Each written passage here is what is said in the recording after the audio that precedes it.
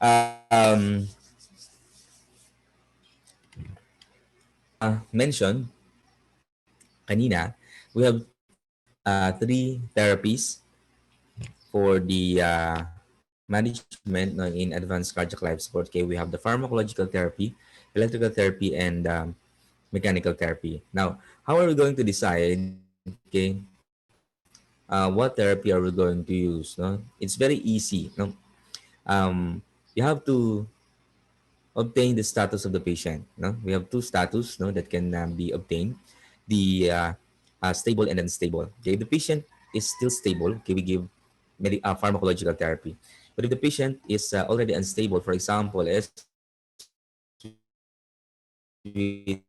and unstable patient, we give electrical therapy or mechanical therapy. Okay, all right. Uh, the status or the assessment, okay, yeah, will be discussed later on sa algorithm natin. Meron tayong susundin na step by step process, no? Okay, in order for us to know, okay, what are the signs, okay, of instability and stability of the patient. Okay, all right. The electrical therapy is the administration, okay, of an electrical current shock. Before, okay, the electrical therapy, okay, was only a defibrillation. Okay, but since 2000, year 2000, okay, they developed the another type of electrical therapy which is called cardio version. No, okay, discuss natin yan later on. Okay, all right. So the defibrillation principle on how it treats okay, the um, abnormal rhythm is by means of termination or by stopping okay, the current dysrhythmia okay, in order for the SA node okay, to perform no, or regain no, its function. Okay, but that is if the SA node okay, is still active, no, hindi siya namatay because of, for example, nagkaroon ng compromised circulation, nawala ng circulation doon sa atria, pwedeng mamatay na kasi si SA node. So, hindi na natin yun maibabalik. Okay? Alright. We have two means okay, to administer okay, the defibrillation. Now, one is manual defibrillation. Okay, and this is what we will discuss no, kasi we are in the in-hospital setting na. Okay? Pag advanced cardiac life support, okay, we are in the in-hospital scenario. Pag basic life support, okay, we can have both, no? Okay, out of hospital and the in-hospital scenario. Okay, and AED, okay, is the one that we use no, outside the hospital. Okay, we cannot use the AED inside the hospital kasi uh, we are not very specific with ventricular fibrillation, no? Okay, kasi the AED can only recognize the ventricular fibrillation, and the new machine, no, today, it can recognize a pulseless ventricular tachycardia. Okay, okay. Um, the use of the manual defibrillator is or requires an experience, no, and training. Okay, pero hindi naman yung tipong magsi-seminar ka. Okay, you just have to familiarize no yourselves okay sa manual defibrillator na ginagamit niyo sa hospital. Okay, all right, kasi iisa lang din naman yung steps no on how to operate kay the machine. Okay, though different features no, maraming mga pinipindot-pindot no, okay, may iba touchscreen, may iba naman manually. Okay, but the principle on how it is being operated okay, or uh, the essential keys okay, are the same. Okay, all right, so let's suppose this is our manual defibrillator. Now, as you can see in the right part okay, of the machine, okay, there are numbers, no? Okay, 1, 2, 3. Okay, yan lang yung usually, no, na we have to follow, okay, for us to have the basic, no, okay, operating procedure. Okay, of course, the first is you have to turn on the machine, okay, in order for us to be connected to the patient. No, okay, there are also no, okay, connectors, okay, that we can attached, no, to different parts of the body of the patient, no, okay, for the analysis, no, or the recording, okay, of the dysrhythmia. Okay. All right. Okay, is the energy select button, no? Okay. Energy select button. It has an arrow up and arrow down, okay, for us to uh, choose, no? Okay, the different energy level for the different dysrhythmia, no? Meron kasi tayong iba't ibang energy level for different dysrhythmias. Okay? And right after, okay, we've set, no, the energy level, the number three, okay, we have to charge the machine, or else the energy, okay, that it gets, no, okay, from the direct current, okay, will not be converted to joules. Okay, the unit of measurement for the manual defibrillator is joules. All right, the additional buttons here, okay, are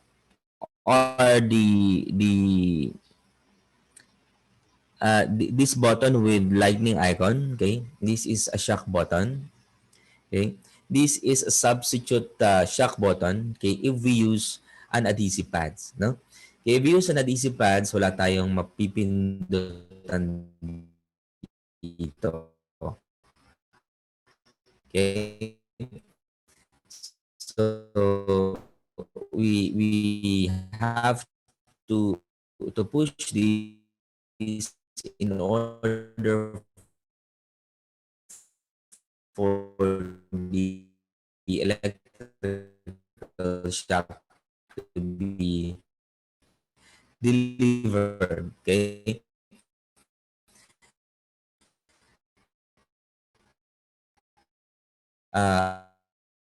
The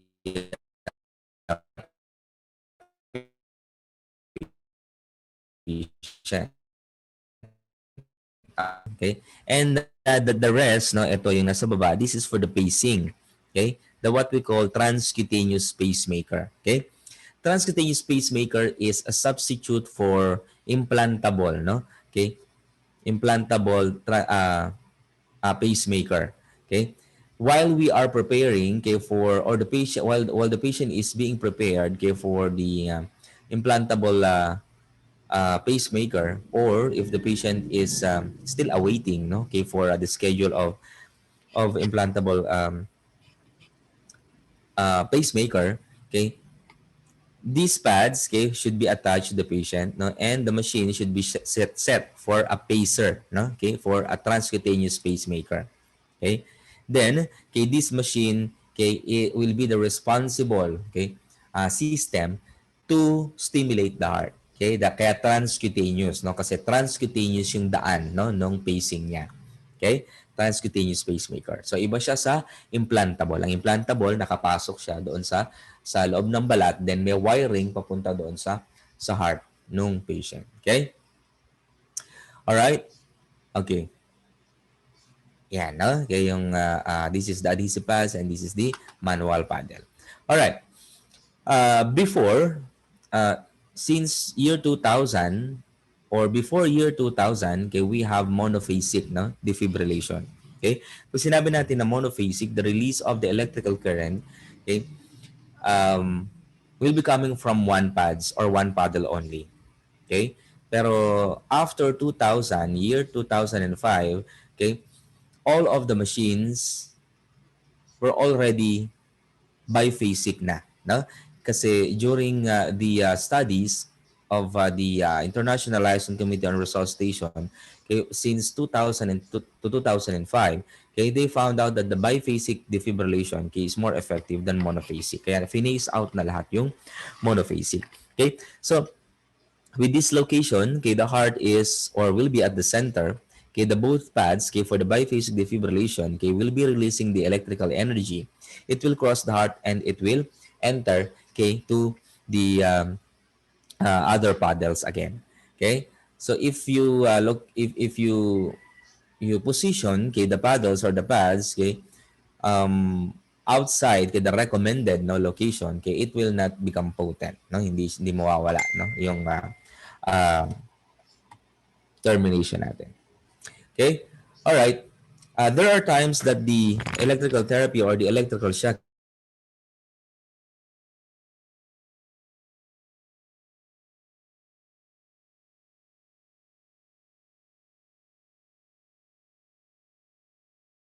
the skin surface, the fats, the bones, the hair. No? Okay, the bone, okay, which is the sternum, okay, is the major, okay, transthoracic impedance, no, in our chest. Okay, that is the reason why we should not place the paddles or the pads on, okay, the sternum, okay, or anteriorly, okay, kasi haharangin lang yung electrical shock ng kapal ng sternum natin, okay. The fat can be an impedance in a way na kumakapal yung fats, no, okay, nung isang tao, okay, pero it doesn't mean na ibablock niya talaga, okay, yung electrical shock from crossing the heart. Okay? Skin surface, okay, can be an impedance, okay, only if there is, for example, keloid, no? Okay, makapal na keloid. Okay? Right? It can impede, no, the transfer of the electrical energy. Hair can be an impedance. Okay? Um, if the patient has an excessive chest hair, okay, and we use the adhesive pads, the only problem is hindi lang siya didikit, no? Yun lang magiging problem niya. Okay? So it can delay, okay, the delivery of electrical shock. Yun lang. Right? So for the paddle size, okay, we use the adult pads, okay, if the patient weighs more than 22 pounds or 10 kilograms, okay, kasya na, no? Okay, yung surface area ng paddles doon sa chest area, no, ng patient, no, kahit bata pa yung patient. But if the patient is a child, no, okay, hindi natin pwedeng gamitin yung adult size, okay, for a standard location, no? Okay? Pero no, if you do not have a choice, no, kung walang infant size, no, yung defibrillator machine natin, we can use the adult pad provided that the location should be anterior and posteriorly, no? Yung diniscuss, just like what we've discussed, no, okay, in the basic life support, okay, for the positioning of the infant size, no, paddles or pads. Okay? There's no skin preparation, okay, only a paddle preparation, okay? We have to apply na conductive material, yung ilalagay natin doon sa mismong plate ng manual paddle natin. Okay, to increase the conduction, okay, of the transfer of the electrical shock, okay? And of course, okay, to prevent the burn, okay, doon sa skin ng patient. Kasi kapag hindi mo nilagyan yan ng conductive material, nakikita mo sunog, no? Okay? Yung skin, no, ng patient. Okay? Alright, but if you are using an adhesive pads, no need for any conductive material kasi may built-in conductive material na siya. Okay? Kapag binuksan natin yung pads. Okay? Alright, and you have to know, okay, how to select the energy level. Okay? But first, okay, you must know, okay, the difference between synchronized, the synchronized and the unsynchronized cardioversion. Okay? When we're talking about synchronized, it is cardioversion. Okay? When we talk about unsynchronized, that is defibrillation. Okay? So, in defibrillation, there's no need for any considerations. Wala na tayong pipindutin, okay, doon sa machine. Okay? Once you set the machine, no, and select the energy level, okay, once you push the discharge button or the shock button, okay, the electrical energy, okay, will be released automatically. Okay? But in cardioversion, we have to connect the patient to the cardiac, the manual defibrillator. Okay? Para magkaroon ng synchronize. Para ma-synchronize yung heartbeat niya doon sa machine. Kasi once we push the shock button, the release of the electrical shock is or will time to occur during the ventricular depolarization. Okay? So kung hindi naka-attach yung patient sa machine at hindi natin na-synchronize, okay, hindi madi-deliver yung electrical shock. Okay? And that is the use of the SYNC button, no? The sync button. Okay. The cardioversion is only indicated for tachydystrhytmias with pulse. Okay? SVT, AFib, A-flutter, and ventricular tachycardia with pulse. Okay? The defibrillation is indicated for cardiac arrest rhythms. Okay? the pulseless VTAC, the ventricular fibrillation. Okay? The energy level, okay, must be 120 to 200 joules. Okay? Alright, you have to take note of this. Polymorphic ventricular tachycardia with or without pulse, okay, we have to use the defibrillation. Kasi hindi gagana ang cardioversion, okay, even the patient has a pulse. Okay? The same dosage, 120 to 200 joules. Okay? For the cardioversion dosage, okay, SVT, 50 to 100. Unstable A flutter, 50 to 100. Atrial fibrillation, 120 to 100. And for monomorphic ventricular tachycardia, 100 joules. Okay? Take note nyo to, no? Okay, kasi these are the standards, okay, for the energy level, okay? And as we can notice here, increase in a stepwise fashion, okay, if the initial shock fails. Okay, for example, no, we've already given the 50 joules as our first attempt for the cardioversion. After 2 minutes, we reassess the patient.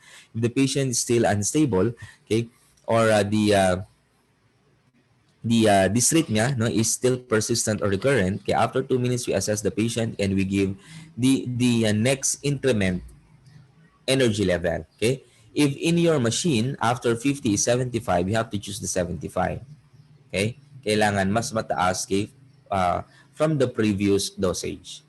Okay. All right, until you reach the maximum dose. Okay, pero usually no, in cardioversion after 2 to 3 attempts nagaano yan. It's either mamatay na yung pasyente, okay, or mag-convert yun. And the conversion is very rapid, no? After few seconds, mag-asystole muna siya, no? Huwag kayong magpapanik muna nun. Kaya after giving the cardioversion, mag-asystole muna siya for 2 to 3 seconds, then okay, there will be an electrical activity na mara-record ni cardiac monitor. Okay? Question? Question po? Yan.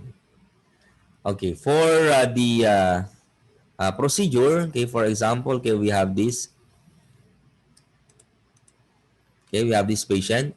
Okay, we connect, no, okay, the adhesive pads, between the paddle and the adhesive pads is more recommended, no, kasi hindi na tayo maglolocate, okay, ng positioning, okay, every time we give the electrical shock. Okay, then dual purpose na rin kasi, no, ang adhesive pads, no, it can reflect the electrical activity kay to the monitor. Okay, hindi na natin kailangan ng another set of electrodes pa, no? Unlike the manual paddle, kailangan pa natin talaga ng set ng electrode connector, okay, to the patient. Yes, no, Mary Rose, okay, we can do chest compression, okay, and defibrillation, okay, on someone with pacemaker implant, okay? Ibig sabihin kasi nun, kaya siya nag-cardiac arrest or kaya siya nagkaroon ng shockable rhythm even if the patient has a pacemaker implant is nag-fail, no, yung implant to treat, okay, or to pace the heart. So ibig sabihin wala na siyang kwenta, no?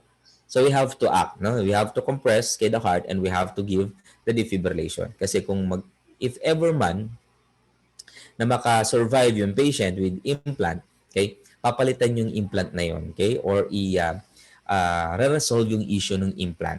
Okay? All right. Thank you, Mary Rose, okay, for your question. Do you have any questions pa?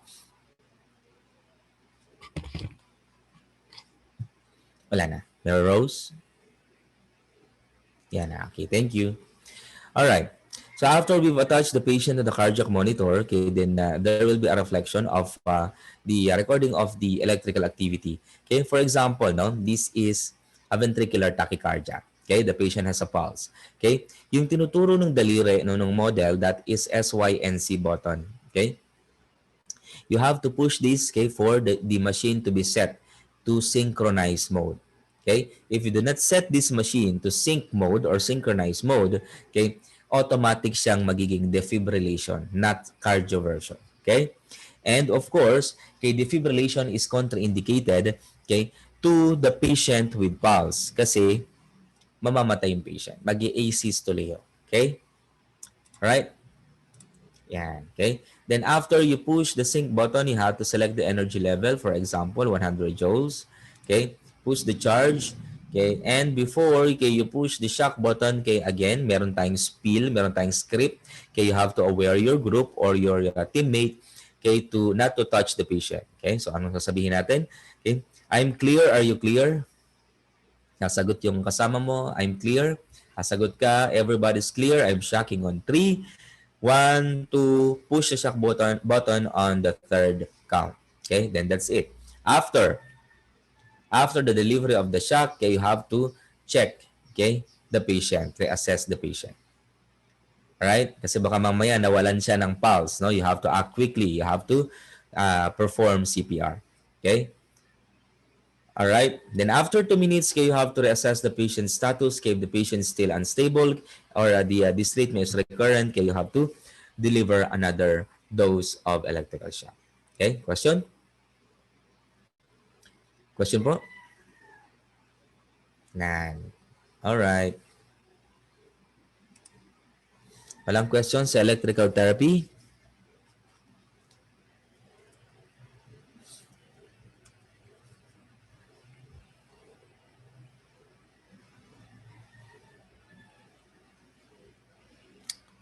Yung algorithm.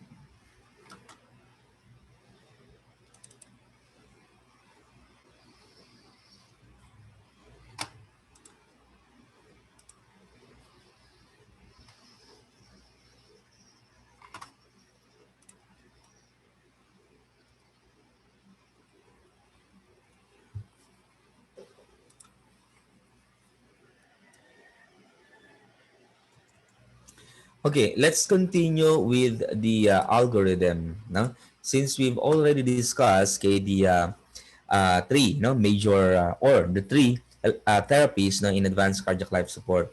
Okay, let's apply those therapies through algorithm or through the use of algorithms. Okay, we have 5 major algorithms that we can use. Okay, we have the tachycardia with pulse algorithm. We have bradycardia with pulse algorithm. Okay, we have cardiac arrest algorithm, and we have immediate post cardiac arrest algorithm. Right? Yesterday, okay, nagamit natin yung BLS algorithm. Hindi ko lang pinakita yung mismong araw-araw, okay, pero yung step-by-step process na diniscuss natin, okay, yun na din yan. No? Okay, now, okay, the 3 algorithms okay, can be used depending on your initial assessment. Okay, for example, the patient the presentation of the patient in emergency room is palpitation, or there is a complaint of palpitation. Okay, so you have to use the tachycardia with pulse algorithm. Okay, right? Or kaya naman you are in the ICU. Okay, the patient is already connected to the cardiac monitor, and you observe that the QRS complexes of the tracing are very near to each other. So ibig sabihin, tachy yung patient. Okay, so you have to use the tachycardia algorithm. Okay, or okay, if the patient is complaining of from the patient himself or herself nanggaling na mabagal yung heart rate niya, okay, or kaya naman parang sobrang lakas ng tibok ng puso niya na mabagal. Usually ganun kasi. Okay, if our heart rate is slower than the usual, lalakas yung force of contraction. Okay, kaya mararamdaman natin. Yun yung parang kumakawala na yung puso niya doon sa dibdib niya. Okay? Or let's say for example, the patient has no idea what's happening to him or her. Okay, then we check the vital signs of the patient. Upon checking for the cardiac rate, the patient's heart rate is very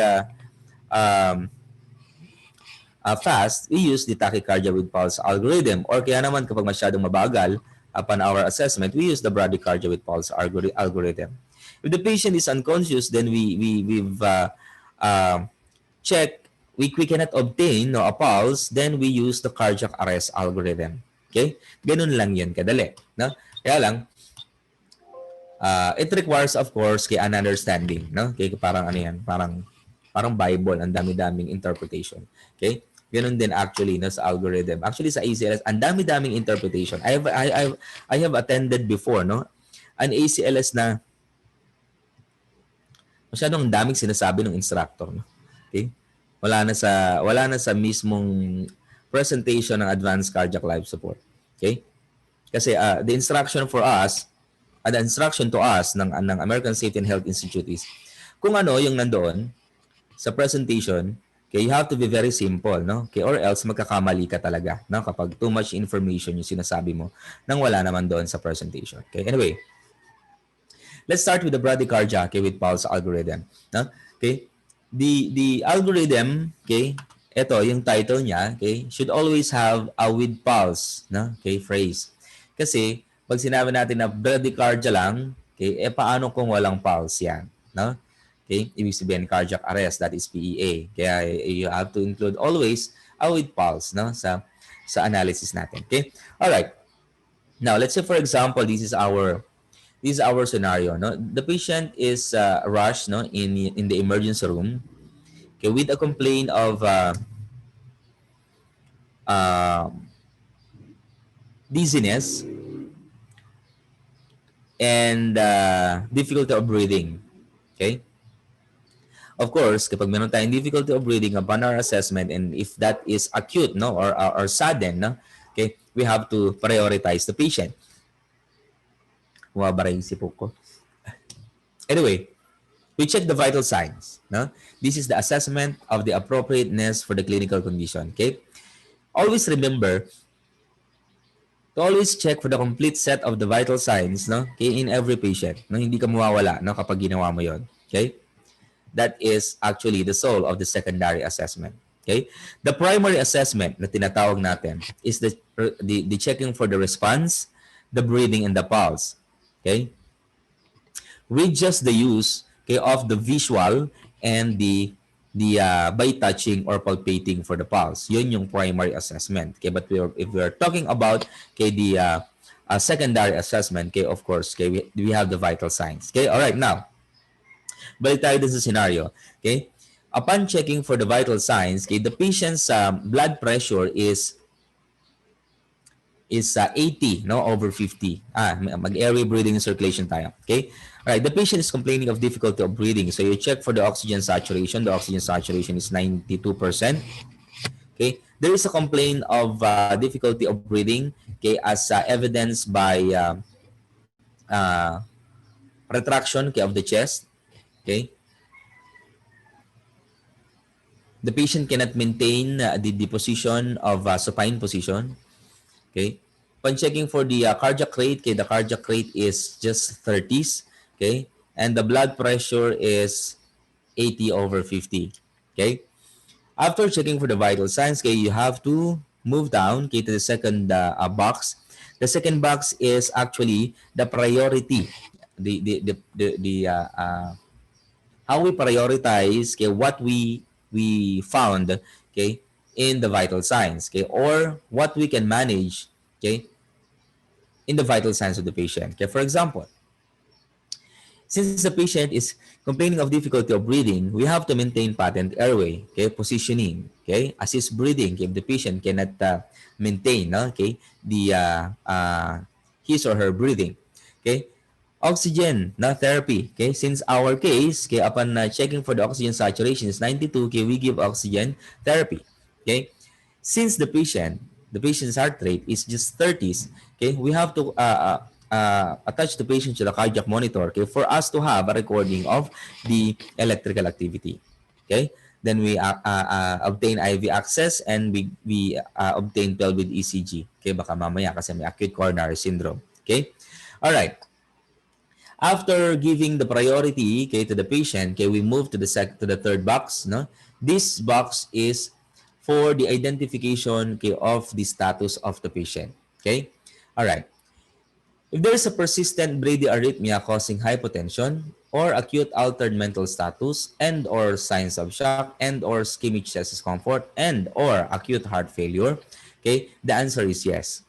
Pero if wala, no, kahit isa, the answer is no. Okay, we just have to monitor and observe the patient. Okay, but since in our status, the patient's blood pressure is 80 over 50, and that is a sign of hypotension. Okay, any of these no, is present. No? If any of these is present in the patient, the answer is yes, kahit isa lang. Okay, right? And we have to decide and we have to label okay this the patient okay with unstable status. Okay, right? If the answer is no, then the patient is still unstable. The patient is still stable. If the answer is yes, okay, the patient is already unstable. Then we give the first line of treatment, which is the atropine sulfate. Clear? Clear? Alright, now ibahin natin yung story natin. Okay, sorry. Ibahin natin yung story natin. The patient is complaining. The patient is complaining of palpitation. Automatic pag palpitation, okay, that is our clue. Okay, we check for the vital signs. First box.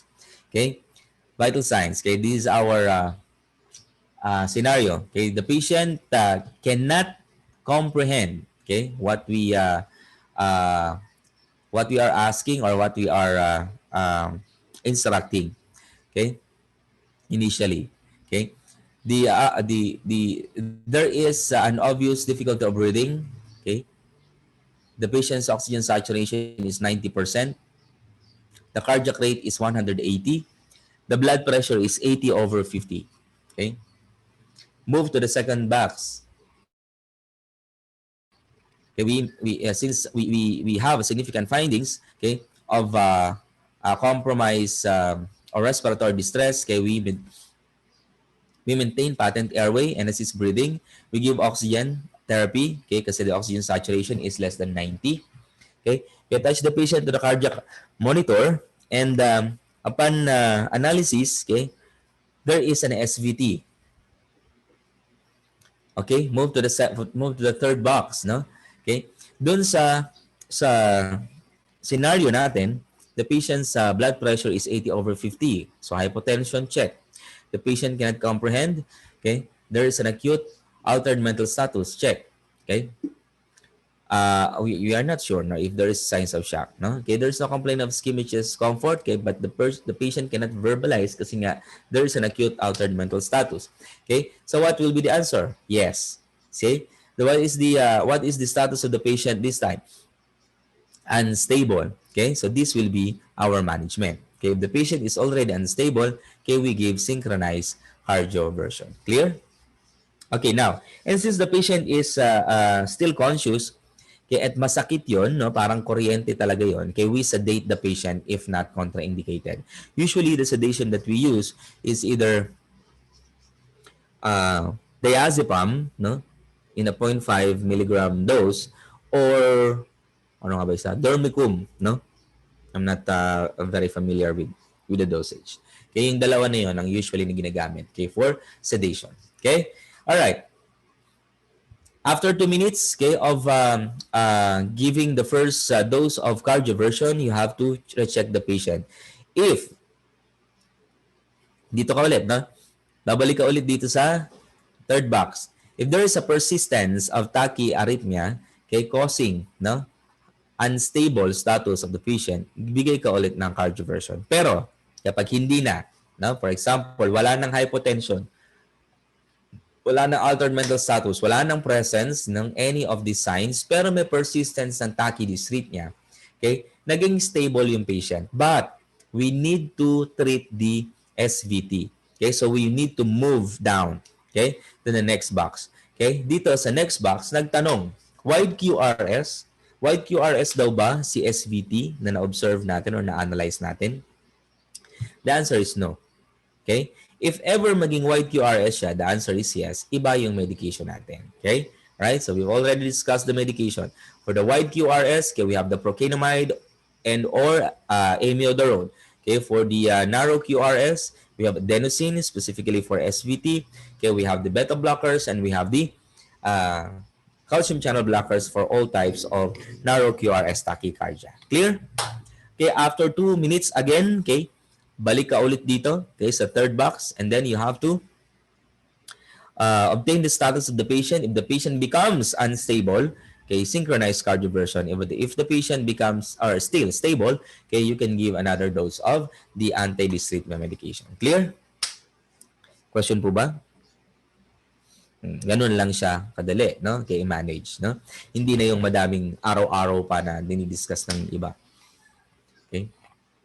All right. Ibahin natin yung story, no? For example, no?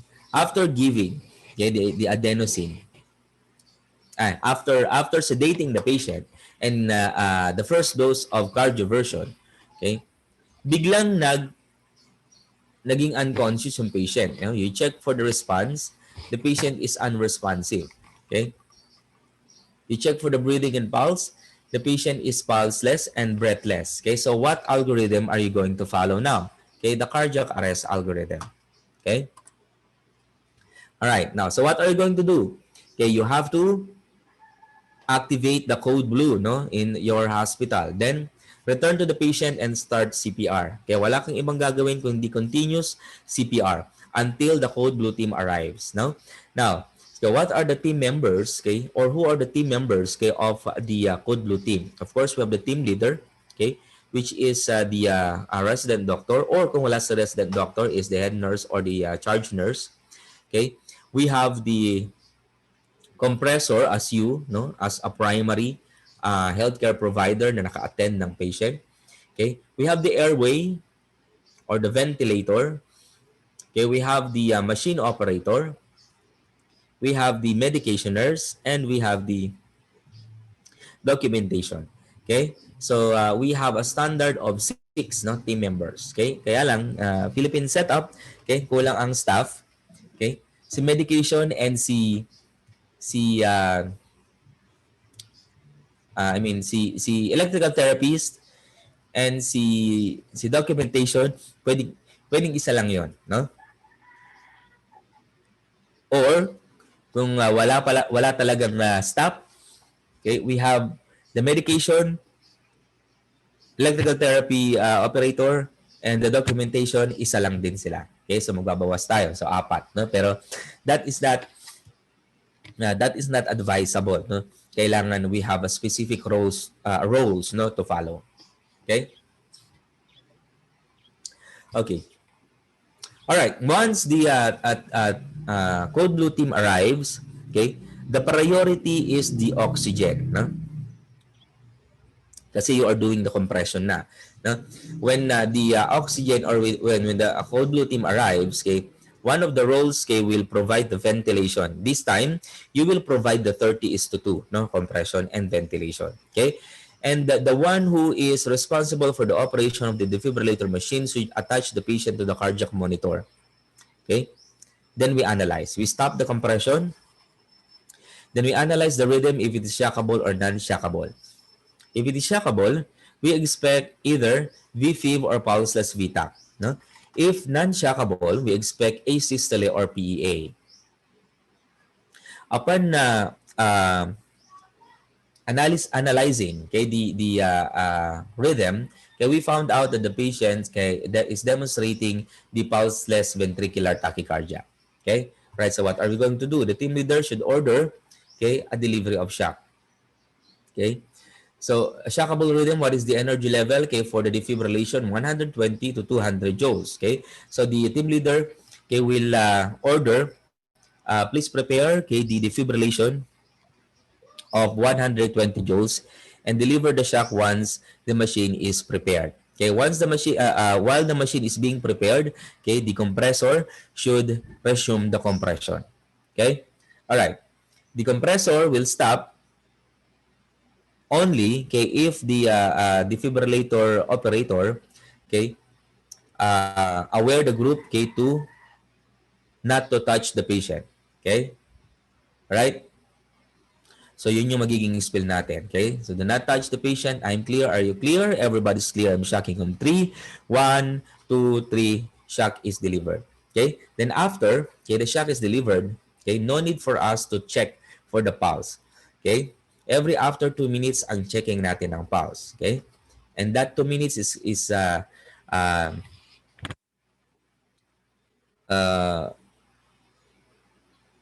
approximately, okay, the same as 5 cycles of CPR. Okay?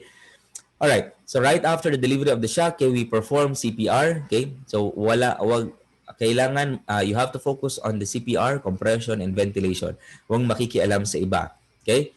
You have to focus and give 5 cycles of CPR. Okay? The medication nurse should try to obtain the IV access. Okay? Medyo mahirap yun kung gumagalaw yung patient, okay? Or kung wala nang pulse yung patient kasi there's a possibility na wala nang maging backflow. Okay? Alright, pero depende pa rin sa mag-insert. Okay? Alright, so after, sana. Okay, after 2 minutes or 5 cycles of CPR, natapos na yung 5 cycles of CPR, we have to stop the compression, check the rhythm, okay, and check the pulse. Okay? The rhythm, still ventricular tachycardia. We check the pulse, no pulse. Okay? So, ibig sabihin, okay, the rhythm is shockable. Okay? So, we give or we administer the shock again. Okay? After the delivery of the second dose of the shock, we provide 5 cycles or 2 minutes of CPR again. Okay? But this time, okay, we can give the epinephrine. So, the team leader, okay, or the doctor, okay, should order to give 1 milligram epinephrine, okay, every 3 to 5 minutes. Hindi na niya uulitin yon, no? Okay, kasi automatically, as a nurse, okay, you have to know that the epinephrine should be given after every 3 to 5 minutes. Okay? All right. So if you are the medication nurse, okay, you have to verbalize all ng gamot na ibibigay mo. For example, nabigay mo na yung epinephrine, okay? Una ka pa lang, sabihin mo, 1 milligram epinephrine, total of 1. Okay? Or after 3 minutes, sabihin mo naman, 1 milligram epinephrine given, total of 2. Okay? Para alam ng team members or ng group, okay, kung pang ilan ng epinephrine. Okay? Alright. Alright, so in this bullet, okay, there is a consideration of advanced airway. No? Alright, this is only considered if you can insert an endotracheal tube without compromising or without stopping the CPR. Okay? Kasi ang priority natin is CPR, not the advanced airway. So there is a perfect timing recommendation, okay, for the insertion of the endotracheal tube, and that is right after the regain of spontaneous circulation. Pag nagka-pulse lang. Okay? So hindi natin i-consider yan, okay, while we do not have a pulse. Okay? Kasi mako-compromise ang circulation natin. Okay? Alright. After 2 minutes or 5 cycles, okay, we will check again or analyze again for the dysrhythmia, still VTAC. No, we check for the pulse, no pulse. Okay, the answer is yes, shockable. Okay, we administer the third shock. This time, okay, if the third shock, okay, cannot treat, no, or stop the pulseless VTAC, okay, we have to give the amiodarone 300 milligrams. Okay, it helps the elimination, okay, of the refractory ventricular or refractory shockable rhythm. Okay, so right after, okay, 2 minutes, okay, we move, okay, to this part. Okay, we check again. Okay, this time ibahin natin yung scenario. Okay, ang nakita na natin is normal sinus rhythm. Okay, so shockable ba? No, not shockable, but you have to check for the pulse. Okay, and move to this box. Tinanong dito, if no signs, sinabi dito, if no signs of return of spontaneous circulation, which is the pulse, move to or go to 10 or 11. Okay? If the normal sinus rhythm, if the normal sinus rhythm has no pulse,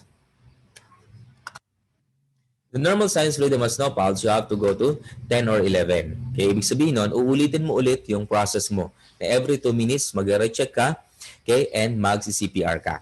Okay? But, no, okay, upon checking for the normal sinus rhythm tracing, okay, there is a pulse, tapos ka na sa cardiac arrest algorithm. Okay? Dito ka na sa post-cardiac arrest care. Clear? Question? None. Okay, guys. Balik tayo dito. No?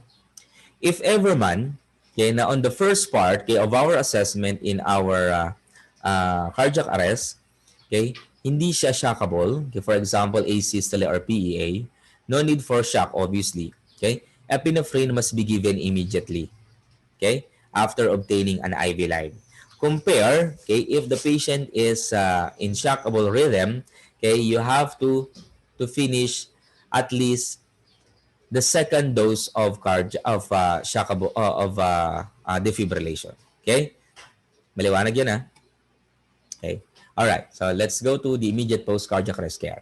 Okay. The return of spontaneous circulation is the presence of the pulse. And since we already have a pulse, or the patient already has a pulse, okay, our priority of care now, okay, is airway and breathing. Okay. And since in our scenario, okay, the patient, okay, has still uh, no endotracheal tube in place, okay, we have to consider, okay, the airway and breathing. Okay. Usually, right after post-arrest, no? Post-resuscitation arrest, okay, there will be no involuntary lung movement. Okay, so we have to insert the endotracheal tube, okay, to maintain the oxygen saturation of normal. Okay, all right. So if the patient, okay, already has the endotracheal tube, we have to squeeze the bag every 6 seconds lang. Hindi every second, hindi double bagging. Okay? We have to squeeze the bag or give ventilation every 6 seconds. Okay? All right. While someone is doing the intubation or after inserting the endotracheal tube, okay, have someone check for the BP. Okay? If the blood pressure is low, okay, or hypotensive si patient, okay, we have to give vasopressor, and the vasopressor of choice natin is the dopamine. Okay, kung walang dopamine, pwedeng epinephrine, pwedeng norepinephrine, but our choice is dopamine. Okay? All right. We have to obtain if the patient can follow command. No? Okay, we can whisper or bubulungan natin yung patient. Tatanong natin, ma'am, sir, can you squeeze my hand, or can you raise your hand? Okay, or can you move, okay, your arm or your hands? No, okay. If the patient cannot move, okay, his or her hand, or cannot follow command, okay, no ang answer. Okay, there is a brain involvement, no, okay, a brain damage involvement. Okay, so one of additional consideration for the management is the induced hypothermia. Okay? Target induced hypothermia. Okay? It will be discussed later on sa video na ipapakita ko sa inyo. Okay? So after that, okay, or after, if the patient can follow command, okay, we move to this box. Okay? This box is not constant. Okay? Nilagay lang to, cardiac catheterization laboratory, if the cause of arrest is MI or coronary embolism. Okay? Or thrombosis. Okay? Alright, sa baba tayo. No? These are the reversible causes, okay, that can be associated with this box. For example, hypovolemia ang cause ng arrest. Okay? Then here, okay, our management is fluid resuscitation. Okay? What will be the fluid resuscitation principle na pwede natin gamitin, okay, for the hypovolemia? Nito, baba tayo sa left lower part. Okay? We can infuse 1 to 2 liters, okay, of normal saline or LR, okay, with a temperature of 4 degrees, no, medyo malamig. Okay. All right. If the cause of arrest is, for example, cardiac tamponade, okay, then our initial management, okay, for the reversible causes of cardiac arrest is pericardiocentesis. Okay.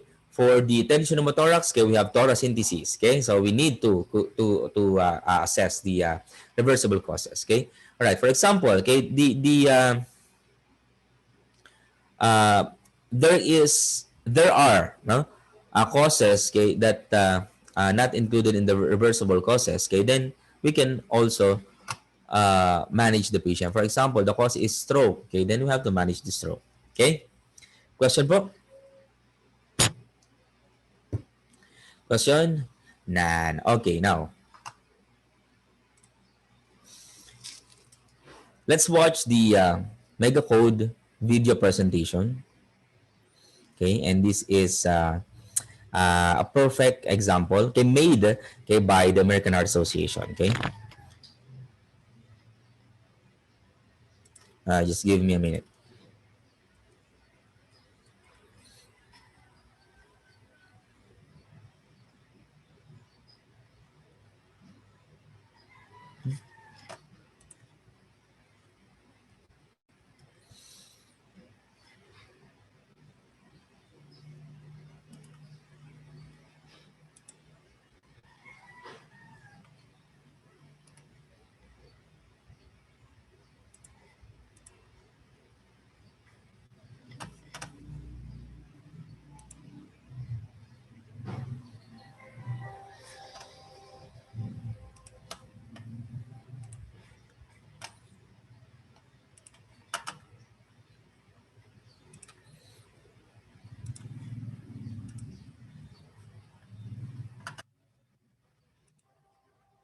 Team dynamics are critical during a resuscitation attempt. The interaction among team members has a profound impact on the effectiveness of each individual as well as the patient's overall.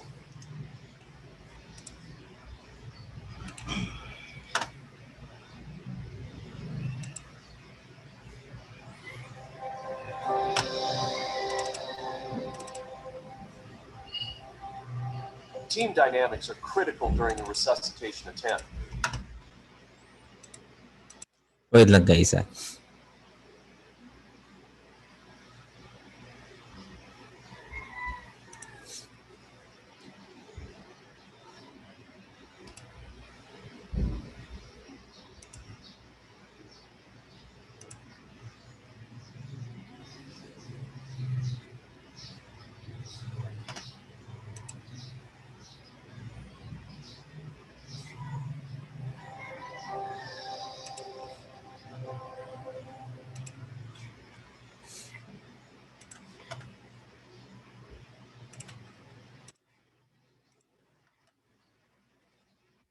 Okay, eto na.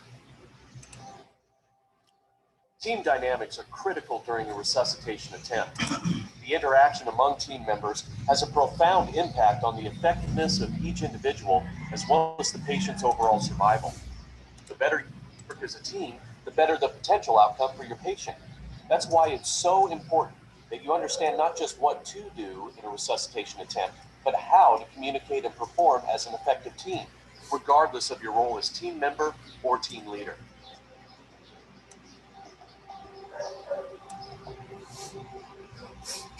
Welcome to the American Heart Association's Megacode and Team Resuscitation video. In this video, we're going to demonstrate and model an effective resuscitation team in a case scenario. Our simulation will have 6 team members.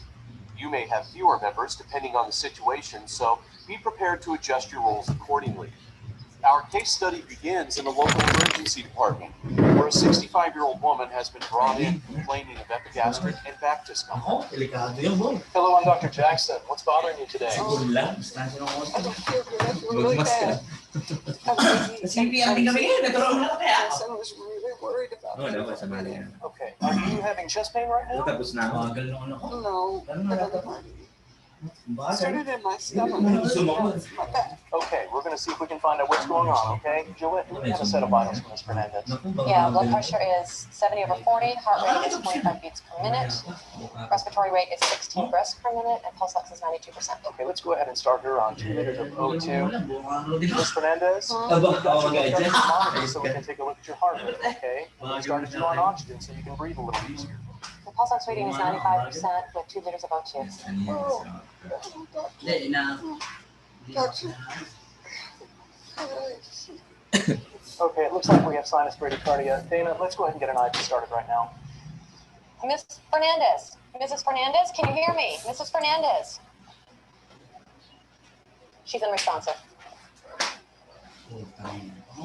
Okay, let's call a code. Oh.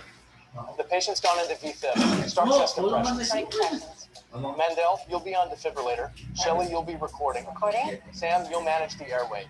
Dana, have you been able to establish an IV access yet? I've tried several times, but it's failed. Okay, let's move on to IO access, please. Moving to IO access.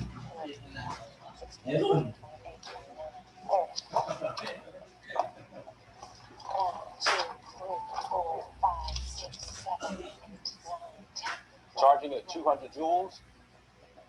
Shock ready, clear the patient. Shocking on 3. 1, 2, 3. Shocking. Shock delivered. I have IO access now. Great. We'll continue CPR for 2 minutes and evaluate the need for additional defibrillation. Shelley, I'll rely on you to monitor the quality of the chest compressions. Dana, you'll need to draw the drugs up before each rhythm check, so if the arrest persists, we can move quickly to drug therapy. Let's begin with 1 milligram of epinephrine. 1 milligram epinephrine. 2 minutes. Okay, let's analyze. Switch roles. Okay, the patient remains in VFib. The protocol for this biphasic device is escalated dosing. Let's shock again at 300 joules. Shocking at 300 joules. Charging. Clear the patient. Shocking on 3. 1, 2, 3. Shocking. Shock delivered. Continue CPR. Continue compression. Dana, please give 1 milligram of epinephrine. 1 milligram epinephrine, and the IO is flushed. Great. We've given 2 shocks and given 1 milligram of epinephrine. The next medication to consider is amiodarone. Dana, please prepare 300 milligrams of amiodarone. Trying 300 milligrams of amiodarone. Sam, are you getting good chest rise? Yes, and I'm being careful not to deliver ventilations too quickly or forcefully. Okay, great. Let's continue there. 2 minutes. Okay, let's analyze, switch roles. Okay, the patient is in persistent PF. Let's shock again at 360 joules. Charging at 360 joules. Shock ready, clear the patient. Shocking on 3. 1, 2, 3. Shocking. Shock delivered. Continue CPR. Continuing CPR. We can give amiodarone now. Thanks, Shelley. Dana, please give 300 milligrams of amiodarone. 300 milligrams of amiodarone given, and the IO is flushed. We've given 3 shocks. After the second shock, we administered 1 milligram of epinephrine, and we've just given 300 milligrams of amiodarone. Our next drug will be vasopressin. Dana, please prepare 40 units of vasopressin. Trying 40 units of vasopressin.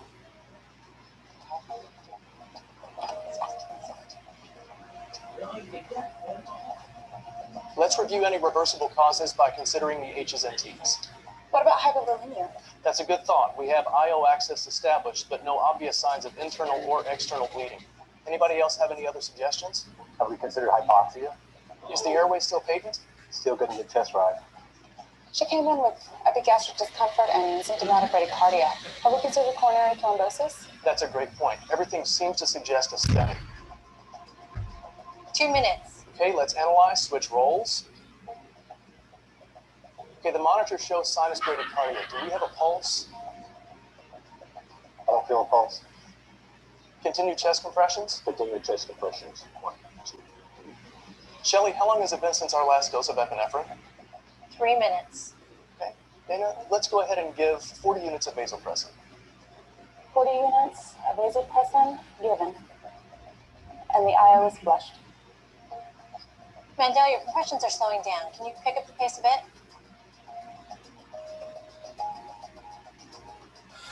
2 minutes. Let's analyze, switch roles.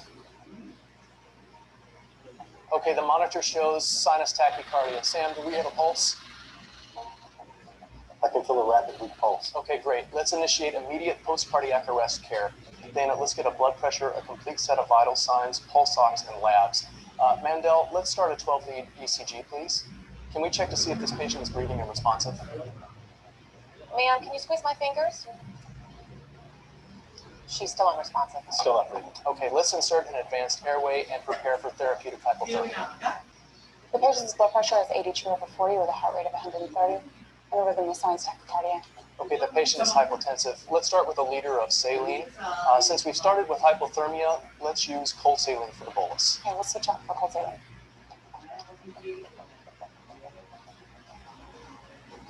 Susan.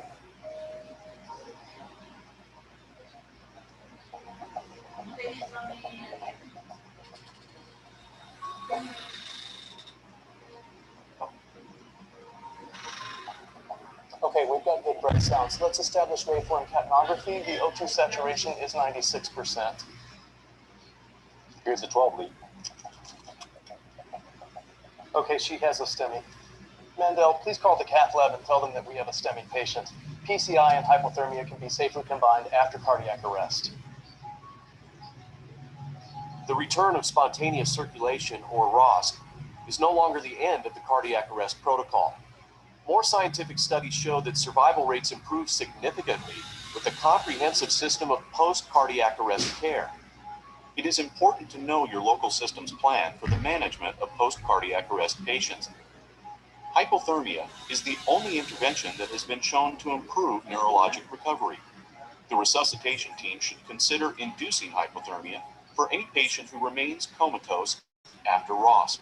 Several studies show improved outcomes for patients whose bodies were cooled to 32 to 34 degrees Celsius for 12 to 24 hours.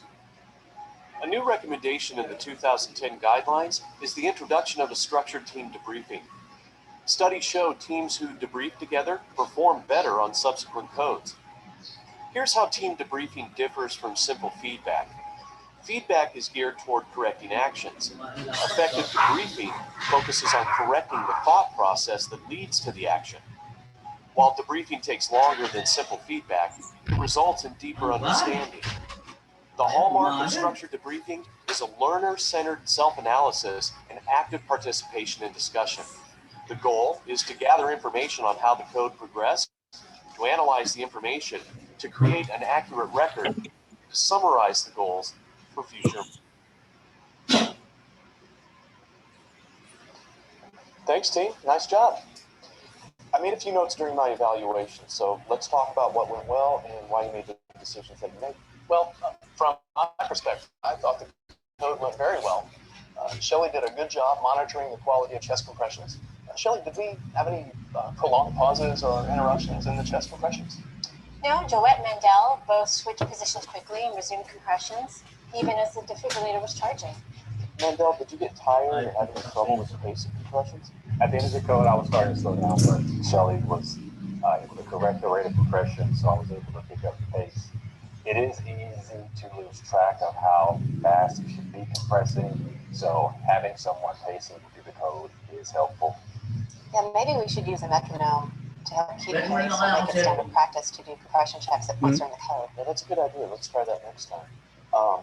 Sam, what do you think of Ay, yung managing ano. the arrest without an enhanced airway?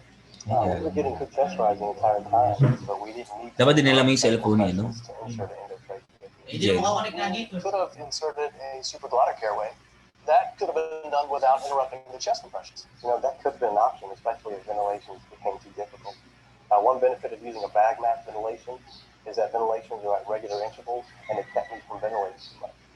However, because she wasn't intubated, we didn't have end-tidal CO2 readings to monitor CPR quality or detect lock.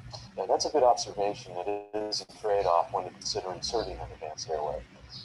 Dana, how did you feel about your treatment, especially moving to IO access early in the code? IO access in adults is new to me, but I found that it was easy to push drugs through. So, what are the take-home messages? I thought it was great that we assigned code team roles early in the day, because when the code was called, I knew exactly what I was supposed to do. Yeah, because before we did that, we'd walk into a room and there'd be some confusion. Good. Anything else? Okay, again, nice job.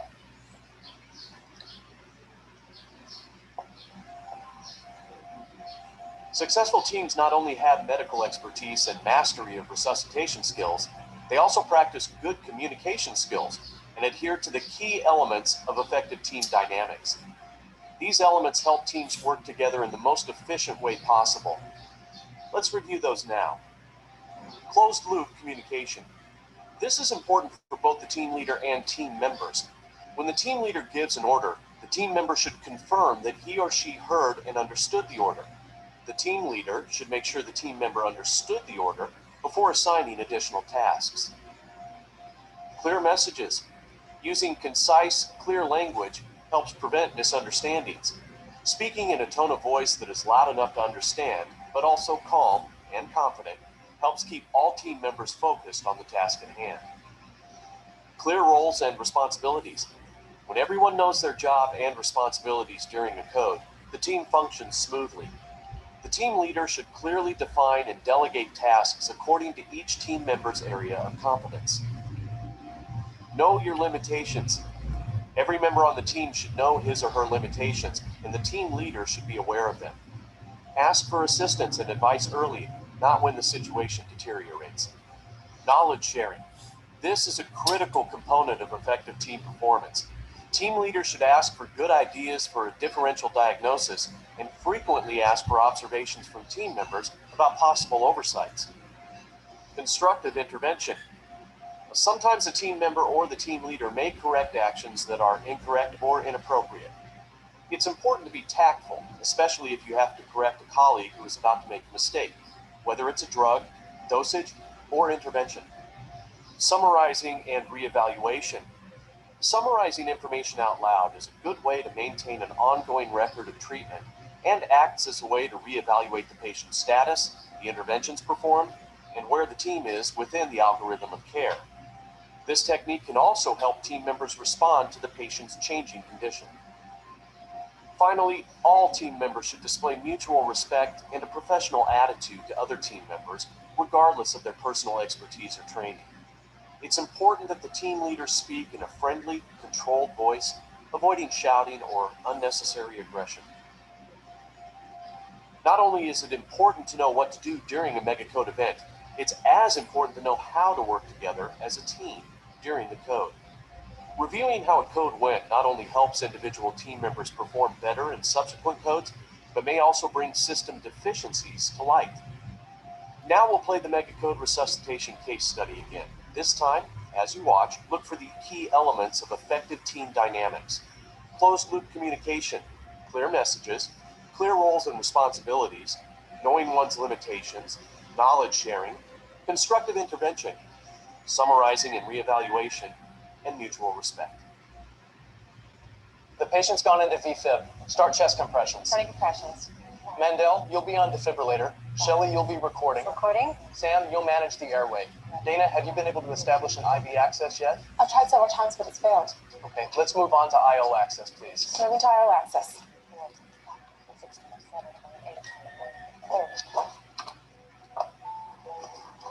2, 3, 4, 5, 6, 7, 8, 9, 10. Charging at 200 joules. Shock ready, clear the patient. Shocking on 3. 1, 2, 3. Shocking. Shock delivered. I have IO access now. Great. We'll continue CPR for 2 minutes and evaluate the need for additional defibrillation. Shelley, I'll rely on you to monitor the quality of the chest compressions. Dana, you'll need to draw the drugs up before each rhythm check, so if the arrest persists, we can move quickly to drug therapy. Let's begin with 1 milligram of epinephrine. 1 milligram epinephrine. 2 minutes. Okay, let's analyze, switch roles. Okay, the patient remains in VFib. The protocol for this biphasic device is escalated dosing. Let's shock again at 300 joules. Shocking at 300 joules. Charging. Clear the patient. Shocking on 3. 1, 2, 3. Shocking. Shock delivered. Continue CPR. Depression. Dana, please give 1 milligram of epinephrine. 1 milligram epinephrine. And the IO is flushed. Great. We've given 2 shocks and given 1 milligram of epinephrine. The next medication to consider is amiodarone. Dana, please prepare 300 milligrams of amiodarone. Trying 300 milligrams of amiodarone. Sam, are you getting good chest rise? Yes, and I'm being careful not to deliver ventilations too quickly or forcefully. Okay, great. Let's continue there. 2 minutes. Okay, let's analyze, switch roles. Okay, the patient is in persistent VF. Let's shock again at 360 joules. Charging at 360 joules. Shock ready, clear the patient. Shocking on 3. 1, 2, 3. Shocking. Shock delivered. Continue CPR. Continuing CPR. 1, 2, 3. We can give amiodarone now. Thanks, Shelley. Dana, please give 300 milligrams of amiodarone. 300 milligrams of amiodarone given. And the IO is flushed. We've given 3 shocks. After the second shock, we administered 1 milligram of epinephrine, and we've just given 300 milligrams of amiodarone. Our next drug will be vasopressin. Dana, please prepare 40 units of vasopressin. Trying 40 units of vasopressin.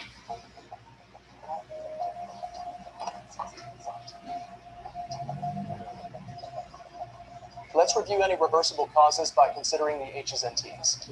What about hypervolemia? That's a good thought. We have IO access established, but no obvious signs of internal or external bleeding. Anybody else have any other suggestions? Have we considered hypoxia? Is the airway still patent? Still getting the chest rise. She came in with epigastric discomfort and symptomatic bradycardia. Have we considered coronary thrombosis? That's a great point. Everything seems to suggest a STEMI. 2 minutes. Okay, let's analyze, switch roles. Okay, the monitor shows sinus bradycardia. Do we have a pulse? I don't feel a pulse.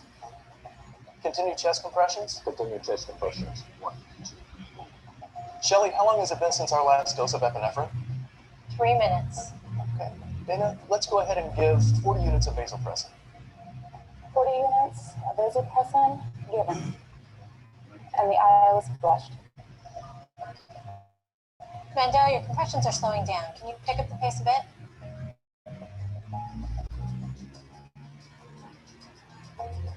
Two minutes. Let pass. Okay, the monitor shows sinus tachycardia. Sam, do we have a pulse? I can feel a rapid pulse. Okay, great. Let's initiate immediate post-cardiac arrest care. Dana, let's get a blood pressure, a complete set of vital signs, pulse ox, and labs. Mandel, let's start a 12-lead ECG, please. Can we check to see if this patient is breathing and responsive? Ma'am, can you squeeze my fingers? She's still unresponsive. Still not breathing. Okay, let's insert an advanced airway and prepare for therapeutic hypothermia. The patient's blood pressure is 82/40 with a heart rate of 130 and a rhythm of sinus tachycardia. Okay, the patient is hypotensive. Let's start with a liter of saline. Since we've started with hypothermia, let's use cold saline for the bolus. Okay, we'll switch out for whole saline.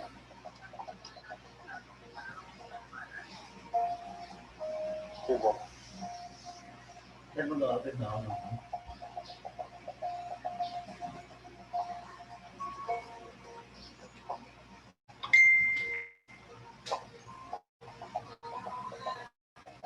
Okay, we've got good sounds. Let's establish waveform capnography. The O2 saturation is 96%. Here's a 12 lead. Okay, she has a STEMI. Now, please call the cath lab and tell them that we have a STEMI patient. PCI and hypothermia can be safely combined after cardiac arrest. In this section of the course, we've shown you the key steps involved in the adult cardiac arrest algorithm, as well as the post-cardiac care algorithm, to promote a positive patient outcome in the event of the return of spontaneous circulation. We've also evaluated the megacode scenario with the key elements of effective team dynamics and structured team debriefing. Combining your knowledge of essential arrest skills with effective team dynamics can give your team a better chance of success in every resuscitation attempt. Oh, quiet ka na.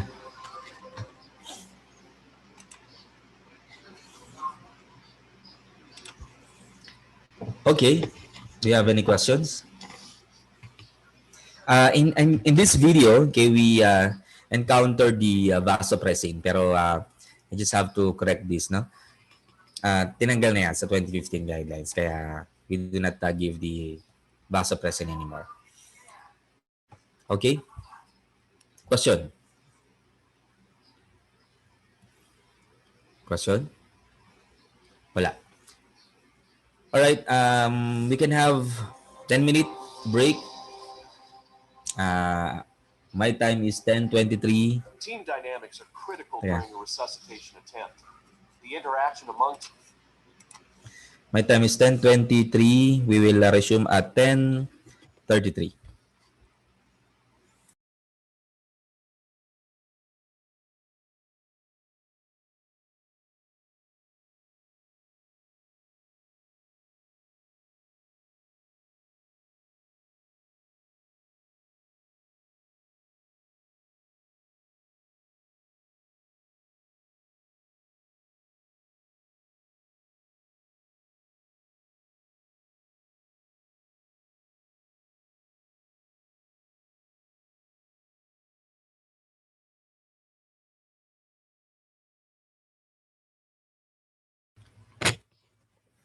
Pero ano na lang yan, may igsi na lang yan.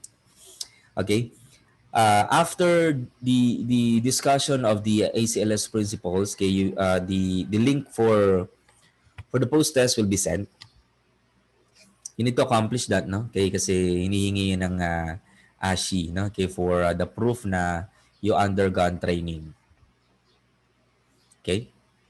Okay, let's discuss the airway management, oxygenation, and ventilation. Okay, the objective, okay, is of course, okay, for us to be familiarized, okay, with the monitoring assessment, okay, for the airway management and the different devices and materials to use, okay, for the oxygen therapy.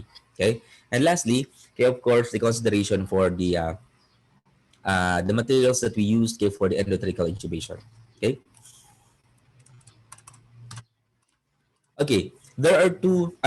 Let's discuss first, okay, the principles of the lung volumes and capacity. Okay, All right. This is the total tidal volume, okay, of the unconscious patient, and of course in regular breathing of a normal person, 500 ml.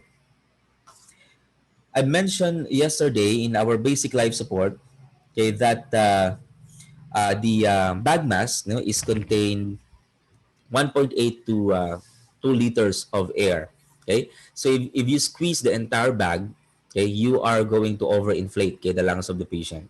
Okay, you just have to squeeze, okay, the area, okay, where your hands, no, can accommodate, okay, for you to give just the exact amount of 500 to 600 ml. Okay, we have an inspiratory reserve volume of up to 3,000 ml. Okay, so if you do mouth-to-mouth resuscitation and you inhale too much, okay, you can give up to 1,000 to 1,200 ml of expiratory reserve volume. Okay, and that is overinflation again. All right. So when you do the mouth-to-mouth resuscitation, okay, make sure you inhale regularly. Okay, and that is the just the principle of the lung volumes. Okay, now let's move on to the devices for assessing oxygenation and ventilation. Okay, we have two assessment for the oxygenation and ventilation. Okay, these are the assessment for the oxygenation, okay, through the pulse oximetry, and the assessment for the carbon dioxide, which is the capnometer. Okay, the pulse oximetry, okay, this picture, okay, that you can see here is called a fingertip, no, portable pulse oximetry. Okay? Yan, na mga portable yan, no? Fingertip pulse oximetry. Yung nakakonect doon sa desktop, that is a desktop, no? Pulse oximetry. Okay? All right. If the pulse oximetry is the advisable pulse oximetry, of course, is the desktop, no? Okay, kasi minsan may mga false, no? Reading, no? Yung fingertip. Okay? All right. The possible indications, okay, for the pulse oximetry is first, okay, if the patient is with critical or unstable airway, okay, if there is respiratory distress, no, actually, okay, a patient who requires oxygen therapy, okay, if the oxygen saturation is below 95%, okay, the normal is 95 to 100%. During the intra-hospital or inter-hospital transfer of a critically ill patient, so from ER to ICU or from ICU to other area, okay, if the patient has no indication of the a respiratory therapy, there should be a portable auto tank, okay, that is standby, okay, nakasama ng transfer, no? During hemodialysis kasi we are dealing with the transfer of blood, no? Because there is a possibility that there will be a decrease no oxygen carrying capacity of the RBC.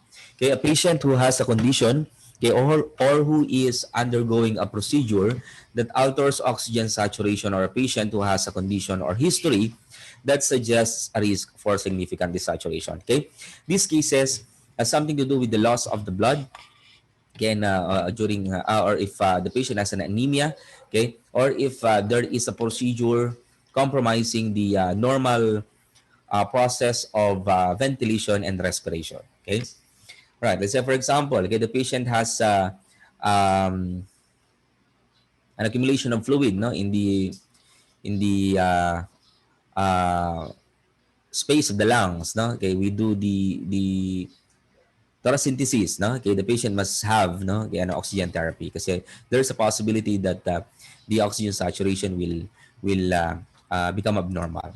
Okay, there are variables, or these are the variables that can provide the misleading results. So, ibig sabihin yun, okay, mababa pero hindi naman, okay, or mataas pero mababa na pala, no? If the patient has a dark metallic nail polish or acrylic nail polish, no? Okay, that's why nasa ER pa lang, okay, we have to remove, okay, the nail polish, no? Okay, para hindi siya makasagabal dun sa reading, okay, ng pulse oximeter natin. Okay, if the patient has an anemia, of course, there's a problem, okay, with the RBC. Okay, there's a tendency, okay, that the patient oxygen saturation will fall down. Okay, or even, no, okay, if the oxygen saturation is normal, okay, the doctor tend to order no oxygen therapy, okay, as a support, no, okay, for the decreased oxygen carrying capacity of the RBC. Bright ambient light such as sunlight or surgical fluorescent or heating lamps, no, hindi dapat natin itatapat doon yung daliri. Okay, if ever man na mag-chill yung patient and we provide the ang tawag doon, sa lump na yon. Anyway, nakalimutan ko na. Tawag doon. Naalala ko yung mamaya. Yung mainit na lump. Ayan, okay? Carbon monoxide or cyanide poisoning or the presence of other molecules that bind to hemoglobin. Okay? Mababa na. Even the patient has no respiratory distress. Okay? The patient's oxygen saturation is decreased. No? Poor peripheral perfusion as a result of cardiac arrest, shock, hypotension, or hypothermia. This is unreliable. No? Okay? If the patient is in cardiac arrest, we do not check for the pulse or the oxygen saturation kasi hindi yon or misleading no yung magiging result no kasi nga wala namang circulation yung patient. Okay? So during shock, hypotension and hypothermia, okay, we have to give the oxygen therapy even if the oxygen saturation is normal no kasi there could be a false a positive result.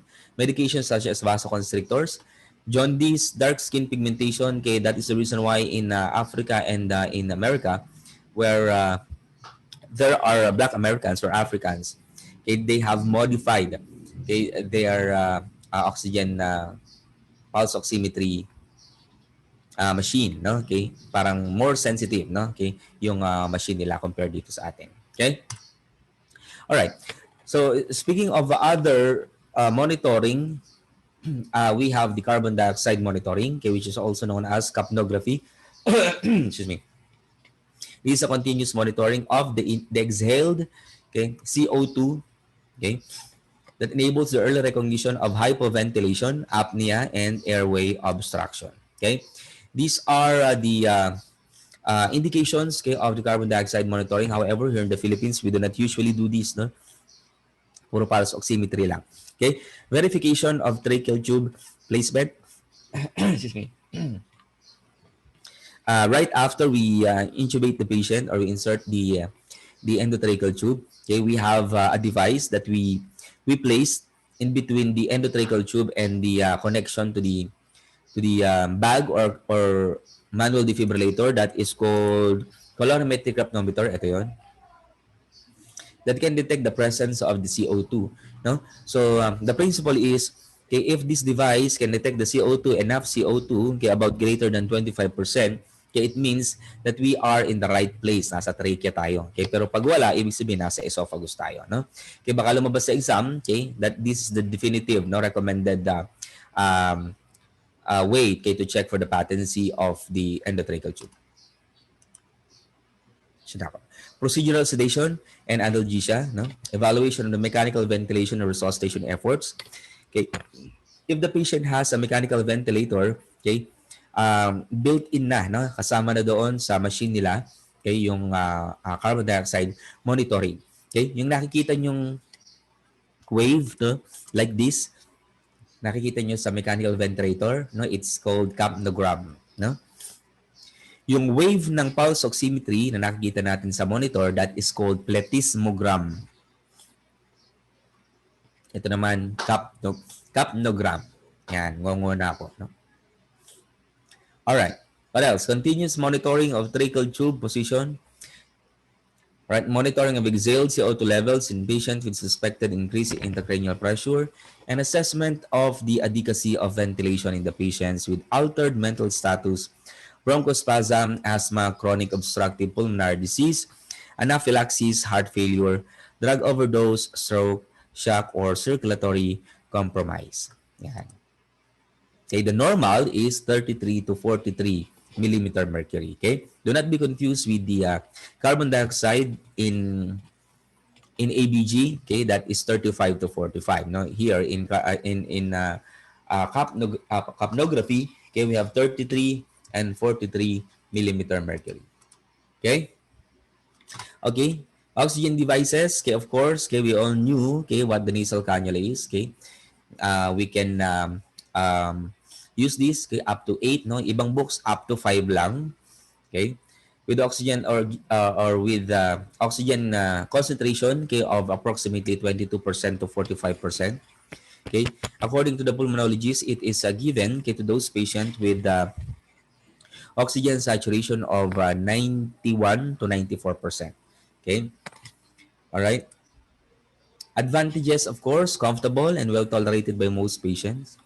Okay, kasi nasa ilong lang. Does not interfere with patient's assessment or impede patient's communications. Allow for talking and eating. Okay? When the patient is eating, of course, we do not remove the nasal cannula, no? Kasi hindi naman naapektuhan yung uh, yung therapy natin sa kanya, no? No breathing of expired air. Can be used with mouth breathers, useful for patients who are predisposed to carbon dioxide retention. Okay, but during the acute poisoning of the carbon dioxide and carbon monoxide, okay, we need to use the mask, no, yes, no, the face mask, okay, not the nasal cannula. Ano lang to? Retention lang to. Kumbaga, uh, for support lang ito, no? Okay, can be used for patient who requires oxygen but who cannot tolerate a non-rebreather mask or a simple face mask.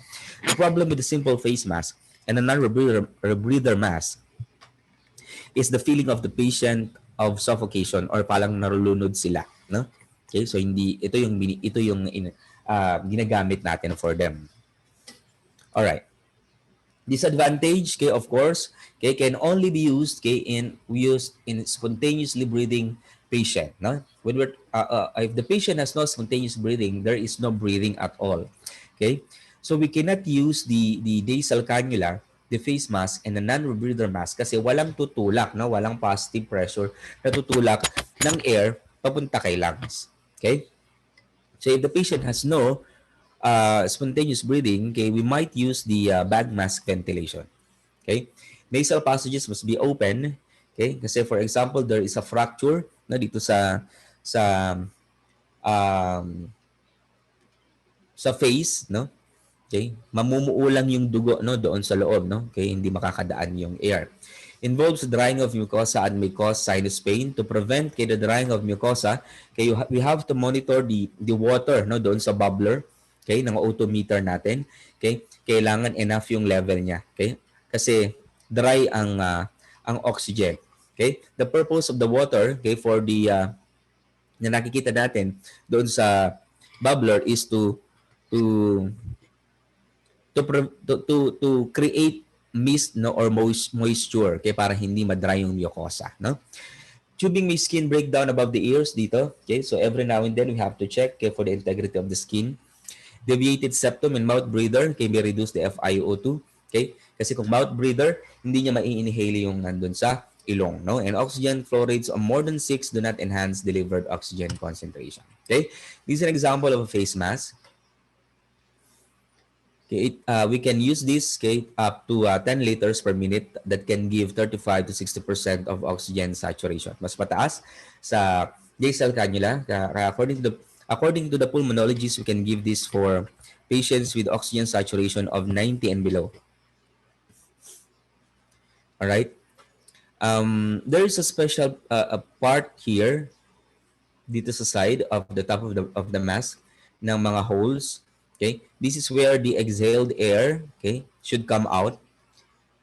Okay, kasi there is a possibility na mas malunod sila kapag what they exhaled, yun din yung i-inhale nila, no? Okay, and there should be no mixing of exhaled and inhaled air.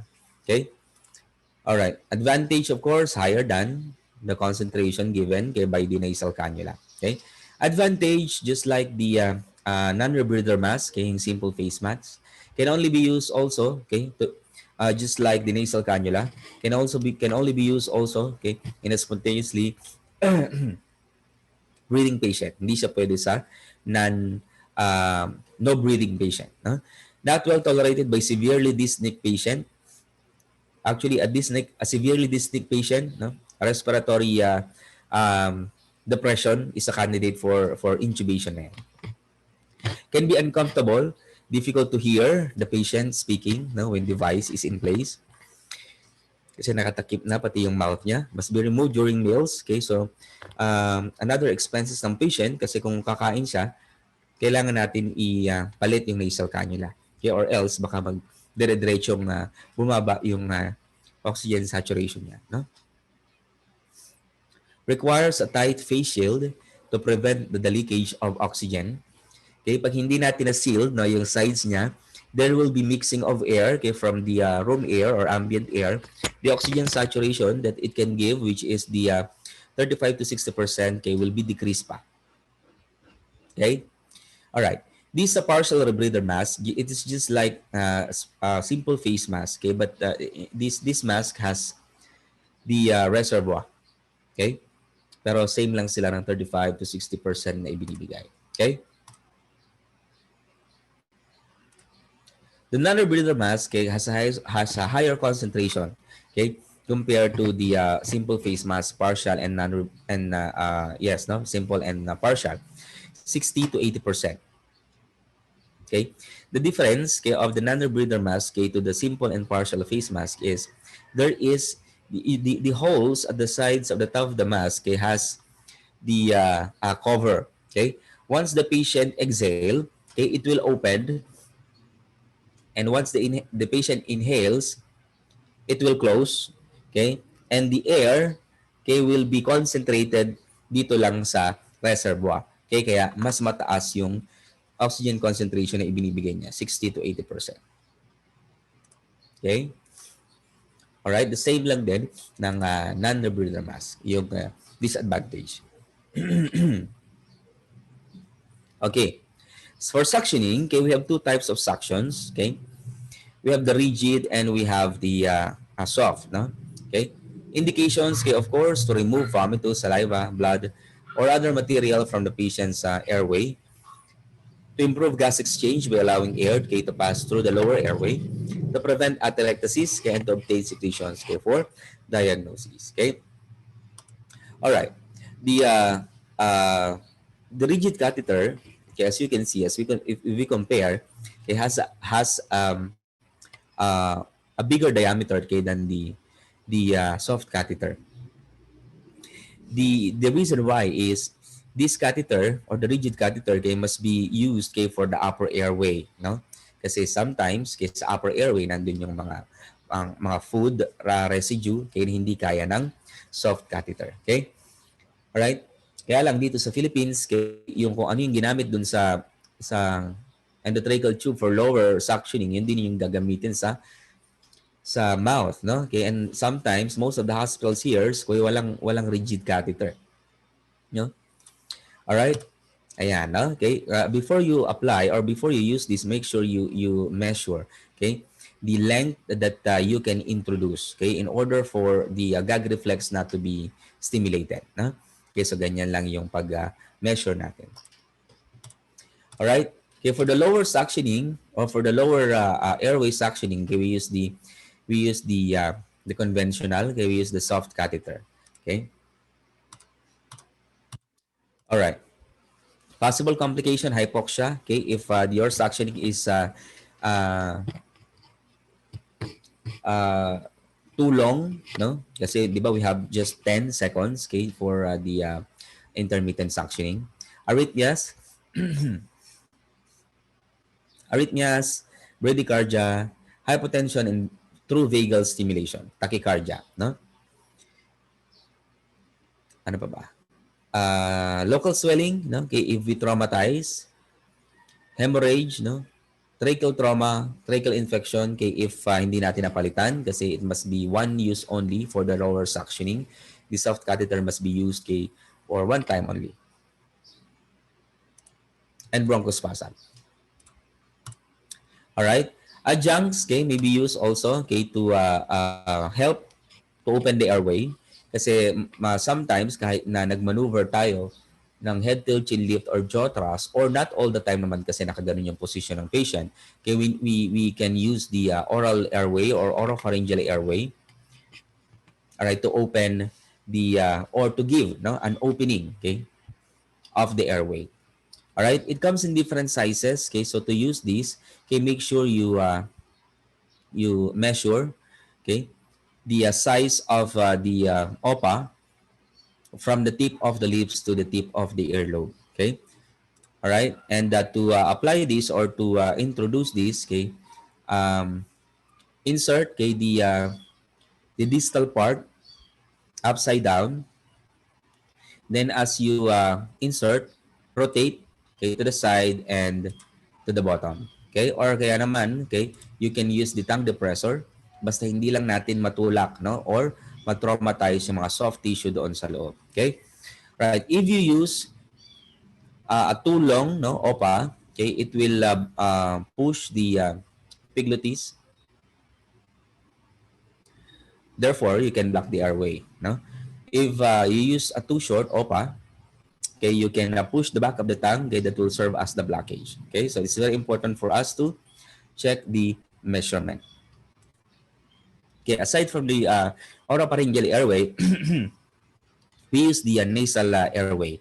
Okay, if the oral airway is contraindicated, okay, we need to use the nasal airway. Okay, and pero this is not commonly used, no, compared to oropharyngeal airway. All right, it comes in different sizes as well. You have to measure, no, okay, this way to get the proper measurement of the patient. Okay, so apply lubricating gel kasi it is a rubberized plastic na, so medyo hindi siya papasok unless may sipon, no? Okay, yan. Okay, it is contraindicated, no, if the patient has a facial fracture, no, in trauma. Okay, baka kung ano yung mapasukan natin. Okay, all right. Okay, for hindi ko na di-discuss yung mouth to mouth, no, kasi na-discuss na natin yan yesterday and that is not applicable anymore. Okay. Yan. Ito na tayo sa bag mask ventilation kasi this is the device that we should utilize and maximize, no, in the in-hospital scenario. Okay. This is the complete set of the BVM or the bag mask ventilation. This is the mask, this is the valve, and this is the bag. Okay, with connection to the O2 supply and the reservoir. Okay, all right. And since this is one way, okay, the air, okay, from the oxygen source, okay, will fill the bag together with the reservoir.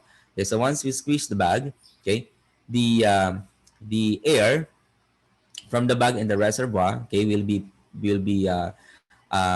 pushed into the lungs. Okay, kaya siya tinawag na positive pressure ventilation. Okay, and it will not go back again, no? Okay, kasi one way to. All right. Okay, if we use this without the connection of the reservoir and the connector to the air, there will be mixing of ambient air. Okay, so 21% lang yung maibibigay natin. Okay, if we connect to the oxygen source, but without the reservoir, we can only give 40 to 60% due to the mixing of ambient air.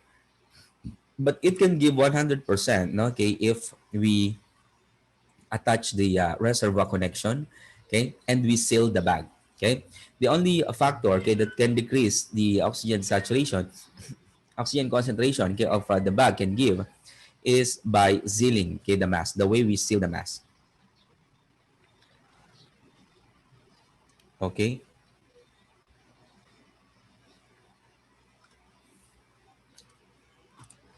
All right, so advantage of bag mask ventilation provides a means for the delivery of an oxygen-enriched mixture to the patient, which is 100%, and conveys a sense of compliance of the patient's lungs to the bag mask operator kasi we can observe, okay, the chest rise of the patient.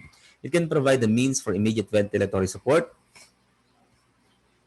and it can be used with the spontaneously breathing patient as well as with non-breathing patients. So this is our choice of device, okay, if the patient has no spontaneous breathing kasi it is a positive pressure, no? All right, advantages of course requires practice, okay, to be used effectively, okay, especially if you do not know how to seal the mask, no, using the easy technique, and delivery of inadequate tidal volumes, okay, when you squeeze too much of the area of the bag, rescuers fatigue, okay, but this is of course, isolated case, no, and a possible gastric distension, okay, especially okay, if we do hyperventilation, okay, more of the air, okay, na sobra, okay, doon sa lungs, okay, will exit of the lungs and will enter the stomach, okay. So there is a problem, okay, if the stomach is distended or there is a gastric distension kasi it can push the diaphragm up, no? Okay? Then it can limit the lung movement kasi yung tidal volume mababawasan pa yon. Okay? All right? Okay. And this is how we use, okay, the bag mask. Okay? And by the way, we can use the oropharyngeal mask together with the bag mask, no? Okay, para smooth, no, yung pasok ng air. All right, again, okay, place, okay, the mask on the face of the patient with the tip, okay, or the top of the mask over the bridge of the nose. Okay, the bag must be placed at the side of the patient's head. Okay, use the C position of the index and the thumb finger, okay, to seal the mask, and the E position, the remaining E position, okay, and the angle of the jaw, okay, to use for the hyperextension. Okay, yan. Then ganito lang tayo mag-squeeze ng bag, ha. Okay, hindi niya lahat yan i-squeeze. Okay? For the two rescuers, okay, or two healthcare providers, okay, the other one, okay, will hold the mask through jaw thrust technique, and the other one, okay, will squeeze the bag. Even if you have two hands, okay, na ginamit, okay, for the squeezing, okay, make sure na hindi lahat, no? Okay, na squeeze mo. Okay? All right. Okay, so the most frequent problems, okay, with the bag mask ventilation are the inability to deliver inadequate ventilatory volumes and gastric inflation. Okay, so reassess the patient's head position, reposition the airway, and try to ventilate again. Okay, if you do not see any chest rise, okay, baka hindi masyadong nag-open yung airway or the sealing of the mask is not appropriate. Assess the mask seal and effectiveness of the bag compression and check for the airway obstruction, no, if ever. Okay, baka kaya nagkaroon ng cardiac arrest yung patient is due to the foreign body airway obstruction or choking. Okay? All right, cricod pressure, okay, is done, okay, if there is an intubation, okay, that is very difficult na hindi natin nakikita yung trachea, no? Okay, especially sa mga payat na pasyente na sa mga matataba na pasyente na cover na ng fats, no, yung airway ng patient. Okay, but this is not recommended in small children, okay? Kasi there's a possible complications which are laryngeal trauma, excessive force, if an excessive force is applied, excessive pressure obstructing, no, the trachea, no, in small children, and rupture from unrelieved high gastric pressure. Okay? It is only used, okay, for if you don't have a choice, so kailangan talaga natin ng airway and breathing management or the advanced airway management. Okay? All right, so speaking of advanced airways, okay, we have the use of the different tubes. Okay, this is called esophageal tracheal combi tube. Okay, it is used by EMS or emergency medical services. Okay, this is the king laryngeal tube. Okay, and this is the laryngeal mask. Okay, these three tubes, okay, is used for rapid and immediate intubation. Okay? Blind insertion ito. So, ipapasok lang mismo. And then, we assess, no, okay, if, okay, we are in the trachea, no?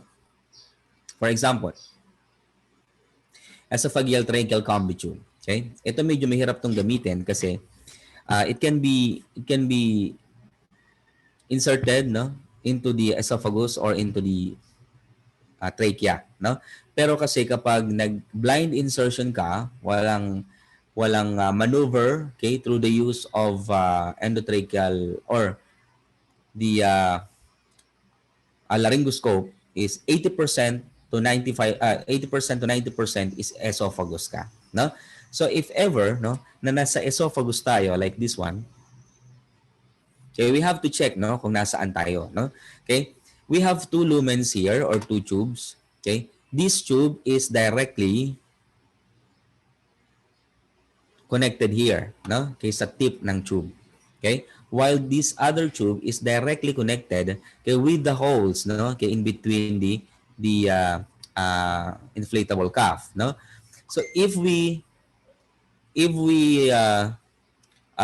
introduce air here, okay, and we auscultate for the gastric sound, okay, there is a gurgling sound. Okay? Pero kung sa hindi na natin tatanggalin 'yon, no? So saan tayo mag-introduce ng air or magko-connect ng bag dito sa isang tube kasi diretso siya dito. The air that we introduce here, okay, will exit, no? Okay, at the holes or through the holes, okay, in between this inflatable cuff, diretso sa lungs. Okay? All right?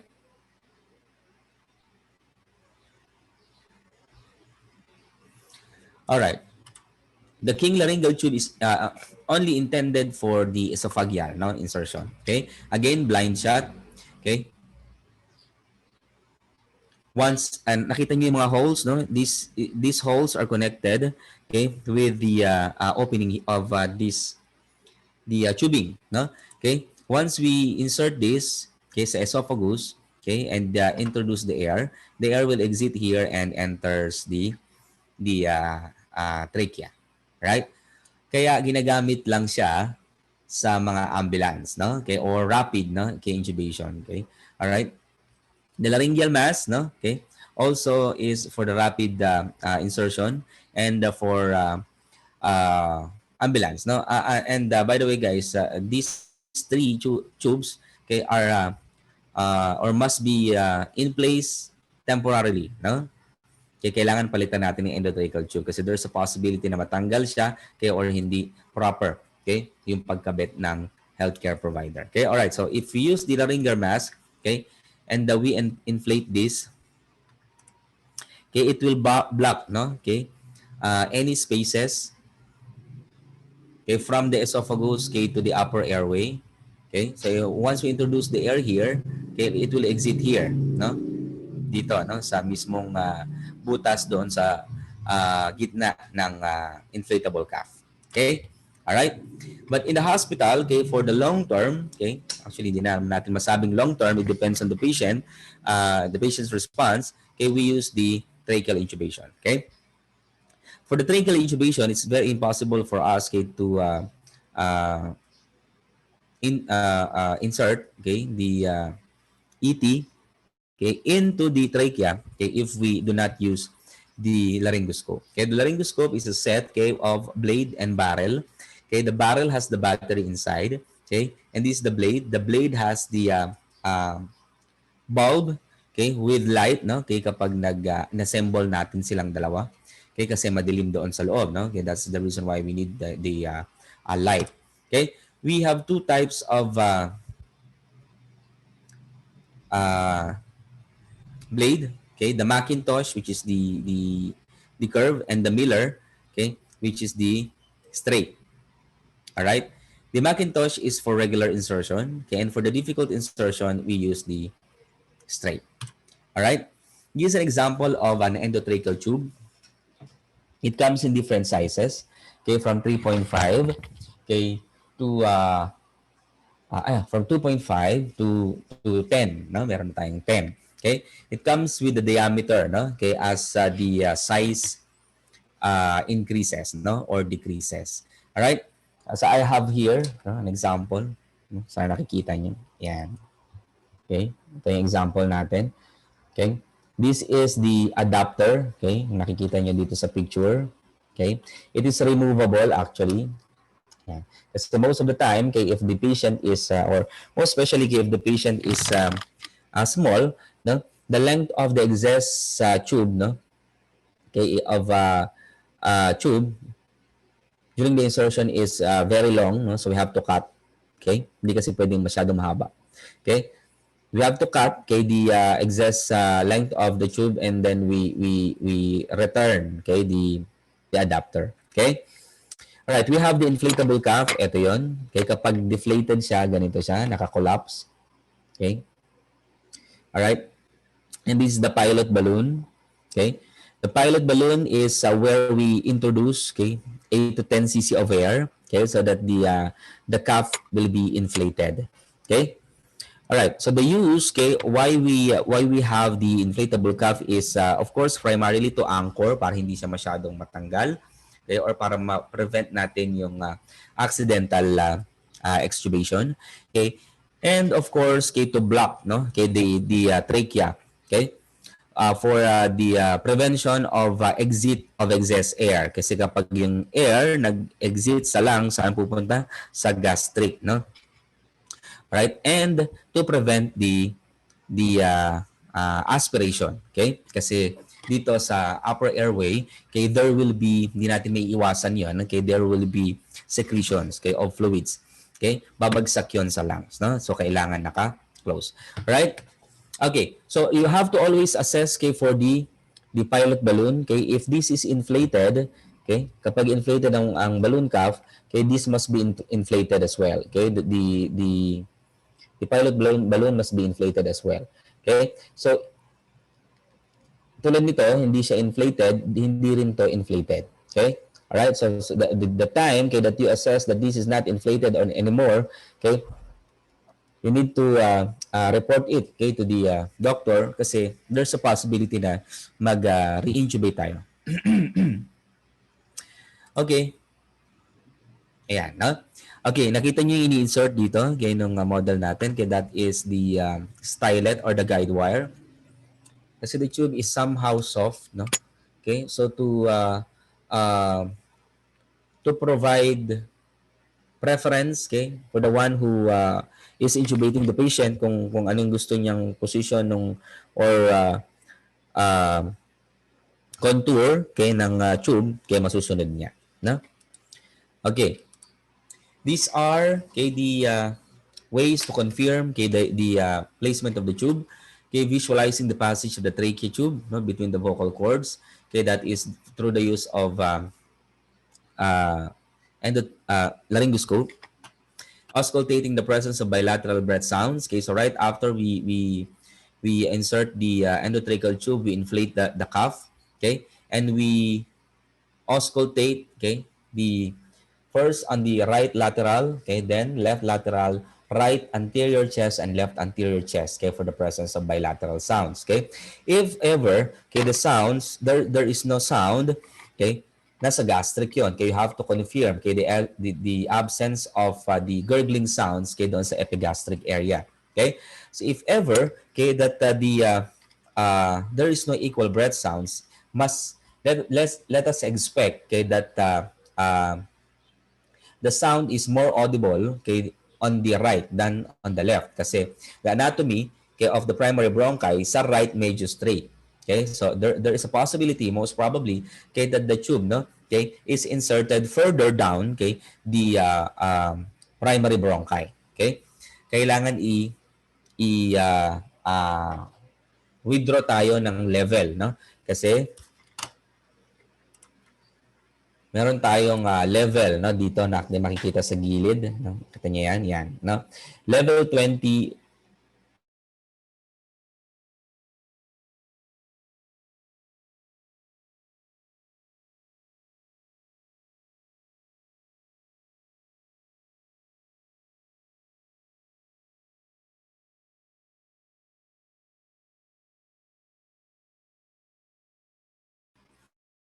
Okay? Kasi if there is a spontaneous breathing, hindi natin ma-assess yun.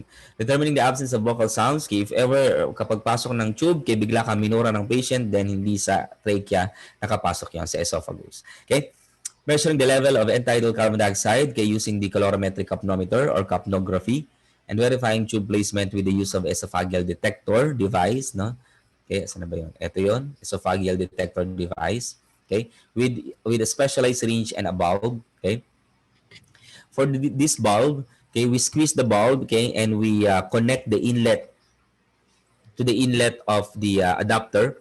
Okay, kapag bumalik siya sa dati,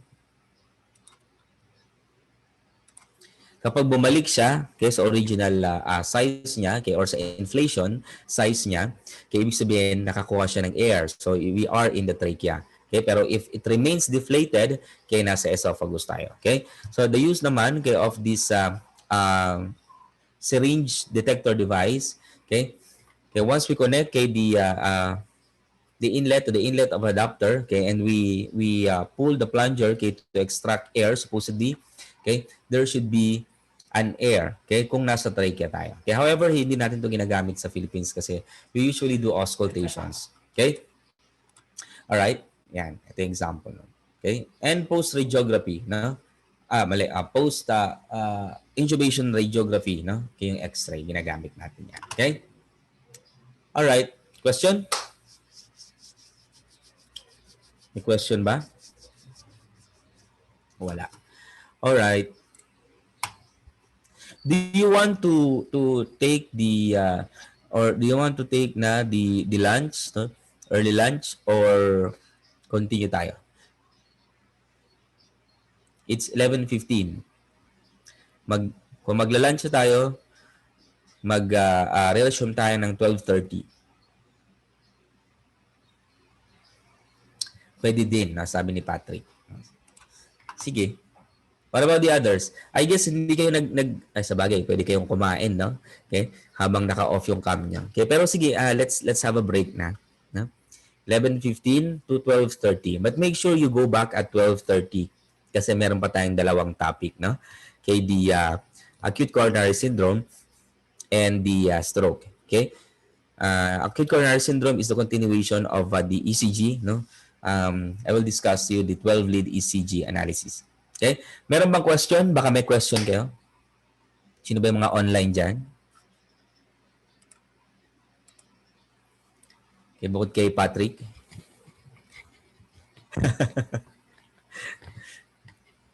May online ba? Nako, wala yatang online. Wala naman. Online din si John Roy. Sige. Okay, we can have our lunch break. 12:30 Okay, promise you sa akin yan, no? Para hindi na tayo mag-additional time pa. Okay? And siguro mga 2 to 2:30, okay, we can finish the ACLS. Okay? If we start at 12:30. Kasi meron pang isang topic no? The phlebotomy. Yan. Para hindi tayo abuti ng alas 5 or alas 4. Okay? Alright. Happy lunch. See you later.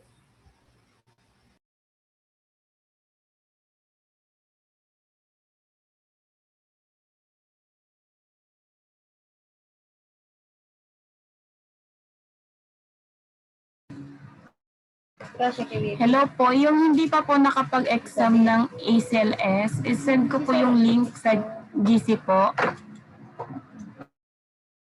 Thank you po.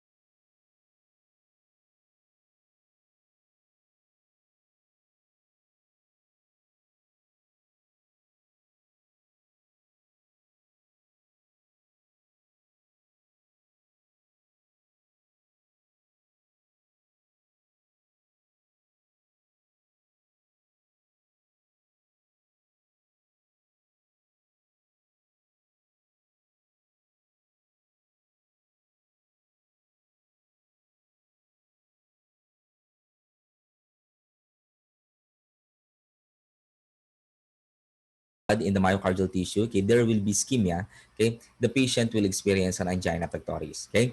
These are the descriptions that the patient can verbalize, okay, and these are the areas, okay, of the body associated with the angina pectoris, okay. All right.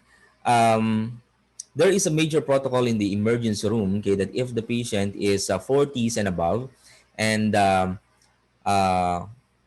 even without chest discomfort, okay, anywhere in the trunk area, okay, pwedeng sa chest, sa back, sa stomach, okay, or abdomen, okay, ECG is a must, okay, to rule out okay, if there is a myocardial infarction, okay, or acute coronary syndrome, okay. Specifically, okay, in the elderly adult, due to the decreased um, sensation, okay, in the musculoskeletal area, okay, the patient or the elderly patient can experience just the epigastric discomfort, okay. All right. So the myocardial ischemia, okay, is an imbalance between the metabolic needs, okay, of the myocardium and the flow of the oxygenated blood. Okay, and since may bara, no, okay, konti lang yung pumapasok na blood, okay, the supply, no, is decreased, no, okay, therefore the oxygenated blood, okay, will be decreased, okay, kaya nagkakaroon tayo ng ischemia. Okay, meron tayong tinatawag na stable and unstable angina. Okay, yung kaninang first category natin is unstable angina. However, okay, you have to take note of the consideration, okay, of the stable angina as well. Okay, if the angina pectoris happens no with a precipitating events, may dahilan, okay, may cause, no, for example, emotional trauma, exercise or exertion, or exposure to cold weather, okay, pero nawala, no, kay nung tinigil natin ito, okay, or walang ibang related symptoms, this is stable, no. It cannot be, it can't be, no, exactly um, a cardiac involvement, pero the patient needs to be advised, okay, to see, no, a doctor, okay, baka kasi that is the first attack, no, okay, or a factor, okay, for the consideration of unstable angina. Now, okay, when we consider unstable angina, okay, for example, you are at rest, okay, or kaya naman nakahiga ka lang, okay, wala kang ginagawa, there is no precipitating events, okay, nagkaroon ka ng chest discomfort or angina pectoris, okay, that occurs at rest, no, and that usually lasts for more than 20 minutes, okay, or umulit, no, okay, nagkaroon ng recurrence, okay, with the intensifying uh, with the pain na intensifies from the previous one, okay, and increasing in duration, okay, this is unstable angina, okay. So if the patient, okay, is in ER, okay, and there is a complaint of chest discomfort, okay, the doctor, okay, would ask the patient kung ano po ang ginagawa nyo bago sumakit yung dibdib nyo, no? Okay, so there must be a history, no? Okay, or kaya naman ngayon lang po ba yan nangyari? Umulit po ba yan? Or ano pa? Yan, mga ganong questions ng mga doctor sa emergency room. Okay? Pero kung wala silang nakuhang precipitating events, it could be a stable angina. Okay? Alright. The ischemia that is prolonged, okay, by more than just a few minutes results in myocardial injury. Okay? An injured myocardial tissue has been cut off okay, or experiencing a severe reduction, no, in its blood and oxygen supply, okay, that is the injury. Okay, all right. If the patient has a temporary blockage or just a narrowing blood vessel wall due to the plaque deposit, okay, the first stage is the ischemia. Okay, but no, okay, if there is a blockage, no, caused by embolus, no, or emboli, or a thrombus, okay, automatic, diretso na agad siya sa injury. Okay? Alright? So, yun yung kailangan nating makita. Alright. And then, of course, kay after a few minutes, kay there will be infarction. Okay? It depends on the layers of the heart, no? Okay? Kung ano yung mai-infarct sa kanya. Okay? Pwedeng subendocardial sa loob. Okay? Pwedeng transmural, okay? From inside to outside. Okay? And pwede namang subepicardial infarction. Okay? The most dangerous is the transmural, no? Kasi when the muscle of the heart is already necrosis or necrotic pala, okay? Patay na yung muscles na hindi na natin yun mabubuhay, no? And the necrotic myocardial cells, okay, or muscles cannot be stimulated anymore by the electrical impulses, okay? So imagine transmural infarction, no, yung nangyari, no, sa patient, then buong left ventricle, wala na magpapump ng blood into the circulation. Okay? So yun yung mabilis, no? Okay, na nagko-cause ng death. Okay? All right. These are the anginal equivalents. Okay? Kasi may ibang mga tao na they are not experiencing, no? Okay? an anginal discomfort or a chest discomfort. Okay, it could be a generalized weakness and or difficulty of breathing and or excessive sweating and or unexplained nausea or vomiting and or dizziness, syncope, palpitations, as isolated arm or jaw pain, fatigue, and dysrhythmias. Okay, specifically if you are a diabetic na individual, okay, you cannot or you might not be experiencing chest discomfort, no? Okay, but rather generalized weakness na and difficulty of breathing all the time. Okay? All right. Physical examination is very important as well. The vital signs, okay, the auscultations of the breath sounds for crackles. Okay, this is for the reasons of the ruling out, okay, of respiratory involvement. Okay, kasi pag sinabi natin chest discomfort, okay, hindi lang yun cardiac related, no? It could be respiratory related case. Okay, auscultation of the cardiac sounds from murmurs, gallops, and friction rubs. Okay, these are the different sounds, okay, that can be associated with the plaque deposit. Jugular venous distension, peripheral pulse deficits, and the presence of bruit, neurologic evaluation, and the identification of the contraindication of the patient to antiplatelet or fibrinolytic therapy. Kasi this will be our management, antiplatelet and fibrinolytic therapy. Okay? If they are contraindicated for that, no, hindi natin sila pwedeng bigyan ng mga yan. Okay? All right, now, once we already obtain a 12D ECG, okay, we have to localize okay, the myocardial infarction. Okay? The different parts, okay, of the heart that the 12 lead ECG can see, okay, are the inferior, lateral, anterior, okay, and septum. Okay, all right. So in 12 lead ECG, there are a group of leads that can localize these parts. No, ang tawag natin sa kanila is contiguous lead. Saan yung contiguous lead? Yan. Ay, wala. Contiguous leads. No? Lead is a recording of electrical activity. So we have a standard 12 leads. Okay, the lead 1, the lead 2, the lead 3, the lead AVR, AVL, AVF, the lead V1, V2, V3, V4, V5, and V6. And this 12 lead ECG can see, no? Okay, specific parts of the heart. Okay, so ano-ano yung mga parts ng heart na yun. Okay, the leads 2, 3, and AVF. Okay, you have to take note of this. The leads 2 to 3, 2, 3, and AVF can see the inferior wall. Now, this is the inferior wall. Okay? The leads 1, AVL, V5, and V6 can see the lateral wall. The lead V1 and V2, okay, can see the septal wall sa loob, no? And the V3, V4, anterior wall naman. Okay? All right. If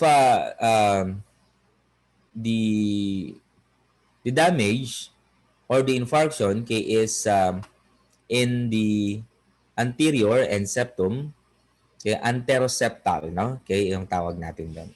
Okay? Kapag buong anterior septum and lateral anteroseptolateral, okay, ang tawag natin. Okay? All right? So you have to take note of this. Okay?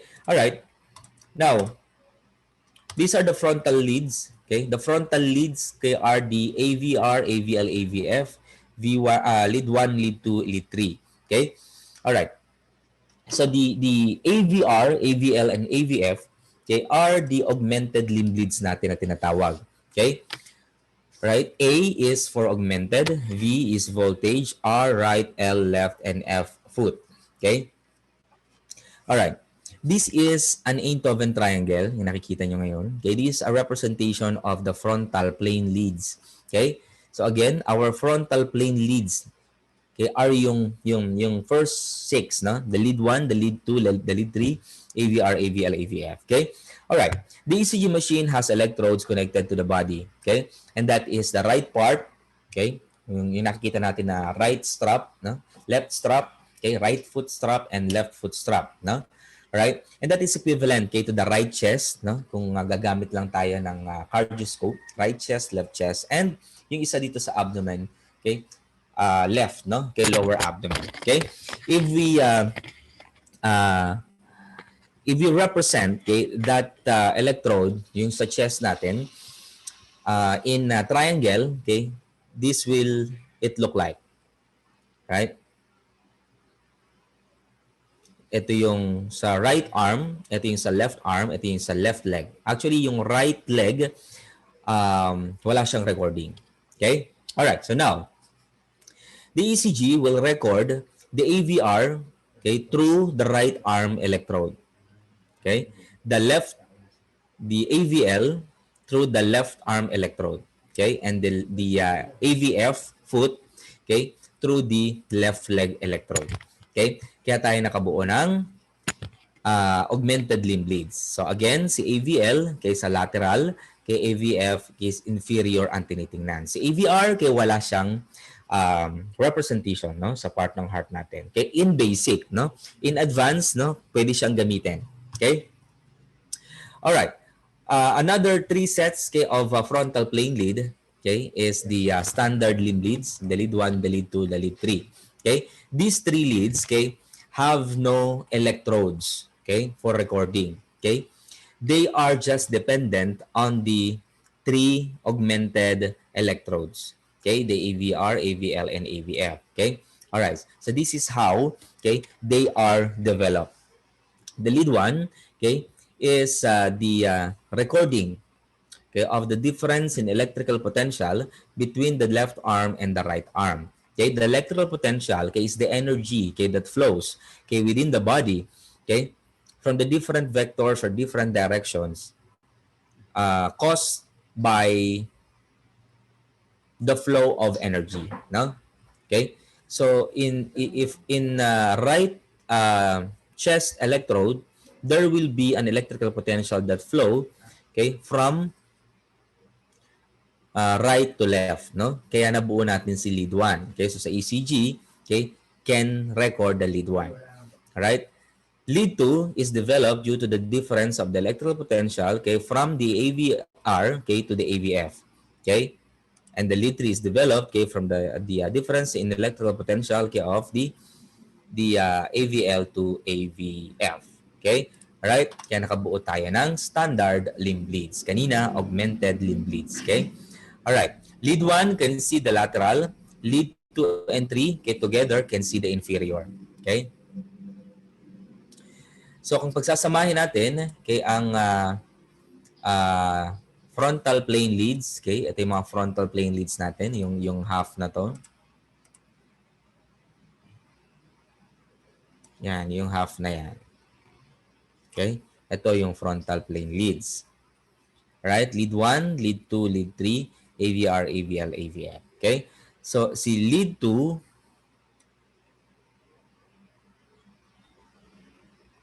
yan. Si lead 2 and si lead 3, AVF, magkakasama siyang tinitingnan. Magkakasama yung tinitingnan ng inferior. Okay? While the lead 1 and the AVL, okay, together can see the lateral wall. Okay? Si AVR, wala siya. Okay? Question? Yan. Okay. So let's move on. Okay. Aside from the frontal plane leads, no, the 6 frontal plane leads, okay, we also have horizontal plane leads. Okay. And these are the V1, V2, V3, V4, V5, and V6 leads. Okay. The V1 to V6 leads, okay, are recorded from the chest electrodes, okay, that we attach, no, okay, dito across the chest of the patient. Okay. Right. These are the location, okay, of these V1 to V6 chest electrodes, okay. V1, okay, is or must be placed at the right side of sternum fourth ICS. The V2 left side, okay, of the V1, okay, and can see the septum. V3, okay, is midway between V2 and V4. So we should locate first the V4, okay, then we place the V3 midway, no? Left mid-clavicular line, 5th ICS. Okay, V5 is the same level with V4 but left anterior axillary lines. So sa line nung kilikili, no?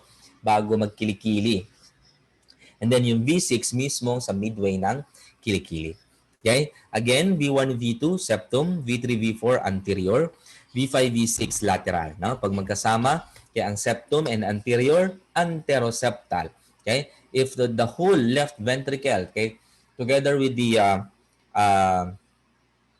The anterior and anteroseptolateral ang term natin. Okay? Alright? So again, okay, these are the V1, V2, V3, V4, V5, and V6. So what are we going to do, okay, in 12-lead ECG?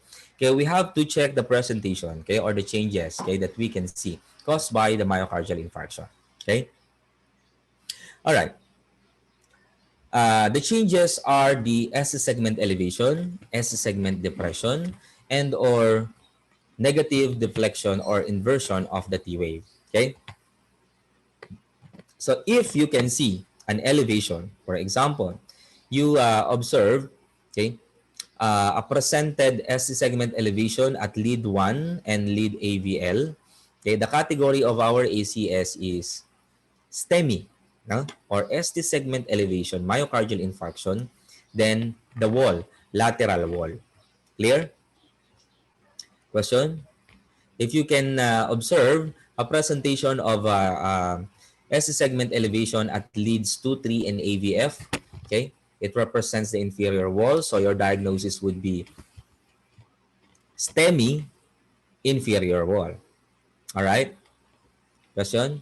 Nan. But if you see, no, just okay, a depression, okay, or pwede kasing magkasama yung depression and T-wave inversion, okay, that is NSTEMI. Question? NSTEMI yun. Alright. Now, if there is no observable presentation or changes in the ECG, but all of the signs and symptoms, okay, are experiencing by the patient, okay, together with the elevation of the biomarkers, okay, the patient can be categorized as unstable angina. Okay? Ay,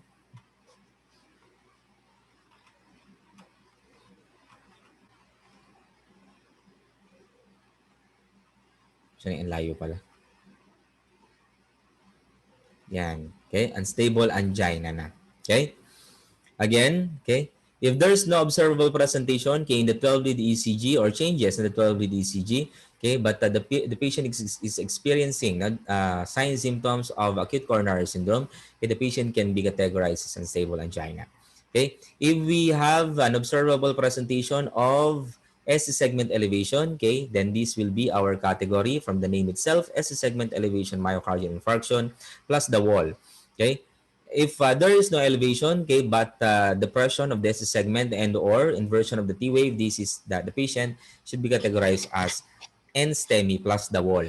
Clear? Question? Nan. All right. As we can notice, in the 12-lead ECG, okay, apat lang yung mismong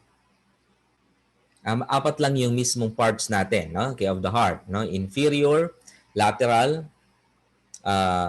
septum, and anterior. Okay, what about the right part of the heart? Okay, it cannot be seen, no, in the 12-lead ECG. Okay, but if you suspect, no, a right ventricular involvement, okay, you can get the right chest leads. Okay, the V1 and V2, okay, should be placed in the opposite side, okay, of the right chest. Okay. Alright, para makita natin. Kung if you are suspecting naman a posterior, okay, wall of the heart involvement, okay, the whole 6 chest electrodes, okay, should be placed posteriorly and should be labeled as V7 to V9, okay, yung left and yung right, V9R, V7R to V9R. Okay, the V7 should be located, okay, at the axillary line, posterior axillary line, the same level with V6. Okay, V8 should be positioned at the mid-scapular line, the same level with the V6 and V7. And the V9, okay, is paraspinal line, okay, same level with V6, V7, and V8. No? The right ventricular involvement and the posterior involvement or infarctions, okay, are rare, no, cases. Okay, pero it can be a very fatal, okay, case, no, okay, if not treated. Okay, all right. Okay, so again, okay, this group of leads, okay, are called contiguous leads.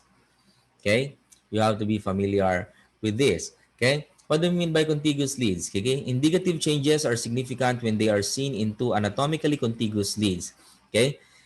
Ibig sabihin nun, kung isa lang ang nakita nyong S segment elevation, okay, wala sa contiguous lead na kasama niya, it can be insignificant.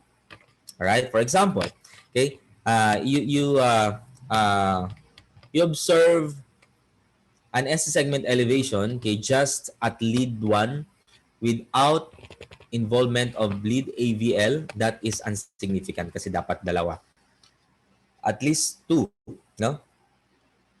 Presentation or changes, okay, can be seen, no, in contiguous leads. Clear? Question po? Question? None. Okay, guys. Okay, in 12 lead ECG, you can see SC segment elevation and SC segment depression together. Okay? Lalong-lalo na kung opposite side. Okay? So remember this. For example, no, we have an elevation, okay, at lead 1 and AVL. Nasa lateral, yung involvement natin ng STEMI. Okay? Always expect an SC segment depression at lead 2, 3, and AVF. Kasi contralateral side niya siya. No? So, dun sa contralateral sides, okay, kung si lateral may elevation, si inferior may depression. Pero, insignificant yung depression ni inferior. Hindi natin yung babasahin. Clear? Ang bibigyan lang natin ng priority, okay, for the diagnosis is yung elevation. Clear? And that is vice versa. No? Okay, if you have an elevation at lead 2, 3, and AVF, you will have a depression at leads 1 and AVL. Silang 5 lang o silang 5 lang ang magkakaroon ng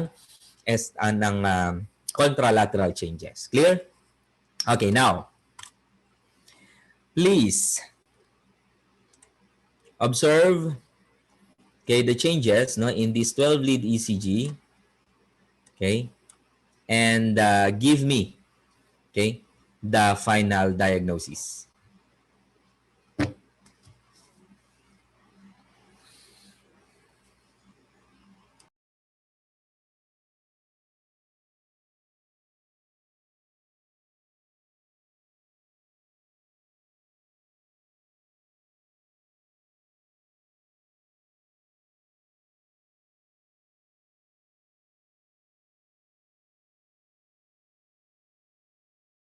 Sige, sagutin niyo lang. Magkakape muna ako.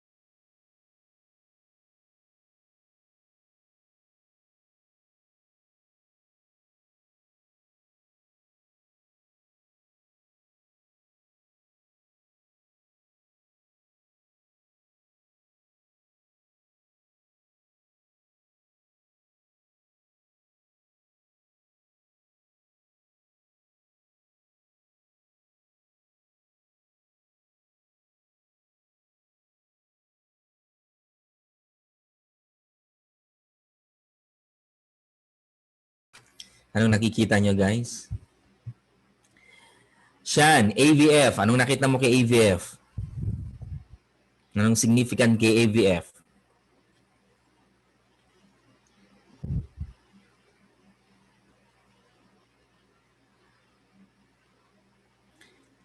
Elevation, yes. Okay? Yes, very good. No, ano pa? You have to observe all. Okay? Then come up, okay, with a group of leads called contiguous leads that can represent the part of the heart. Okay? Wag lang isa ang tingnan nyo, no? Okay? Very good, no, Shan? Okay? So, sino ba ang contiguous leads ni AVF? Yun yung tingnan nyo ngayon.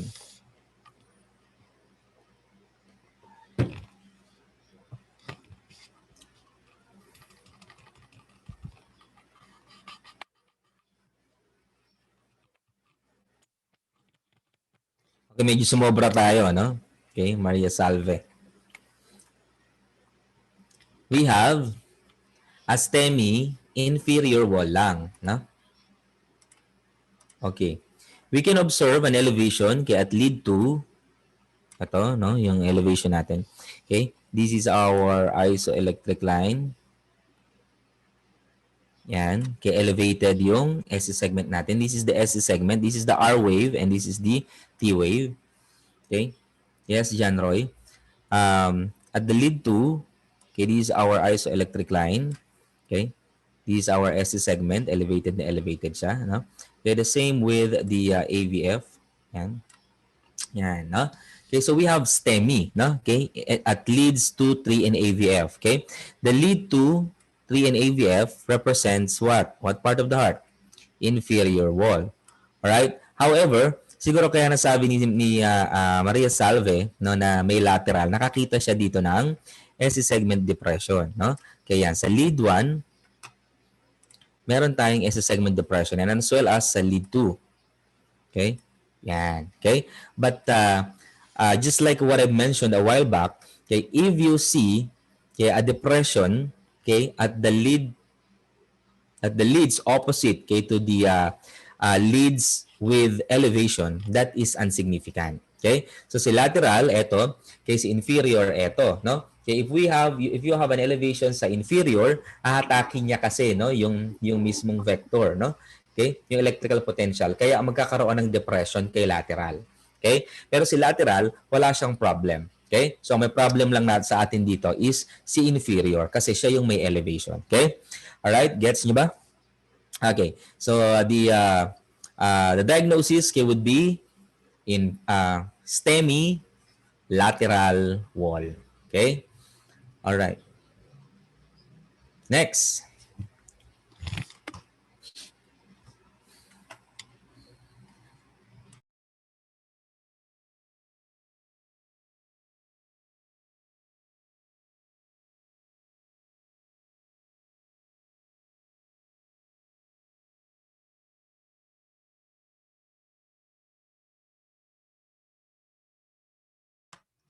Hanapin natin kung ano ang mali.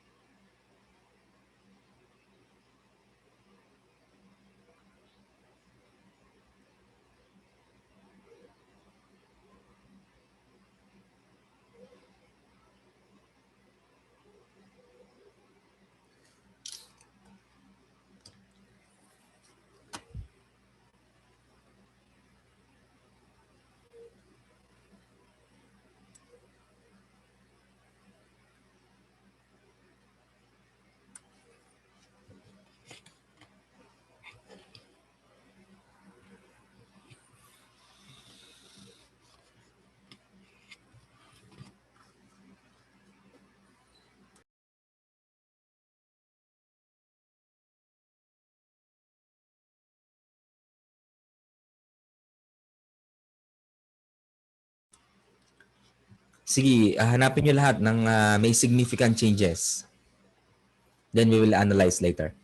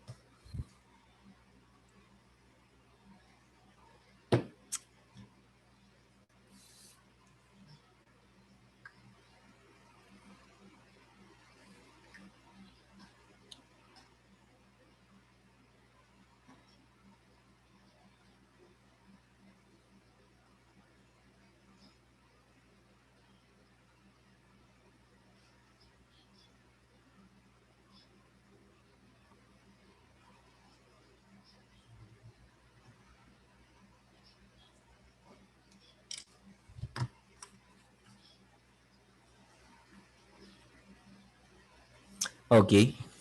Ay, meron ba ako? Okay, so tingnan natin, no? Kung tama si Shan, no? Shan, kung anterior wall, no? Or STEMI anterior wall. Okay?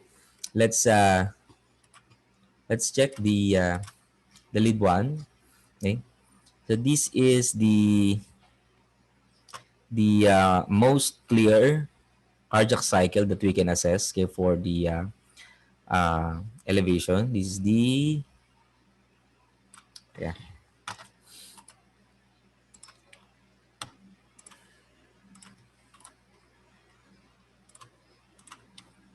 Okay, yan. This is the isoelectric line. Ha? Okay, so tumama siya doon sa SC segment. So wala si lead 1. Si lead 2, okay, medyo wavy, no, yung isoelectric line niya. Okay? Pero makikita natin this is the PR segment. Okay? This is the isoelectric line, no? Medyo wavy. Right. So just like here, wala siyang elevation. Okay? In lead 3, okay, wala rin siyang elevation. Okay, wavy din. Na yan. Okay, AVF wala din. Okay. AVL, no? Alright, tingnan natin sa AVL. This is the isoelectric line. Yan. There's a possibility, no, if if we have a clear 12-lead ECG for this, na meron si AVL. Okay? Pero si lead 1, okay, hindi natin masasabi na meron, no? Kasi the isoelectric line is or the SC segment is the same with the isoelectric line. So see, the changes na in AVL is insignificant kasi sabi natin kay contiguous lead, significant there should significant changes, no, can be seen, no, into at least two anatomically contiguous leads. Okay? So dapat, no, if there is, no, really, okay, an injury, okay, there will be an elevation at lead 1, okay, together with the lead AVL. Okay? All right. Si lead 1, okay, this is the isoelectric line kasi this is the PR segment. Yan. Okay? This is the SC segment, no? All right? So there we have an elevation. Okay? The same with the lead V2, lead V3. Yan, ito yung mga SC segment nila. Okay? Lead V4 actually, meron din yan. Okay? Okay, lead V5.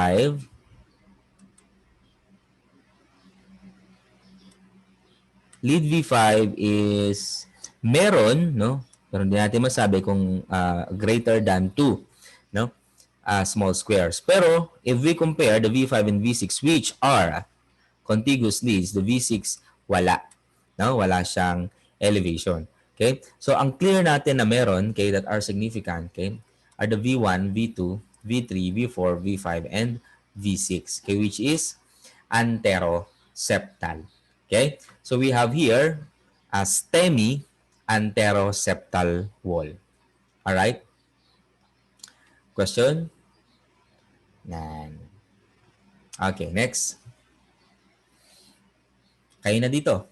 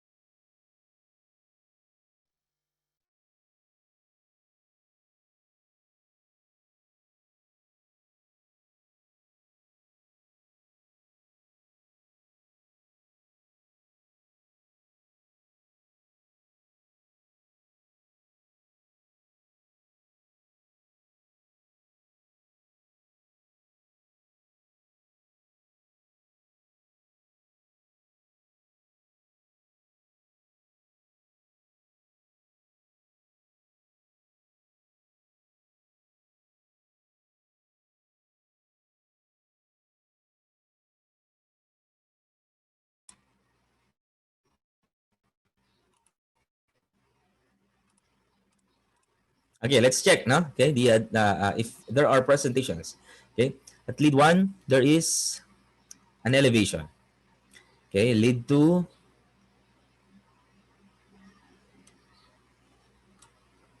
a depression, no? Meron tayong depression. Lead 3, meron ding depression. AVL, elevation. AVF, depression. Okay? Right, V1, wala. V2, meron. Okay? Pero slight lang. Okay? However, wala kay V1, no? So, unsignificant si V2. Okay, V3 wala, V4 wala, V5 wala, V6 wala. Okay? So, our significant presentation, okay, is SE segment elevation at lead 1 and AVL representing lateral wall. Okay, so our diagnosis here, okay, would be STEMI lateral wall. Okay? Question po? Okay. For ano yan? For the inferior wall ay for the right, no? Okay? Ventricular infarction involvement, okay? This is another example. Okay? If this is the normal, okay, yan, walang elevation okay, sa V1, V2, V3, V5, V6. Pag nilagay natin yan sa right, okay, we can observe small, no, elevation. Okay? Ito, no? Okay, mga elevation ng SC segment natin. Okay? Yan. Okay? Maliliit lang yung voltage niya kasi malayo na siya sa heart, no? Nasa right tayo, no? Nasa left yung heart natin. Okay?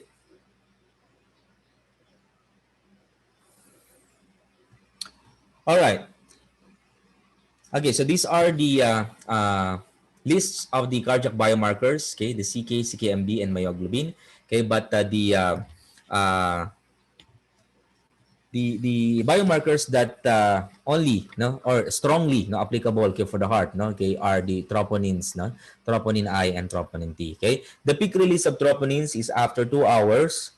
Okay, 2 hours after the onset of the cardiac or the chest discomfort. Okay? So tatanungin din ng patient anong oras po yung tatanungin ng doktor anong oras po yung nasumakit no yung dibdib nyo no kung wala pang 2 hours yon kaya hindi pa natin pwedeng pakuhanan ng biomarkers kasi masasayang lang no okay but if the patient himself or herself doesn't know kung anong oras talaga pwedeng trial and error ni doktor pakuha siya kapag hindi elevated pero may mga presentation, okay, pwede niyang ulitin yun after 6 hours. Okay? Kasi the peak release is after 6 to 12 hours. Alright. Management okay, for ACS, of course, bed rest. Okay? The patient must have a limitation okay, of or totally no activities talaga. No? Kasi once na gumalaw ka, okay, there will be an increased demand okay, of the oxygen. Okay?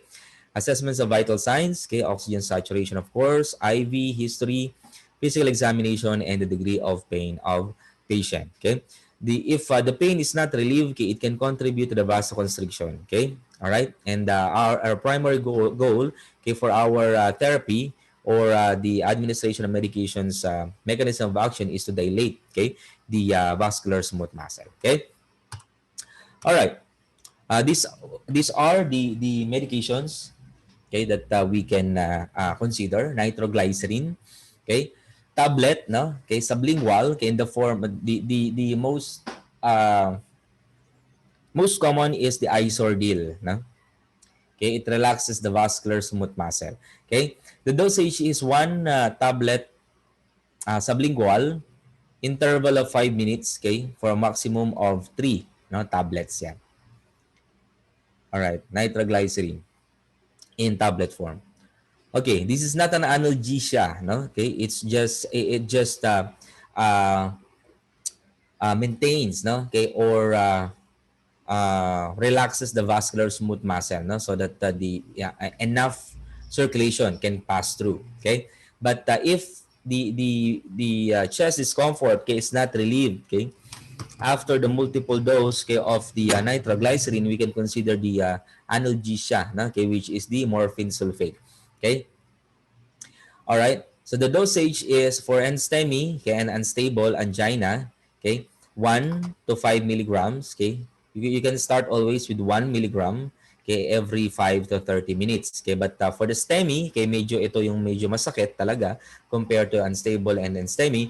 Okay, double the dose. Okay, that is 2 to 4 milligrams. No, okay, increments of 2 to 8 milligrams repeated at 5 to 15-minute interval.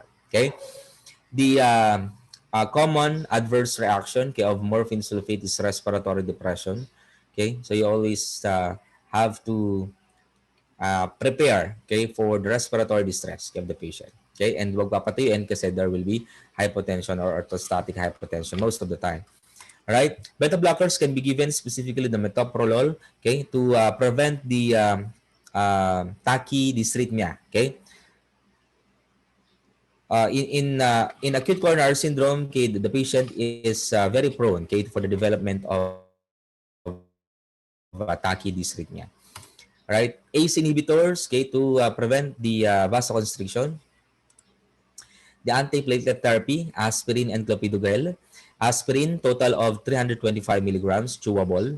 Okay, meron tayong tinatawag na ASA tablet, okay, that is 300 milligrams na, one tablet na ninunguya.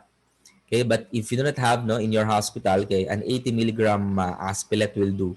Okay, 80 milligram, okay, times 4 yon. So, 4, 320 milligrams, pasok pa rin siya sa dosage natin. Okay, clopidogrel, 75 milligrams, 4 tablets initially in ER, okay, orally.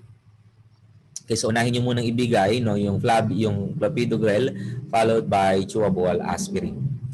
Okay. Glycoprotein 2B3A inhibitors. Okay, it prevents the fibrinogen binding and platelet clumping. Okay, pero it will not dissolve the clot, no? Okay, or any plaque deposit, no, that travels, okay, from different parts of the body. Okay. All right. Anticoagulant, okay, heparin. Usually the loading dose is 5,000 IU. Okay, and it depends on the doctor, okay, if it will be continued on the next day, okay, or so. Okay. All right. The definitive management, okay, for the acute coronary syndrome to dissolve, okay, the blood clot, okay, or the plaque deposit that travels, okay, is the reperfusion therapy, no?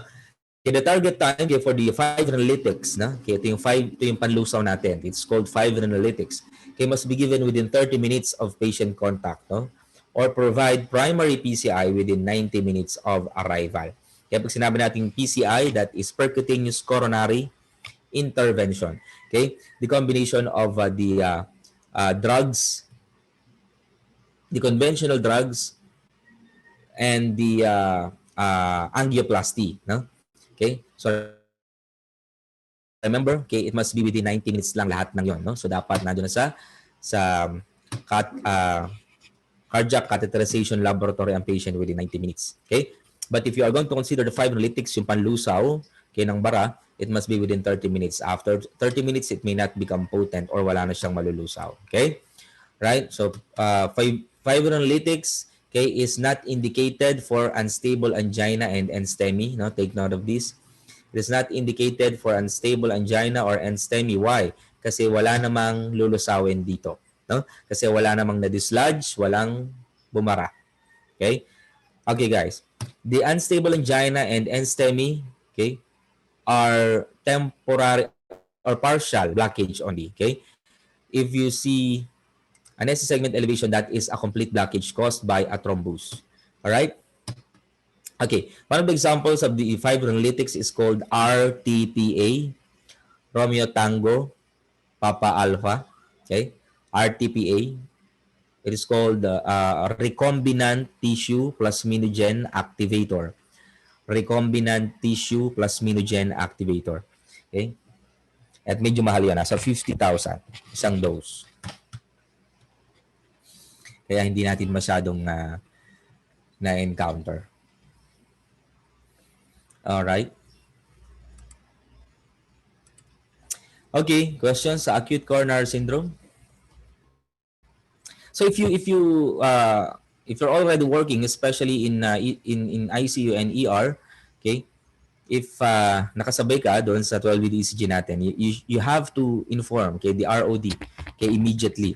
okay, if you observe any presentation of the acute coronary syndrome. Okay? So kahit tumatay yun, pag sinabi mong, Dok, meron tayong SC segment elevation, lateral wall, no? Magmamadali yun. No? Okay? Alright, so let's continue with the stroke, no? Okay, yun na yung last topic natin. Then I will play again kay the uh, resuscitation or the mega cold resuscitation kay for you to familiarize na kay kung ano yung ginagawa na sa hospital. Mabilis lang ang stroke, no, kasi the important topics that we always discuss kay is the chain of survival, no, kay for stroke.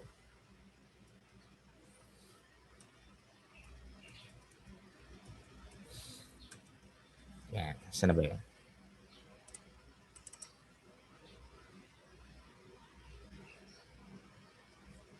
Okay, stroke, chain of survival.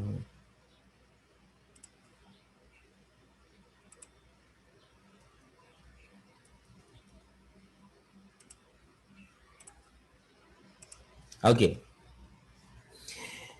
We all know naman, okay, that we have two types of stroke, okay, the ischemic and the hemorrhagic. Okay, the hemorrhagic is the bleed, also known as the bleed, and the ischemic is also known as the infarct. Okay, the same principle, okay, of acute coronary syndrome yung infarct, no? Right? Merong namatay na muscles or na muscles na cells, okay, the neurons, okay, due to the lack of oxygenated blood supply. Okay? All right. The infarct can have the same pathology, no? Okay, with the acute coronary syndrome, the atherosclerosis and the arteriosclerosis, okay, with the vulnerable plaque consideration. Okay, all right. So anyhow, okay, the presentation, okay, of the manifestation of the stroke, no, okay, are similar, okay, and we have to detect, okay, early. Okay, so these are the 8, no, stroke chain of survival kung anong gagawin natin sa patient from the detection to the disposition. Okay, so detection, okay, for the detection, we have what we call the Cincinnati Pre-Hospital Scale. Okay, these are the 3 strong Ds, no, that can be observed, okay, to the patient. Drifting of the arm, okay, pag taas mo yung dalawang kamay, naiiwan yung isa. Okay, drooping of the face, okay, pag pinangiti mo, yung isa naiiwan. Okay, dysarthria, no, katulad ng nangyayari sa akin, medyo minsan bolol. Hindi naman. Nag-slur yung speech niya, no, kapag kinausap mo tayo, okay lang ba? Kasi minsan naapektuhan na yung dila niya, no? Okay, as well as the gag reflex. All right, so that is the detection. Okay, dispatch, of course, okay, once we already observe, okay, these manifestations, okay, we have to call 911 or we have to deliver the patient to the emergency room. Okay, nang sobrang bilis lang. Okay, all right, delivery, okay, we have to deliver the patient to the definitive hospital. Okay, we have to make sure that the hospital, okay, has the stroke unit, no, okay, or intensive care unit, okay, for the monitoring, no, okay, and management of the stroke. All right, and the door, no, ito na yung nasa door na nasa ER na, okay, yung patient natin. Okay, so this will be the target time, okay, of our activities. Door to physician evaluation within 10 minutes only. Okay, so dapat masabi ng physician na okay, stroke to, no? Okay? Door to access to neurologic expertise is 15 minutes. Kailangan masabi ni resident doctor na within 15 minutes na refer na niya yan, no? Kay neuro, no? Okay, or sa neuro consultant, no? Within 15 minutes. And within 25 minutes, okay, the CT scan must be completed. Okay? Which is impossible here in the Philippines kasi dito wala kang pang-deposit sa CT scan, kaya hindi ka masi-CT scan, di ba? Inaabot pa ng ilang araw. Or kaya naman, dinadala sa mga hospital na wala namang CT scan. Okay? So magpapaschedule pa sa ibang hospital for the CT scan. Okay? Kaya nga upon the delivery, okay, the dispatch team or the EMS, okay, must make sure, okay, that the hospital, okay, must have the CT scan facility. Okay? All right. Within 45 minutes, okay, the CT scan must be read already. Okay? And within 60 minutes, okay, the medication must be given. All right? Within 2 hours, door to neurological availability, okay? Meron dapat tapos na yung dapat na-start na yung surgical management for the patient. Okay? Or kung wala naman, na-transfer na yung patient sa ibang hospital, okay, with stroke unit. Okay? And within 3 hours, if the patient is infarct, okay, the patient must be admitted, okay, in the stroke unit. Okay? All right. So let's discuss this further. Okay, within 10 minutes, assess the patient's ABC. Ensure that the patient has secure airway kasi there is a possibility na there will be a depression, okay, of the respiratory system. Okay, if the part of the respiratory center is being affected, okay, by the bleed, no? Okay, apply a pulse oximeter and check the patient's oxygen saturation. Okay, so there will be a respiratory compromise, no? Okay, most of the time. And of course, the vital signs, okay, specifically the blood pressure for the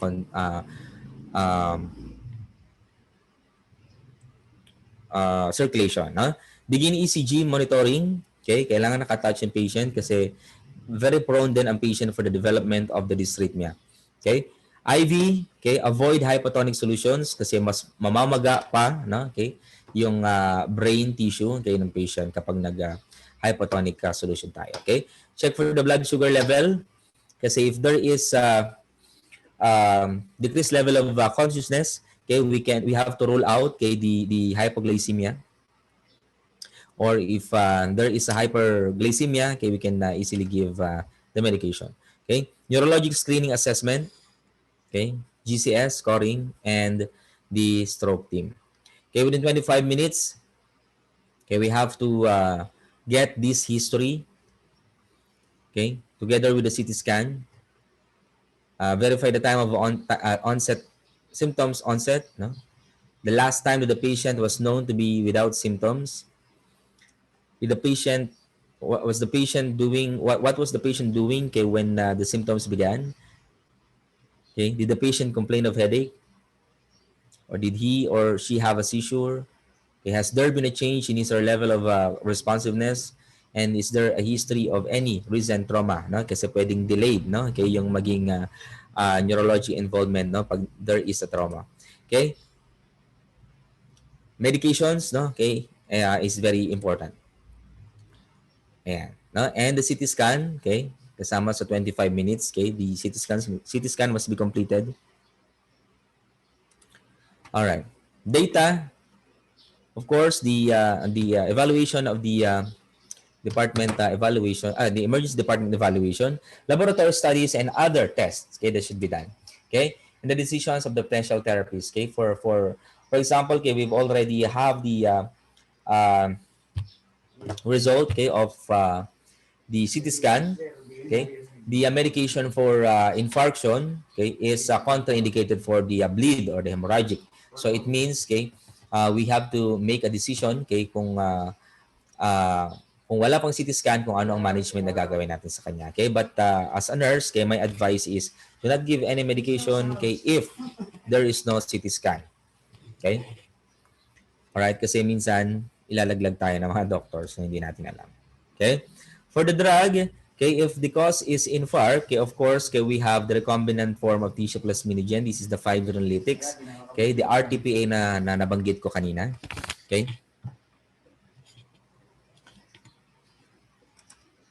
Alright, or kaya naman is the intra-arterial fibrinolytic agent, or kaya naman the bridging therapy, okay, yung sinasabi natin na for the aneurysm, okay, the coiling, okay, or the clipping, okay, of the aneurysm if the cause, no, okay, is aneurysm. Okay, disposition, okay, if the patient, ideally admission should occur within 3 hours of arrival, especially after the IV administration of the RTPA. Okay, so pwedeng hanggang 3 hours, no, yung itagal ng patient before ma-admit. Question? May question ba tayo? Lapat, may question ka? Sige, type mo na lang. Jan Roy. Sabi mga sumasagot sa akin. Maria Salve. Sian. Yan. Mga present. Ay.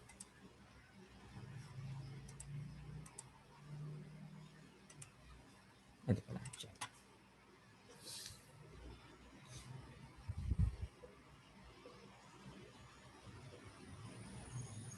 Regarding CPR, sir, okay, from Patrick, yung precordial thumb po ba inalis na din? The precordial thumb, okay, or yung babayuhin mo, paano ba? Ano bang term nyo sa Bicol? Yung ginaganon? Kaya yung dibdib or yung ganyan? Yan. Hindi siya inalis, no? Ginagawa pa rin siya, no? Okay, however, it is not recommended, no? Okay, if you are in the hospital scenario, okay, of course, you have all the means, so you have to maximize all the equipment that you have in the hospital. Okay, but if in wilderness, okay, or in first aid, okay, if you know how to do it, okay, alam mo, aware ka, you can do that. Hindi naman binabawal, pero that is not recommended. No? Ibig sabihin, it is not uh, it's not to be taught, no, okay, in training, no, kasi it can, or of course it comprises different complications. Syempre kung mali yung pagkaka job mo dun sa dibdib, eh pwedeng basag yon agad. Okay? Yes, pero hindi siya inares, the precordial thumb. Okay. However, yung recommendation lang niya is medyo mababa, no, kaya hindi siya sinasama. Okay? Any questions pa?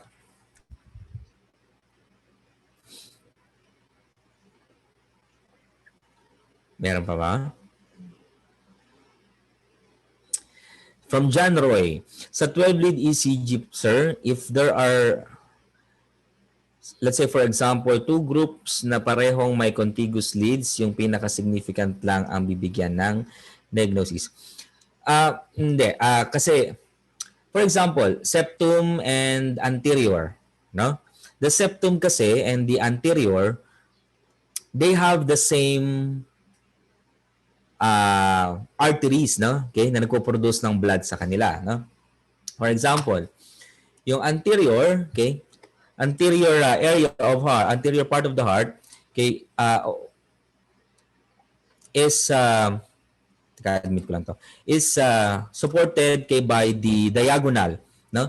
Diagonal artery, okay, from the anterior descending coronary artery, okay? Then part of anterior coronary descending artery, okay, can supply the blood into the anterior part and the septal part, okay?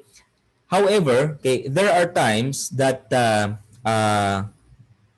septum is the only affected part, okay, and or the anterior is the only affected part. But no, if they have the same drainage of or supply of blood, blood vessel, okay, pwedeng magsama sila, no? Pwede nating i-diagnose yung dalawang part, no? Kaya nga meron tayong tinatawag na anteroseptal, no? Kung yun yung affected. Pwede rin naman na since malapit si lateral wall kay anterior kay septum, kay which, no, okay, these parts kay have the same bifurcation to the main left coronary artery. Kapag yun ang nagbara, definitely the anteroseptolateral kay will be affected.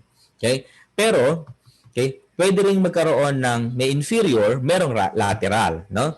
Okay, so dalawang diagnosis natin doon. Okay, we have the STEMI, inferior wall, and STEMI, lateral wall. No, hindi natin siya pwedeng pagsamahin kasi magkaiba sila ng origin ng vessel. Pero pwede silang magsabay. Okay? Alright. Yun is kung makakakita ka ng both elevation sa dalawang contiguous leads. Okay?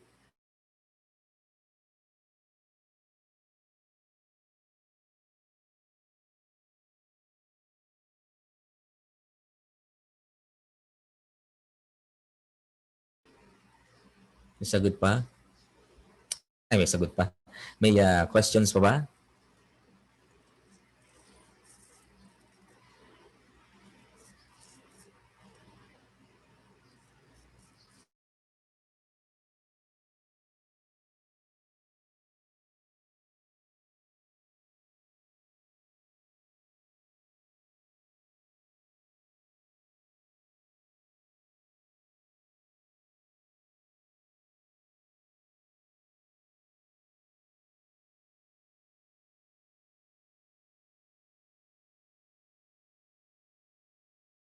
at 2:15 siguro, no? Okay, 2:15.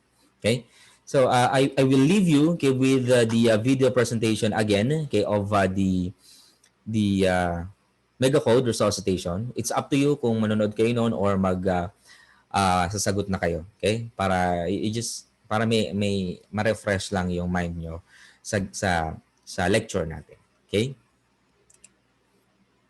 But if you have any questions, just post it, no, sa chat box.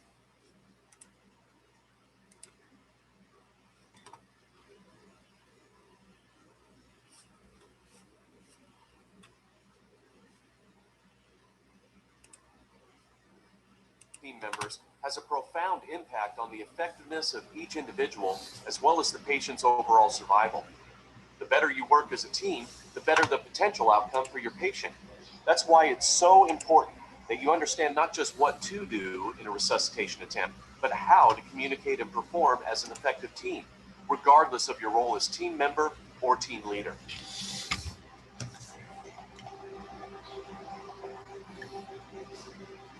Welcome to the American Heart Association's Megacode and Team Resuscitation video.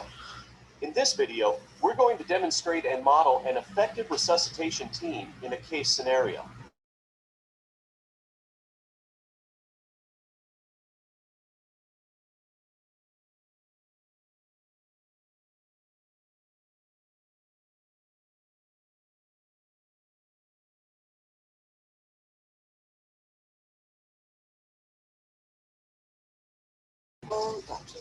I don't feel good. I feel really bad. I'm dizzy and I'm sick at my stomach. My son was really worried about me and brought me in. Okay, are you having chest pain right now? No, but I'm hurting. It started in my stomach and now it's in my back. Okay, we're going to see if we can find out what's going on, okay? Juliet, do we have a set of vitals from Ms. Fernandez? Yeah, blood pressure is 70/40, heart rate is 45 beats per minute, respiratory rate is 16 breaths per minute, and pulse ox is 92%. Okay, let's go ahead and start her on 2 liters of O2. Ms. Fernandez, we've got you hooked up to a monitor so we can take a look at your heart rhythm, okay? And we've started you on oxygen so you can breathe a little easier. The pulse ox reading is 95% with 2 liters of O2. Oh, doctor.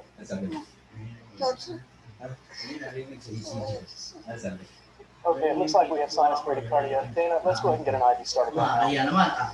Miss Fernandez, Mrs. Fernandez, can you hear me? Mrs. Fernandez. She's unresponsive. I feel a pulse. Okay, let's call a code. The patient's gone into VFib. Start chest compressions. Compressions. Mandel, you'll be on defibrillator. Shelley, you'll be recording. Recording. Sam, you'll manage the airway. Dana, have you been able to establish an IV access yet? I've tried several times, but it's failed. Okay, let's move on to IO access, please. Moving to IO access.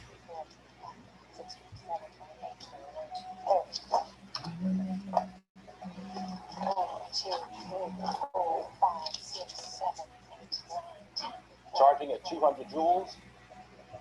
Shock ready, clear the patient. Shocking on 3. 1, 2, 3. Shocking. Shock delivered. I have IO access now. Great. We'll continue CPR for 2 minutes and evaluate the need for additional defibrillation. Shelley, I'll rely on you to monitor the quality of the chest compressions. Dana, you'll need to draw the drugs up before each rhythm check, so if the arrest persists, we can move quickly to drug therapy. Let's begin with 1 milligram of epinephrine. 1 milligram epinephrine. 2 minutes. Okay, let's analyze, switch roles. Okay, the patient remains in VFib. The protocol for this biphasic device is escalated dosing. Let's shock again at 300 joules. Shocking at 300 joules. Charging. To the patient. Shocking on 3. 1, 2, 3. Shocking. Shock delivered. Continue CPR. Continue compression. Dana, please give 1 milligram of epinephrine. 1 milligram epinephrine. And the IO is finished. Great. We've given 2 shocks and given 1 milligram of epinephrine. The next medication to consider is amiodarone. Dana, please prepare 300 milligrams of amiodarone. Try 300 milligrams of amiodarone. Sam, are you getting good chest rise? Yes, I'm being careful not to deliver ventilations too quickly or forcefully. Okay, great. Let's continue there. 2 minutes. Okay, let's analyze, switch roles. Okay, the patient is in persistent VF. Let's shock again at 360 joules. Charging at 360 joules. Shock ready, clear the patient.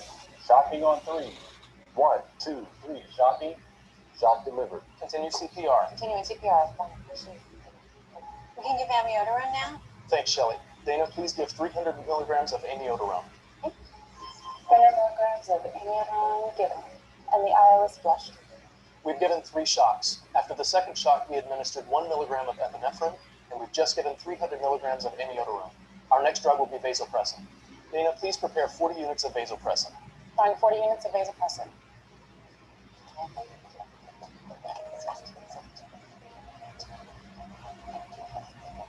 Let's review any reversible causes by considering the H's and T's. What about hypovolemia?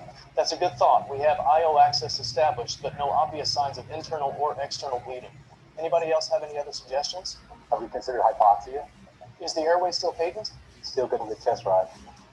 She came in with epigastric discomfort and symptomatic bradycardia. Have we considered coronary thrombosis? That's a great point. Everything seems to suggest a STEMI.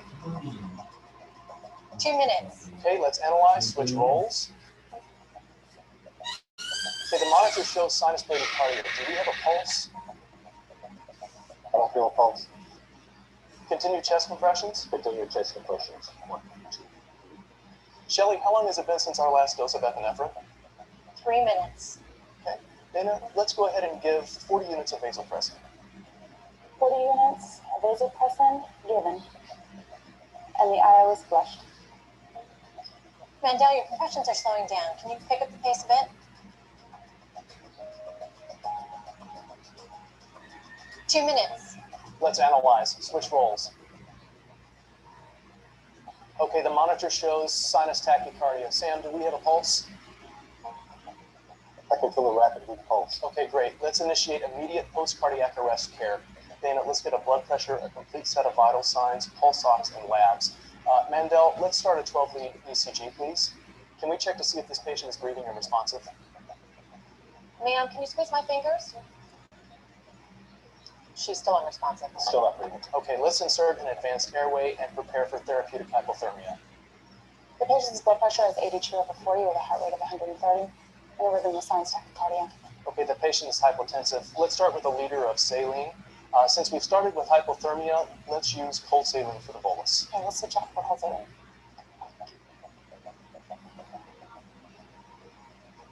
Tubes in.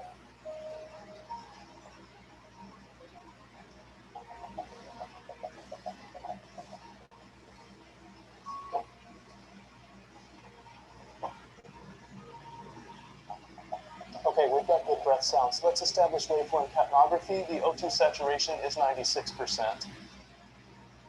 Here's the 12 lead.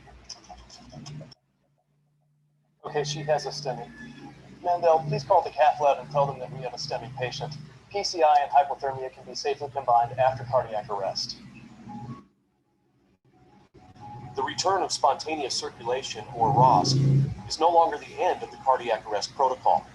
More scientific studies show that survival rates improve significantly with a comprehensive system of post-cardiac arrest care. It is important to know your local system's plan for the management of post-cardiac arrest patients. Hypothermia is the only intervention that has been shown to improve neurologic recovery.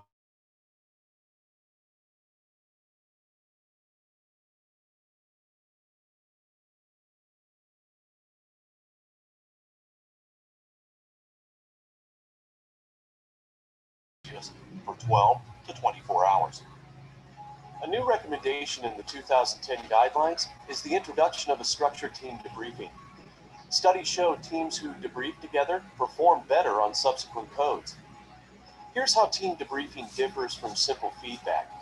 Feedback is geared toward correcting actions. Effective debriefing focuses on correcting the thought process that leads to the action.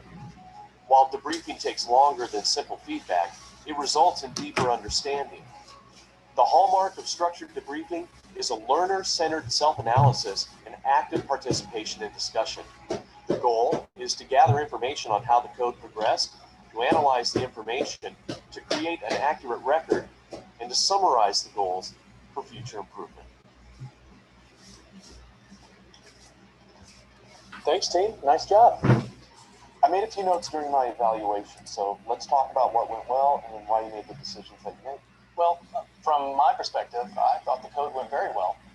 Shelley did a good job monitoring the quality of chest compressions. Shelley, did we have any prolonged pauses or interruptions in the chest compressions? No, Joette and Mandel both switched positions quickly and resumed compressions, even as the defibrillator was charging. Mandel, did you get tired or have any trouble with the pace of compressions? At the end of the code, I was starting to slow down, but Shelley was able to correct the rate of compression, so I was able to pick up the pace. It is easy to lose track of how fast you should be compressing, so having someone pacing you through the code is helpful. Yeah, maybe we should use a metronome to help keep pace or make it standard practice to do compression checks at points during the code. Well, that's a good idea. Let's try that next time. Sam, what do you think of managing the arrest without an advanced airway? We were getting good chest rise the entire time, so we didn't need to interrupt chest compressions to insert an endotracheal tube. You know, we could have inserted a supraglottic airway. That could have been done without interrupting the chest compressions. You know, that could have been an option, especially if ventilation became too difficult. One benefit of using a bag mask ventilation is that ventilations are at regular intervals, and it kept me from ventilating too much. However, because she wasn't intubated, we didn't have end-tidal CO2 readings to monitor.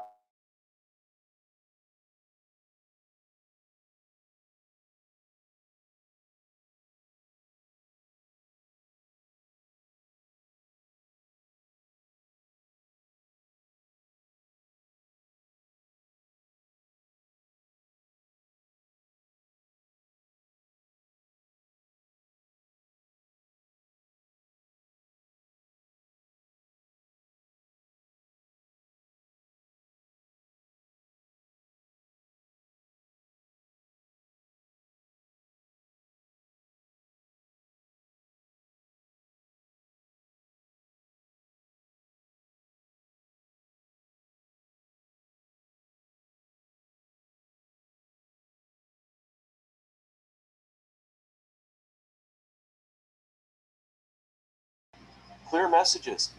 Using concise, clear language helps prevent misunderstandings. Speaking in a tone of voice that is loud enough to understand, but also calm and confident, helps keep all team members focused on the task at hand. Clear roles and responsibilities. When everyone knows their job and responsibilities during a code, the team functions smoothly. The team leader should clearly define and delegate tasks according to each team member's area of competence. Know your limitations. Every member on the team should know his or her limitations, and the team leader should be aware of them. Ask for assistance and advice early, not when the situation deteriorates. Knowledge sharing. This is a critical component of effective team performance. Team leaders should ask for good ideas for a differential diagnosis and frequently ask for observations from team members about possible oversights. Constructive intervention. Sometimes the team member or the team leader may correct actions that are incorrect or inappropriate. It's important to be tactful, especially if you have to correct a colleague who is about to make a mistake, whether it's a drug, dosage, or intervention. Summarizing and reevaluation. Summarizing information out loud is a good way to maintain an ongoing record of treatment and acts as a way to reevaluate the patient's status, the interventions performed, and where the team is within the algorithm of care. This technique can also help team members respond to the patient's changing condition. Finally, all team members should display respect and a professional attitude of personal expertise. It's important that the team leaders speak in a friendly, controlled voice, avoiding shouting or unnecessary aggression. Not only is it important to know what to do during a megacode event,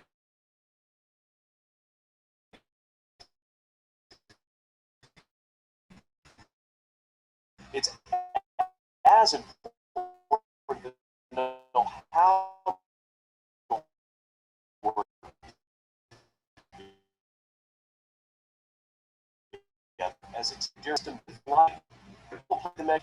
This is explicit communication, clear messages, clear roles and responsibilities, knowing one's limitations, knowledge sharing, constructive intervention, summarizing and reevaluation, and mutual respect.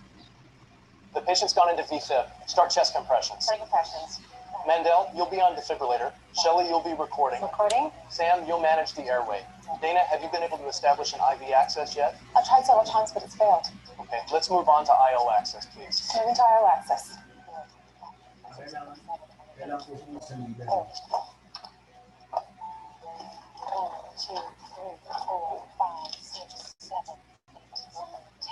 Charging at 200 joules.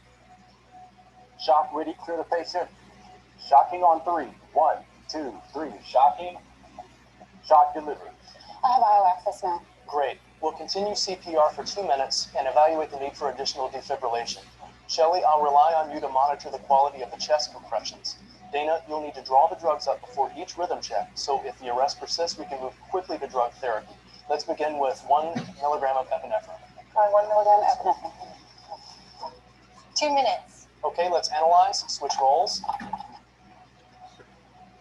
Okay, the patient remains in VFib. The protocol for this biphasic device is escalated dosing. Let's shock again at 300 joules. Shocking at 300 joules. Charging.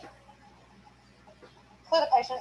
Shocking on 3. 1, 2, 3. Shocking. Shock delivered. Continue CPR. Continue compression. Dana, please give 1 milligram of epinephrine. 1 milligram epinephrine. And the IO is flushed. Great.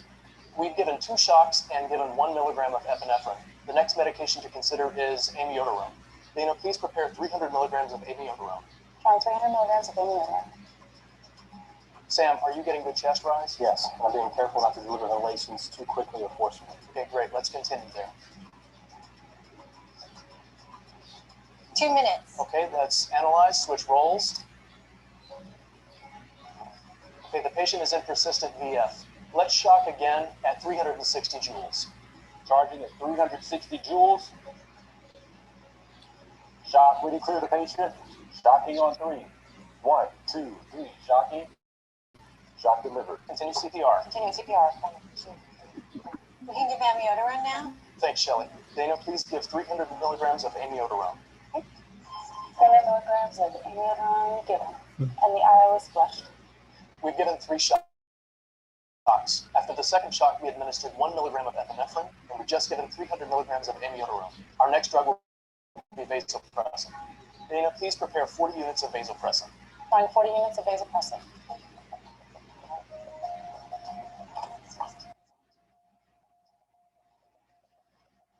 Let's review any reversible causes by considering the H's and T's. What about hypovolemia? That's a good thought. We have IO access established, but no obvious signs of internal or external bleeding. Anybody else have any other suggestions? Have we considered hypoxia? Is the airway still patent? Still getting good chest rise. She came in with epigastric discomfort and symptomatic bradycardia. Have we considered coronary thrombosis? That's a great point. Everything seems to suggest a STEMI. 2 minutes. Okay, let's analyze, switch roles. Okay, the monitor shows sinus bradycardia. Do we have a pulse? Chest compressions? Continue chest compression. Last dose of epinephrine. 3 minutes. Okay. Dana, let's go ahead and give 40 units of vasopressin. 40 units of vasopressin given. And the IO is flushed. Now your compressions are slowing down. Can you pick up the pace a bit?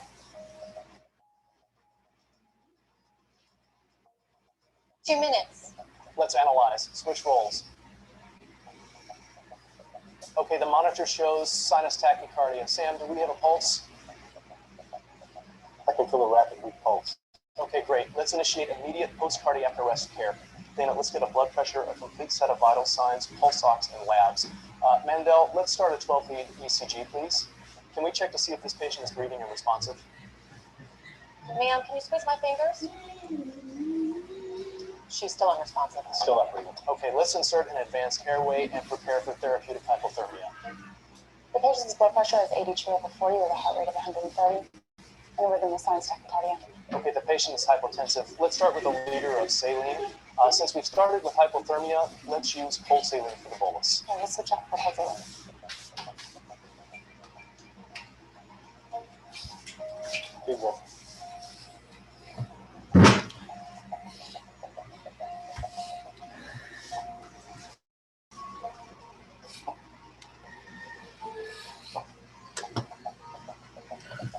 Okay, we've got good breath sounds. Let's establish waveform capnography. The O2 saturation is 96%. Here's the roll, please. Okay, she has a STEMI. Mandel, please call the cath lab and tell them that we have a STEMI patient. PCI and hypothermia can be safely combined after cardiac arrest. In this section of the course, we've shown you the key steps involved in the adult cardiac arrest algorithm, as well as the post-cardiac care algorithm, to promote a positive patient outcome in the event of the return of spontaneous circulation. We've also evaluated the megacode scenario with the key elements of effective team dynamics and structured team debriefing. Combining your knowledge of essential arrest skills with effective team dynamics can give your team a better chance of success with every resuscitation attempt.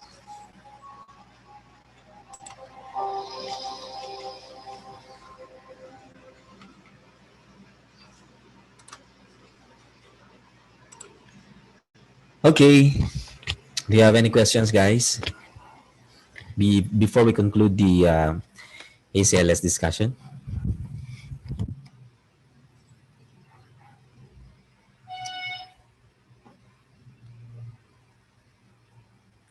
Okay. Pakita na kayo para makapag-picture na tayo. Sawa na ako sa mukha ni Patrick eh. May joke lang.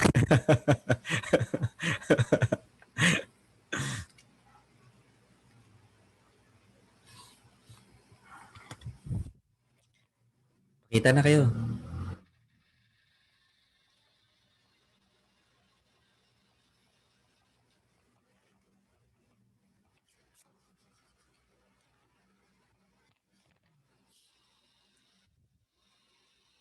Ang init.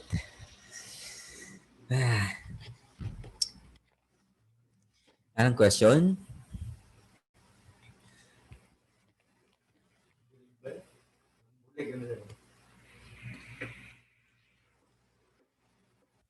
Sige. So, kung wala nang question, ayaw nila magpakita eh. Ayaw magpakita. Si John Roy at si Patrick. Okay. We will start the... hi, Sean. Ayan, nagpakita rin si Sean. Pakita na muna kayo lahat. Then, mag-group pick tayo. Okay, para may documentation lang tayo. Yes. Saan sila? Ayan. Yung iba nag-retouch pa. Yan. Hi, Maria Salve, Glyza Mi, Ciara.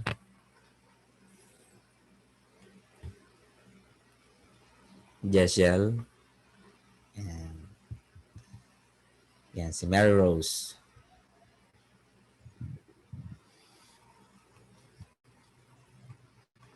Yan, si Paulo.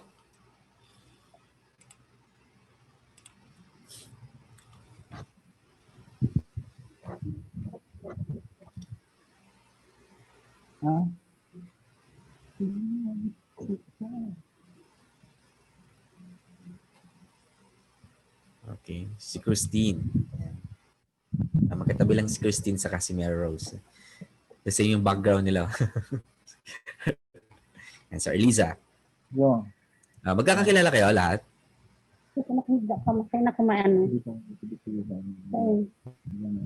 Sinong magkakakilala dito? Bukod kay Christina sa kay Mary Rose. Hindi.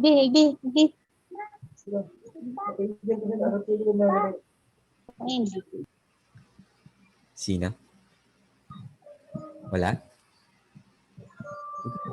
You can unmute. Kaklase ko sir si Sean Jude nung college. Si Sean? Classmate kayo. Okay. That's good. Sino pa? Kami ni John Roy ni Sean. Okay. Sabi ni Sean. Oh. Sino pa? Sino mga taga-Naga pala? Si Pat, si Salve, si Mary Joyce Christine. Sino pa? Oh. Meet nyo ako pagpunta ko Naga. Visit ako sa office. May ano doon, may bar si Miss Joy. Invade natin yung bar ni Miss Joy. Mahigpit pa ba ang pumasok dyan? Okay na? Okay na pumasok? Ay, hindi pa rin? Talaga? Bawal daw sir non-essential travel papuntang Bicol region. Ganon. Opo. Sabihin ko bila ko ng beer. Essential. Dumami ang cases. Sa lahat naman dumami ang cases. Anyway. Sige, picture tayo. Kung ayaw magpakita ng iba, di don't. Sige. Sige na. Post na kayo, post na. 3, 2, 1. Yeah, one more. Okay, one more. Alright. Okay. So sagot muna kayo ng post test. Kaya for those who are attending the phlebotomy, okay, just stay put. After 10 minutes, we will start the lecture, no? Okay, to give way for the others for the post test. So my time is 2:10. We will start the phlebotomy lecture at 2:20. Okay, thank you very much for the ACLS participants. Okay, see you when I see you dyan sa Naga. Thank you.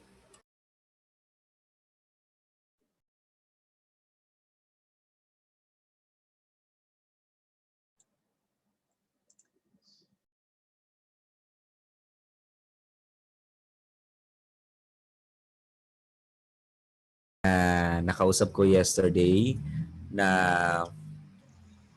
medtech. Kalimutan ko yung pangalan niya eh.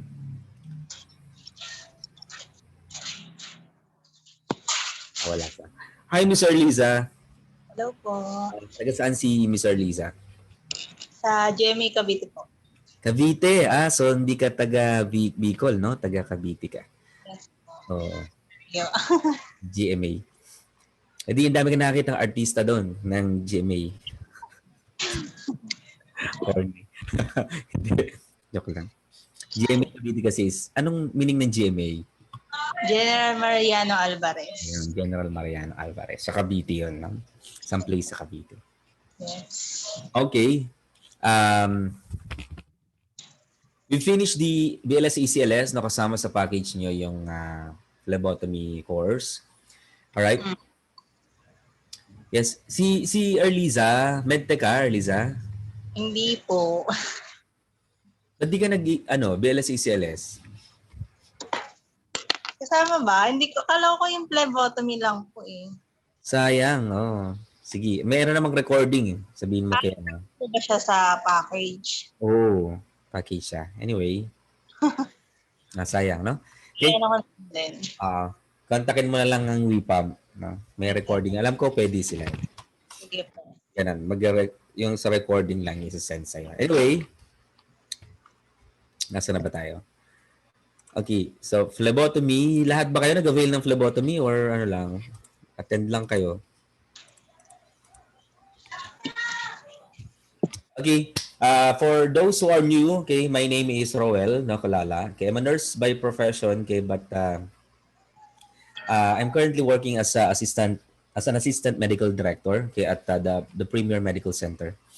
Okay, and I was also trained as phlebotomist at Chinese General Hospital. Okay, that was my first job. Okay, before I transferred to nursing service. Okay, and I'm also the current secretary of the Infusion Nurse Society. Okay, the affiliate or the subsidiary organization of the Association of Nursing Service Administrators of the Philippines. They were responsible for the development of the modules for the infusion therapy, no? Kasi tatanggalin na namin yung intravenous therapy, infusion therapy na, no? Ang i-promote natin. All right. Okay, anyway, I don't usually introduce myself. Okay, I would like to give my disclosure. Okay, this a part or or 80% actually of this lecture came from the World Health Organization section of the uh, standards, okay, for injection and blood extraction. Okay, all right. Before before I incorporated my few standards of the WHO in my lecture. Okay, I asked for their permission, no? So close kami, no? Binigyan naman ako ng permission kay to lecture. Okay? Pero kung hindi ko daw hiningi yon, baka mademanda nila ako. No? Nakatakot. WHO pa naman yun. Anyway, and aside from the WHO Safe Injection Global Network or SIGN, okay, which is a WHO-hosted network, no? Okay, these existing guidelines, okay, are uh, these two, no, WHO aid memoir, no, okay, for the national strategy for the safe and appropriate use of injection and the best injection control practices for intradermal, subcutaneous, intramuscular needle injection. Okay, pero we're not going to discuss, no, all I mean, we're not going to discuss the injection, no, of the IM, yan, mga ganyan, IV. Okay, we are just be focusing on the blood extraction, okay, of the different procedures. Okay, anyway, okay, objectives, okay, of this course, okay, actually this module, okay, is what I use, no, every time I was invited, okay, for the phlebotomy course. And if we have training, no? Okay, this is supposedly a 1 to 2 days or 1 to 2 day training. Okay, depende sa dami, no? Kasi the lecture will take 4 hours. Okay, for classroom type, ha, for classroom type, but for the Zoom, okay, since iba yung setup, no, for Zoom, okay, less pa yon, no? Okay, yung second day kasi is solely for the return demonstration kasi inaabot talaga ng gabi yung return demonstration. Okay, kasi you have to perform 4 extraction and usually medyo natatagalan, no? 1 to 2 hours, no, for per individual, okay, when doing the return demonstration. Anyway, okay, these are the objectives, okay, of this course: to improve the knowledge and awareness of the risk associated with the phlebotomy among all health workers involved in the practice, increase safe practices and reduce bloodborne virus exposure and transmission, and improve patient confidence and comfort through communication, and improve the quality of the laboratory test. Okay, with the consideration of post-extraction precaution. No? Okay. All right. Target audience, of course, people who perform or supervise phlebotomy in the private and public sectors, in hospitals, communities, clinics, and other healthcare facilities, including those involved in the home-based care.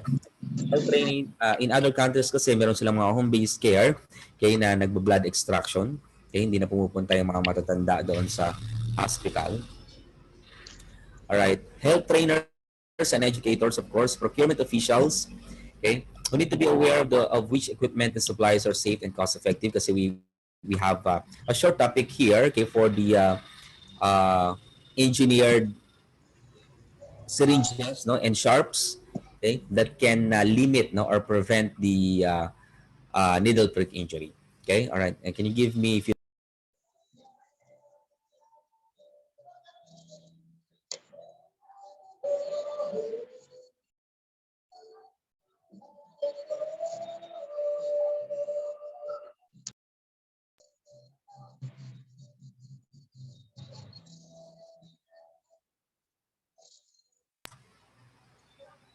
okay. May maingay kasi, pinatahimik ko muna. All right. Okay. Okay, so let's start, okay, with the definition of the phlebotomy. This is from Merriam-Webster Dictionary. Okay, the phlebotomy is the letting of blood, okay, for transfusion, diagnosis, or experiment, and especially for the treatment. Okay, so the phlebotomy, okay, is not only for blood extraction. Okay, it's also for consideration of the transfusion and the especially for the treatment of disease. Like if you're familiar with the polycythemia vera, okay, the common management for the polycythemia vera is the bleeding of the patient, okay, or I mean we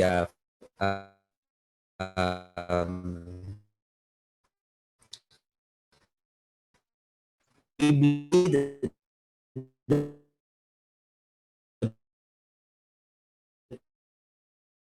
patient, okay, and we get at least 4,500 cc of the blood transfusion consideration,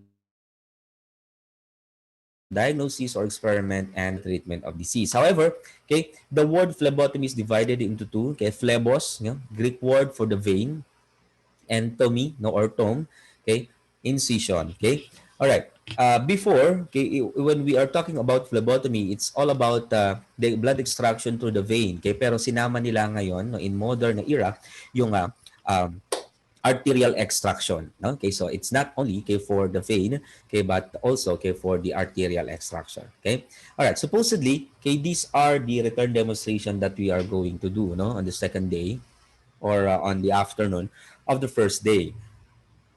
You will have, or you would have, um, you would demonstrate, no, supposedly, okay, the venous extraction through the use of syringe, through the butterfly syringe yun, no? Okay, and evacuation technique, no? Kulang ng H. Okay? With the use of the vacuum system, no? All right, the bleeding technique, okay? Just like what you can observe in blood donation, no? Nagaganan tayo. Arterial extraction, no? So we have four, no? Hindi na natin sinasama yung capillary collection and peripheral smear. Kaya upon request yan ng in-house na gustong magpa-training. Okay? Alright, so dito pa lang sa arterial extraction, medyo nagtatagal na, no? Kasi medyo nakakatakot, no? Okay? Kasi medyo masakit to in some individuals or in some participants. Okay? Alright, so supposedly ito yung gagawin natin na return demonstration. However, di-discuss ko na lang siya kasi we do not have a face-to-face now. Okay? Alright, amen. Background information and best practice in phlebotomy. This is also okay from the WHO. Okay, the number one is planning ahead. Okay, hindi tayo basta-basta nag-extract lang. Okay, we need to make a plan. Okay, using an appropriate location, quality control, standards for quality care for patients and health workers, including the availability of appropriate supplies and protective equipment, availability of the post-exposure prophylaxis or PEP, okay, avoidance of contaminated phlebotomy equipment, appropriate training in phlebotomy, cooperation on the part of the patients, and the quality of the laboratory sampling that we, or if you are a nurse, okay, a nurse can send, okay, a specimen, no, in the laboratory. Okay, so we have a topic for that. Okay, all right. So in planning ahead, okay, this is the most important part of carrying out any procedure and is usually done at the start of the phlebotomy session.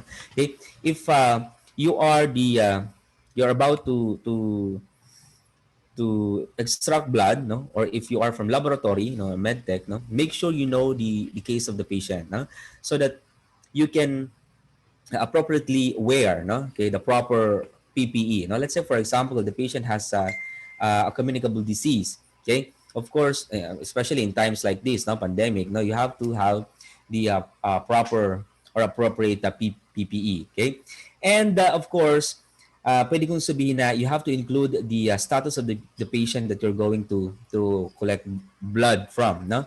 For example, si President Duterte yon, hindi ko ba matatakot, no? Kasi syempre manginginig ka, no? Kaya naman unofficial, no, in your hometown. Okay? So might give it to your senior, okay? Sila na yung mag-extract, no? Okay, if you are not confident enough. Okay? All right, so you have to plan ahead. Hindi yung caught you will be caught guard or caught unguarded, no, okay, in the patient's room, okay, na nagulat ka, okay, doon sa status ng patient.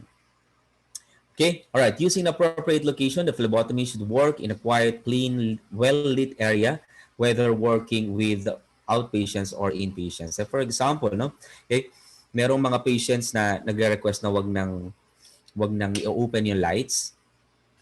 Okay, you have to open all the lights actually, okay, kasi it's not a trial and error procedure, okay.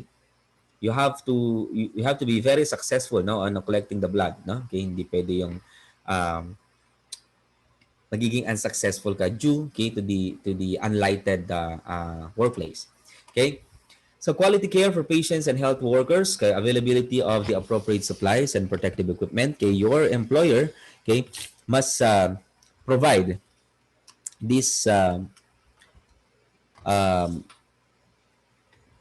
protective equipment, okay, and as well as the different materials that we use, no, in the phlebotomy. Okay, hindi naman tayo pwedeng employee na nga tayo pa yung provide okay, ng gamit, no.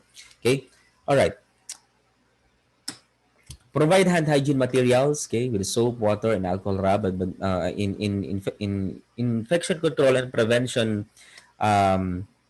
organizations. Okay, we recommend to wash your hands, no, before you leave the laboratory or before you leave your station, okay, to collect the blood, no. Well fitting and non-sterile gloves, any procedures, okay, especially the phlebotomy, okay, or any procedures that involves the body fluids of the patient or the blood, okay, you have to wear a pair of gloves, no. Okay, kahit na mahirap na mag-extract ng blood, no, ng naka-gloves, okay, but it's for your own, no, protection. Okay, single-use disposable needles and syringes or lancing devices in sufficient numbers to ensure that each patient has a sterile needle and syringe or equivalent for each blood sampling. Okay, all of the materials that we use, okay, for the phlebotomy or for blood extractions are single use only. Okay, wala tayong nire-reuse, no. However, okay, if we take the consideration of the Philippine setup, okay, halos lahat yata nire-reuse, no. Okay, even the tourniquet, okay, must not be used, no, kapag nagamit na natin sa pasyente. Alright, before pati yung collecting tube, no, or yung vacutainer, no, nagagamit natin ulit. Okay, alright, in other circumstances, pero ngayon hindi na yan, no. Okay, once na nagamit na, it must be discarded. Make available sufficient laboratory sample tubes, okay, to prevent dangerous practices. Okay, ito yung collection tube natin, yung laboratory sample tubes. Okay, availability of the post-exposure prophylaxis. Okay, this must be a program, okay, of your company or of your employer, no. Meron dapat post-exposure prophylaxis. Pag wala, magreklamo kayo sa CEC, yung Commission on kalimutan ko. Employee Commission, something ganon. Basta that is parang a part of DOLE, no, na that can see to it that there is a just protection, okay, for the laboratory, for the employees. Okay, and one of the projects, okay, of the CEC is the availability of post-exposure prophylaxis. Okay, once you accidentally prick, no, okay, with a used needle, okay, there must be a program, okay, that can be given to you, okay, by your employer. Okay, from the investigation, okay, to the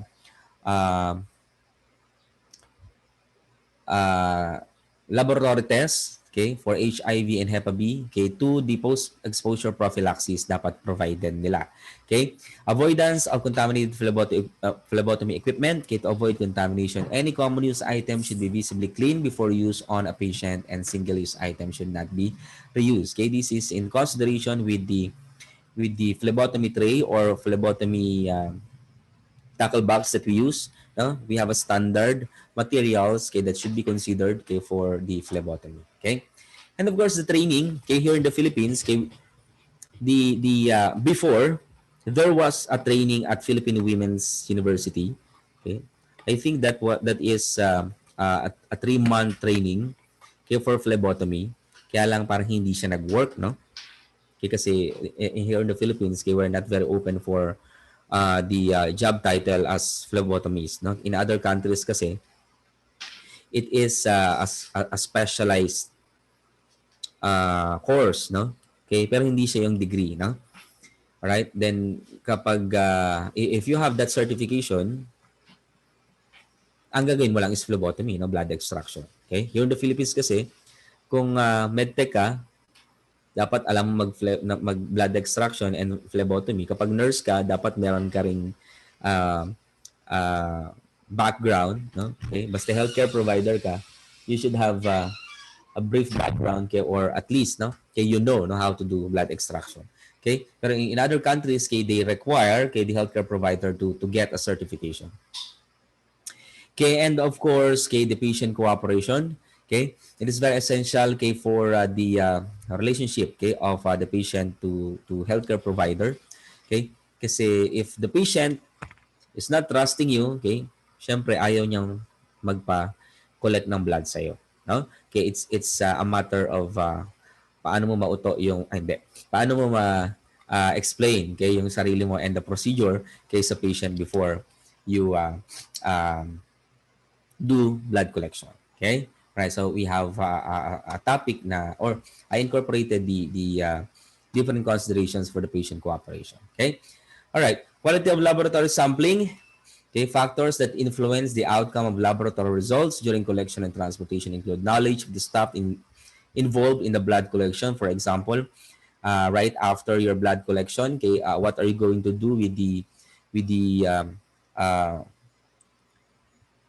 sample tube regarding the mixing? So how can we mix ba? Okay, ganyan ba? Or we have a way, no? Okay, to mix the blood inside. Na meron tayo noon, no?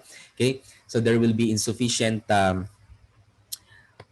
specimen na hindi pwede. Okay, there are coagulated or clogged, no? Okay, specimen na hindi rin pwede. Okay, there's a possibility din na nagkaroon ng hemolysis, no, yung specimen sinend natin. Okay, all right, so later on, okay, we will have a consideration, okay, for that the quality of laboratory sampling.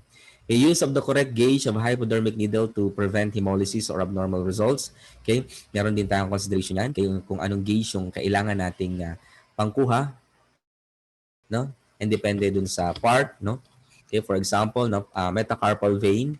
Okay, anong gauge ba ng needle yung gagamitin natin doon? Okay, what if we do not have a choice, kailangan natin gumamit ng 10 cc syringe, kung ano bang ipapalit natin na needle, no? Okay, yan. Madidiscuss din natin yan. Alright, the anatomical insertion site, okay, for the venipuncture, okay, yung the best location, okay, for the blood extraction. The use of recommended laboratory collection tubes, okay, patient sampling matching, or especially the labeling, okay, we have consideration for labeling as well. Transportation condition, kaya kung saan mo siya balalagay, pwede mo sa bulsa lang, kaya pwedeng what other means, okay, and interpretation of the results, okay, for clinical management, okay, sa mga medtech na yan. Okay, all right. For the patient's identification, okay, the patient identification is very important, no, kasi ibabalik sa inyo ng laboratory, okay, if not, no, properly labeled. Okay, all right, so this is the general or the standard, okay, for the sampling. Sample must be labeled at the bedside, okay, or other collection site in the presence of the patient, so that if there is, no, or to prevent, no, a mistake, no, okay, especially the spelling, no, kasi kahit isang letter lang ng spelling ng name, okay, yung missing or sobra, okay, babalik sa atin yan ng laboratory. Okay? All right. So, you have to consider, okay, the patients who are conscious, okay, and unconscious. Okay? All right. We have 3 components, okay, for the patient's identification, okay, before the labeling. Okay? You need to have the information, okay, of the patient from the patient himself or herself. Okay? The name tag or the bracelet, okay, and the request, okay, through a paper, no, or request paper, okay, coming from the station. Okay, so once you enter the room, okay, you have to ask the name of the patient. Okay, hindi mo pwedeng itanong sa kanya na kayo po ba si Juan de la Cruz, then hihintayin mo lang yung pagtango ni patient. No. Okay, you have to ask, no, directly, what is your name, ma'am? Okay, the information, okay, or the name must be coming from the patient himself or herself. Okay, Then check the patient's wristband, okay, or the bracelet, okay, for the verification, okay. If the patient is able, okay, to give the full name and the wristband agrees, okay, with the patient's statement, check the requisition or the printed label to be sure all information agrees, okay. This includes, okay, basically the hospital number, the medical record number, the room number, the correct spelling of the first and the last name, the gender, okay, the middle initial, and the date of birth, okay, which is usually, okay, the information that are very necessary, in the hospital. Okay, now any discrepancies, okay, from the three, sources or components, okay, it must be corrected, okay, immediately before we proceed to the procedure or the blood collection. All right, if there is a discrepancy between information on the requisition, reprinted label, and wristband, do not perform the venipuncture until the situation has been resolved. Okay? Have a nurse familiar with the patient provide positive identification and check to be sure patient has correct wristband. If changes are necessary, the phlebotomy should notify appropriate personnel to make these changes. Okay? Alright? Kasi pag nagkaroon ng mistake, kayo din, yung mapapahamak. Okay? Kaya the medtechs are very specific, okay, for this kind of consideration, yung labeling natin. All right. So now, okay, what if the patient is unconscious, too young, mentally incompetent, okay, or does not speak the language of the phlebotomist? What are we going to do? Okay. If this happens, or the patient cannot or unable to state his or her name, the wristband, okay, must be relied upon totally, okay, for the information. Okay, especially, okay, if the patient is in ICU na walang bantay, no? Okay. And or, okay, the best thing is have a nurse, okay, familiar with the patient, okay, to give, the information. Okay? Kasi siyempre, if you are primary care of the nurse, alam mo dapat yung information ng patient. Okay? All right. Have the identifying person initial the tube document as part of the protocol. No, a friend or a relative may identify a patient, okay, but not recommended. No, okay. If we do not, if and be sure all information agrees with the information on the request form or reprinted computer label. Okay, if the patient can be positively identified, verbal statement, wristband, or nurse ID, perform the venipuncture and label the tube according to the criteria of the patient, or right after the collection. And tubes must be initialed by the phlebotomist to provide the mechanism of identifying the person who drew the blood. Okay, and that is required. All right. If the patient has no wristband, if the patient can state full name or can be identified by a nurse, friend, or relative but has no wristband, notify the nursing station or patient nurse and request that the wristband be put on the patient. Once the band is in place, that is the only time, okay, that we collect the blood. No? Okay, if problems or delays occur in getting the wristband on the patient, okay, you may consider, okay, collecting the blood, but make sure hindi ka aalis hanggat hindi nabibigyan ng wristband yung patient. Okay? Alright? Or, in blood collection for cross-matching, okay, without ID or without wristband, no blood collection. Okay? We cannot connect blood, no? Okay, kasi that is very serious. Alright? Okay, so these are the 7 criteria for the patient identification. Correct patient name, of course. Okay? Spelling, no? Okay? Wrong spelling, wrong, no? Okay? Correct date of birth. Okay? Correct date of collection. Okay? Nilalagay din yan. Okay? Correct time of, saan ako? Correct date and time of collection, no? Initials of personnel. Okay? Especially you, no, as a phlebotomist, nag-extract na blood. Okay, location of the patient. Okay, if the patient is in ICU, okay, or ER, okay, we should immediately, release or run, okay, and process the sample, okay, kasi critical, yung nagiging case ng patient in those areas. And the source of specimen, okay? This is specifically for microbiology specimen, yung mga blood culture and sensitivity, okay? If the specimen is collected, okay, from the left arm, right arm, or the foot, okay, kailangan natin yun i-take note, okay? Question? Wala pala. Usually, yun yung sinasabi ko after ng mga topics eh. Kaya lang walang nagko-question pag Zoom eh. Okay? Alright, so if there is, if ever, no, there are errors, no, in collection, okay, you should draw, no, a line, okay, through the incorrect information. Okay, for example, dun sa request, printed request paper, mali yung pangalan, no, you should not superimpose, okay, or replace, okay, the letter, okay, you must draw a line, a single line, okay, to the incorrect information, okay, and place, okay, the corrected name, no, ganun lang. Then have your initial affix, no, okay, doon sa mismong paper, okay. All right. The same with the documentation or the errors in documentation in nursing. Okay, you should draw, no, as a single straight line only. Okay. All right.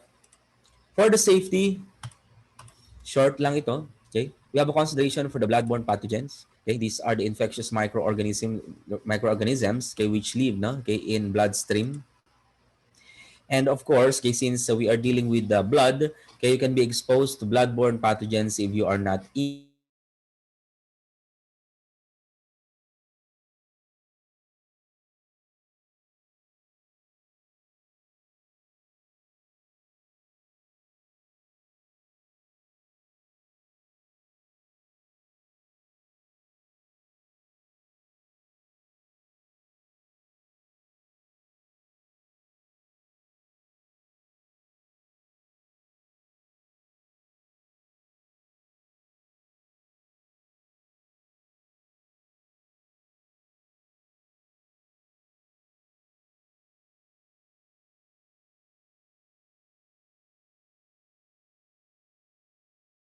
treating all body fluids as if they were infectious. Okay, so lahat ng body fluids from the patient must be treated as infectious. Okay, lahat ng maisip mo, no, actually. Okay, though, okay, the sweat and tears are not generally considered infectious, okay, pero hindi mo alam kung saan nanggaling yun, no? Okay, kung anong fluid ba yun. Okay, so the gloves, okay, is very necessary.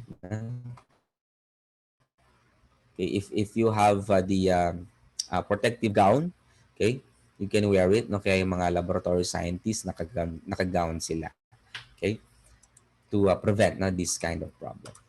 All right, so for the protective equipment, okay, these are just the basic,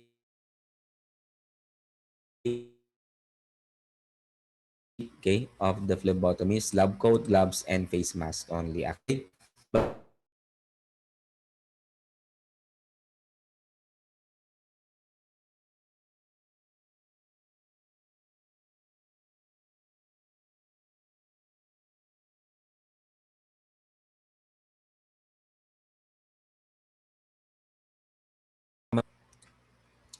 we have to consider, okay, doing hand washing before, after, and between all patients. So for example, you have 3 patients na e-extract, okay, right after the other, and before the extraction, you have to do hand washing.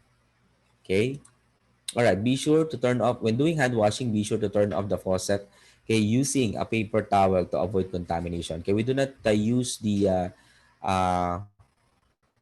cloth towel nowadays. Okay, what we recommend is natin siya ni-reuse, no? Okay, and when you finish using that paper towel, okay, it must be used, okay, to turn off the faucet. Hindi mo hawakan directly yung faucet.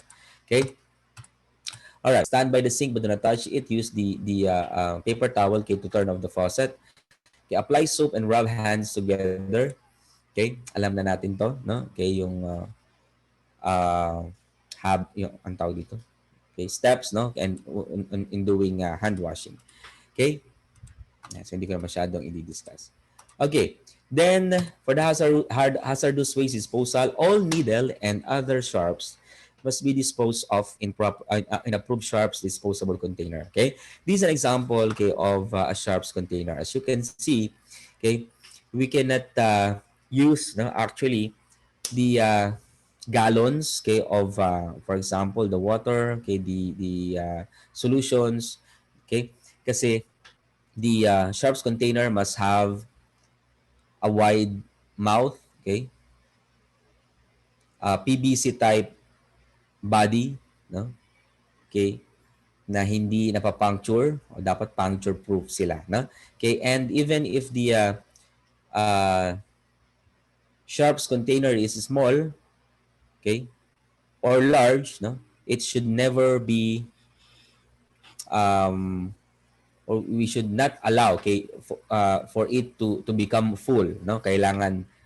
3/4 or yes 3/4 full lang siya, no, okay, para maiwasan natin yung pag-modify, kasi the tendency is kapag punong-puno na, okay, sinisiksik natin yung laman, okay, that there is a tendency na needle stick tayo, no. All right, other contaminated waste must be discarded in the appropriate biohazard bag, okay, or waste receptacle, no. If you have the sharps container, okay, the content must be sharps only, no, hindi kung ano-ano, uh, pati yung cotton, pati yung wrapper ng syringe, no, okay, sinasama, no, so hindi ganoon. All right, okay.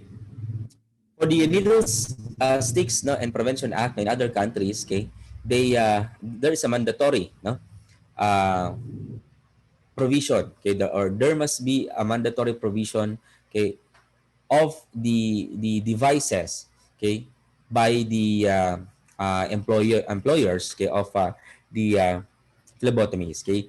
There should be a safety devices, okay, that should always be encouraged, okay. And those safety devices, okay, are very helpful, no, okay, preventing the needle stick injury, okay. I will show you later on, okay, the different uh, examples, no, okay, of the safety devices. All right, so these are the do's and don'ts in the infection prevention and control practices, okay, in blood collection and phlebotomy. Okay, do carry out hand hygiene. Do use one pair of non-sterile gloves per procedure or patient. Okay, do use a single-use device for blood sampling and drawing. Okay, do disinfect the skin at the venipuncture site. Okay, may ibang mga nakakalimot kasi yan. Okay, do discard the used device na immediately into a robust, sharp container where recapping of a needle is unavoidable. No? Okay, recapping of the needle is actually not recommended, no, provided, okay, that the sharps container is within the reach, no, okay, of the healthcare provider, okay, or the phlebotomist. But if you do not have a provided sharps container, okay, do use one hand, no, scoop technique, no, hindi yung dalawa, kasi kung nandito yung cup, and nandito yung syringe mo, kapag ni-recap mo siya, there's a possibility na hindi mo ma-shoot, no, doon sa cup, no, matutusok ka. Okay, so dapat i-scoop mo lang siya one hand. Okay, do seal the sharps container with a tamper-proof lid. Okay, hindi natin siya dapat buksan, no? Do place laboratory sample tubes in a sturdy rack before injecting it to the rubber stopper. Okay, right? Explain ko later on to, no? You may picture.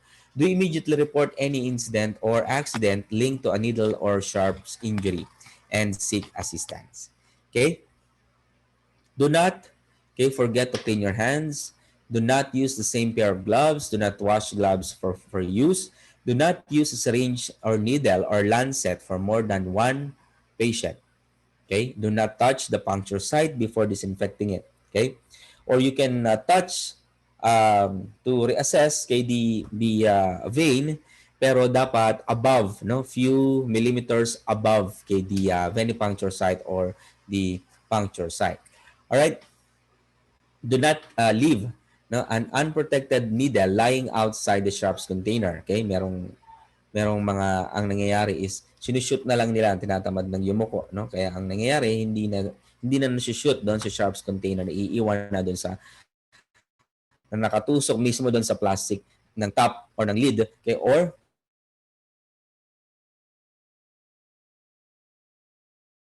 it must be one hand technique. Okay, do not overfill or decant sharp container. It must be at least 3/4.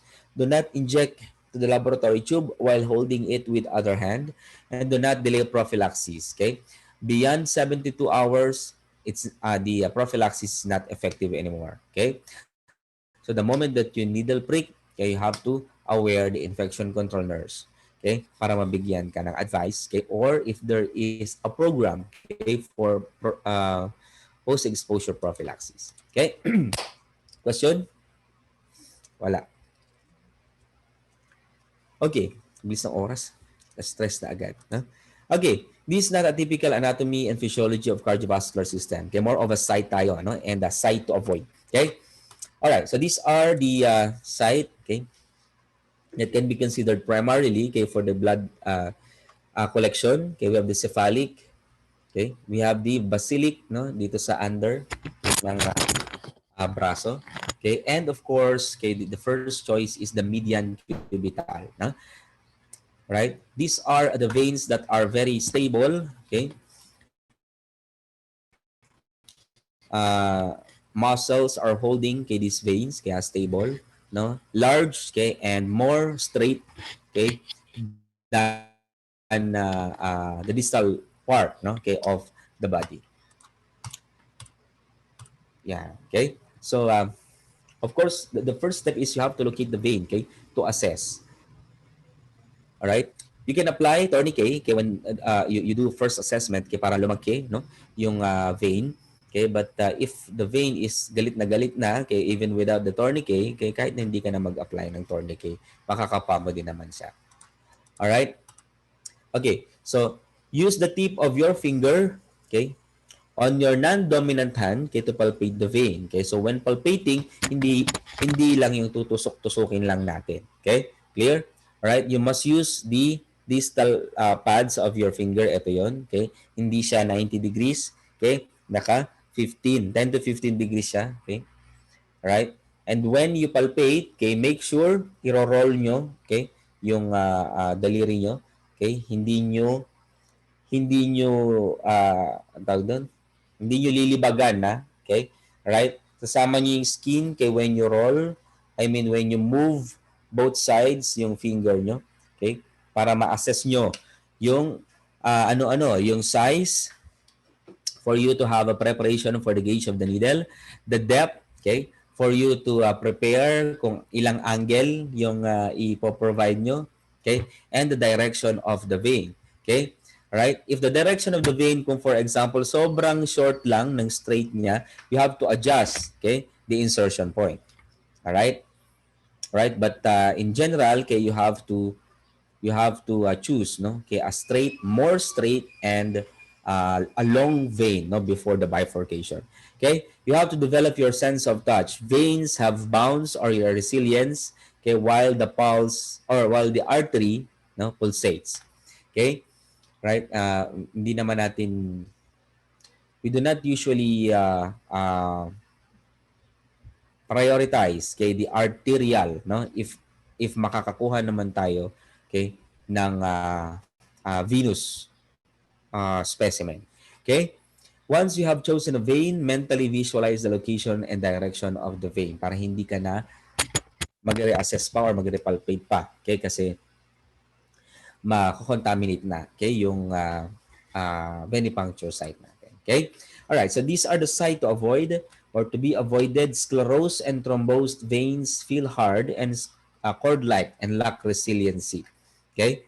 All right? Yung mga hindi raw sclerosed and thrombosed na veins, okay, kapag for example, may tourniquet, then kapag pinalpate mo, okay, or inassess mo, okay, babalik siya sa dati, no? Okay? Or kaya naman soft, no? Kaya kapag kinapa, no? Pero kapag cord-like na, no? Medyo matigas na, okay, sclerosed and thrombosed na 'yon.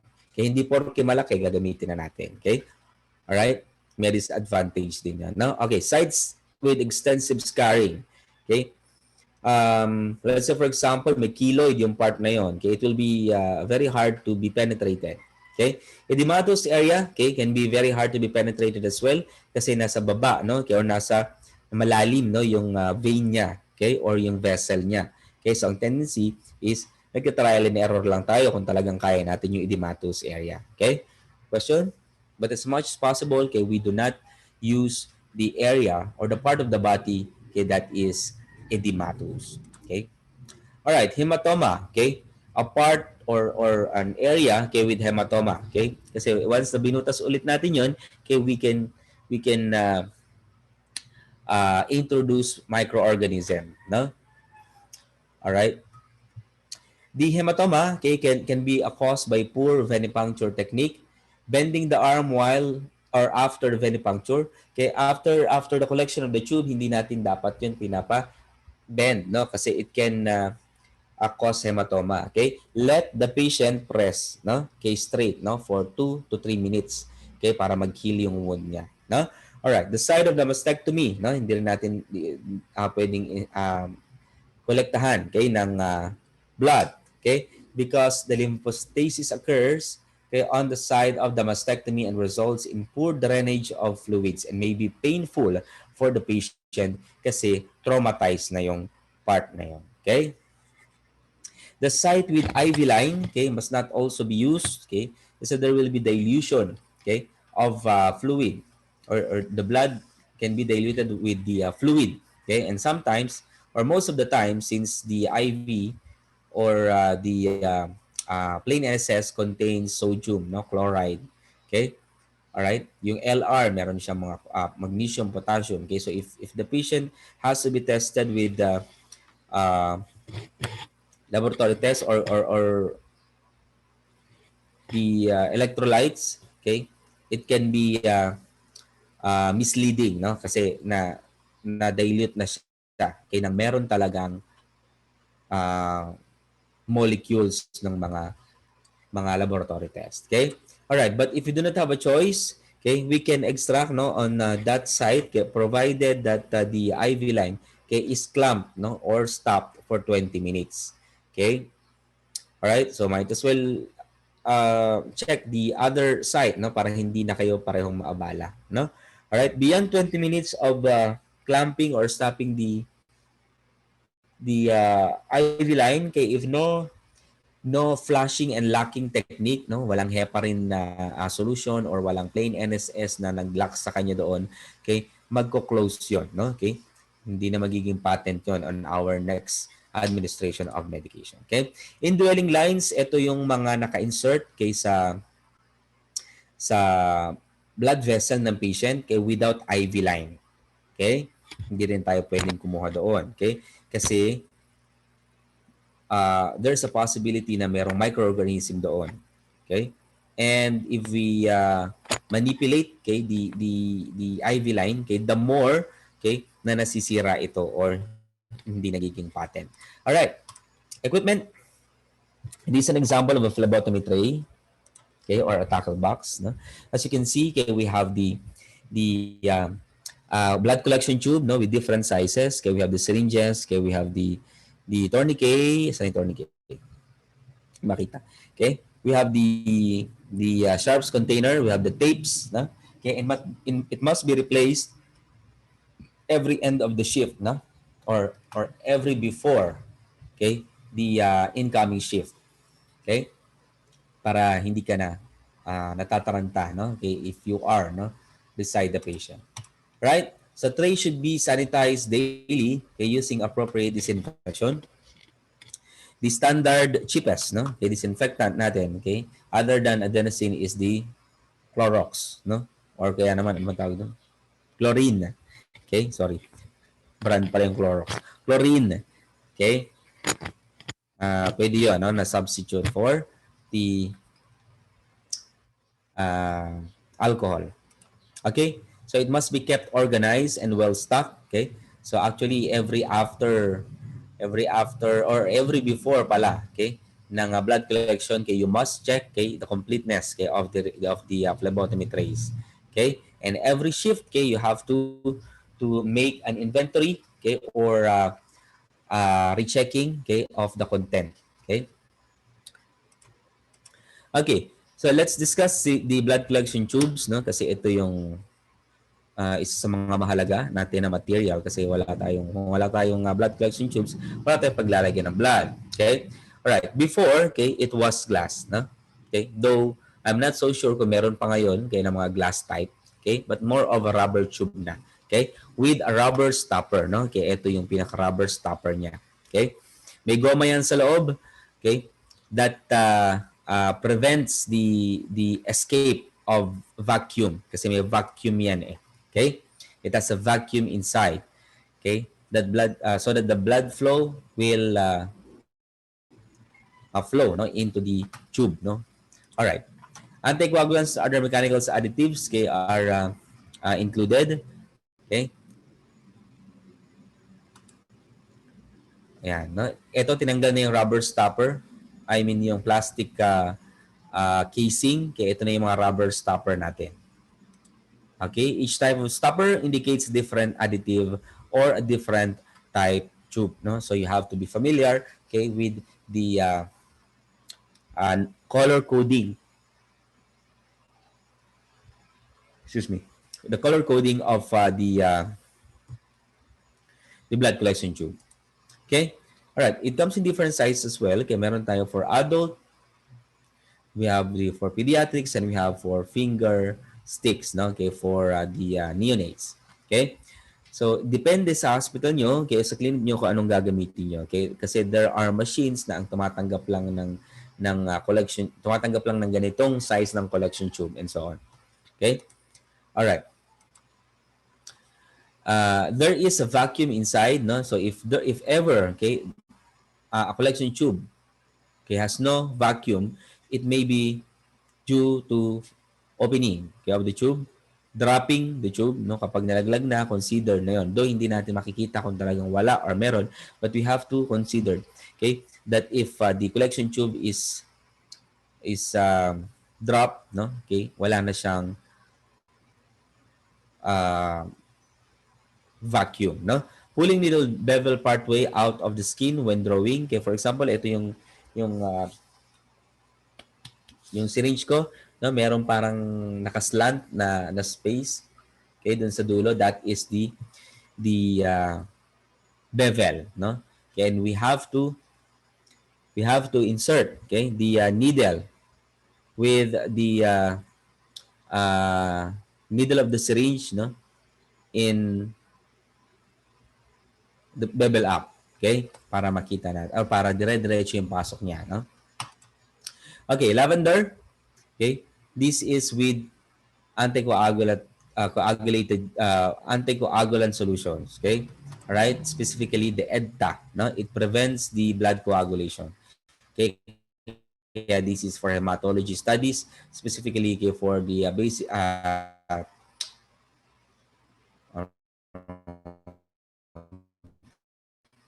hematology, okay, or CBC. All right. Aside from CBC platelet, okay, we can use the specimen, okay, from the lavender for blood smear, no, and blood typing, no, okay, pwede rin, okay, but not, no, okay, for others. Okay, should be completely filled, no, okay, if this is a 2 to 5 cc syringe, no, okay, meron diyang 2 cc na marking, or 3 cc or 4 cc na markings, you have to follow that, no, kasi it must be a requirement of the machine, no, kung ma-read ba siya or hindi. Okay, and it must be in figure of 8. Ganyan lang, nakahawak-hawak mo, no, okay, yung laboratory tube, okay, or collection tube. Okay, figure of 8 mo lang gagalawin, okay, or kaya naman upside down. Alright? Initially, okay, 8 to 10 upside down, okay, or pearly shell, no? Hindi, or figure of 8, okay? Right? But wag yung sobrang firm, no? Kasi mag-hemolyze. That is the reason, primary reason, okay, why the blood, no, in the collection tube is hemolyzed. All right, light blue, okay, with sodium citrate, okay, for coagulation studies, okay, PTPA, PTT, no, PTPTT, yan, prothrombin time, coagulation time, okay, it must be completely filled as well, okay. All right, Okay, it must be inverted na okay, in 4 to 5 okay, times hanggang doon lang, no? So 4 to 5 times, or else okay, there will be activation okay, of the platelet, no? Okay, magkakaroon siya ng blood clot. Okay? All right, green okay, with sodium or lithium heparin. For tests requiring whole blood or plasma, okay, such as ammonia. Okay, and this is also used okay, for the troponins, troponin I and troponin T, depende sa machine. Okay? Red, okay, it has no additive. Okay, the specimen inside is intended okay, to coagulate. Okay? Kailangan coagulated yun. All right? This is for the blood banks test, okay, for cross-matching, no? Toxicology and serology. It must not be inverted. Okay? Kailangan nakastock lang siya doon. No? Alright? Okay. For gray, this is not common with inhibitor for glycolysis plus anticoagulant. Okay? For sodium, with sodium chloride, okay, plus potassium oxalate, okay, this is for glucose. Okay? But it is not always used. No? Right? Yellow, okay, has acid citrate, no? Naka-precipitate doon sa baba na kulay white na parang paste. Okay? This is for the DNA studies, paternity testing, and for serology and chemistry. Okay, yung chemistries okay, are those,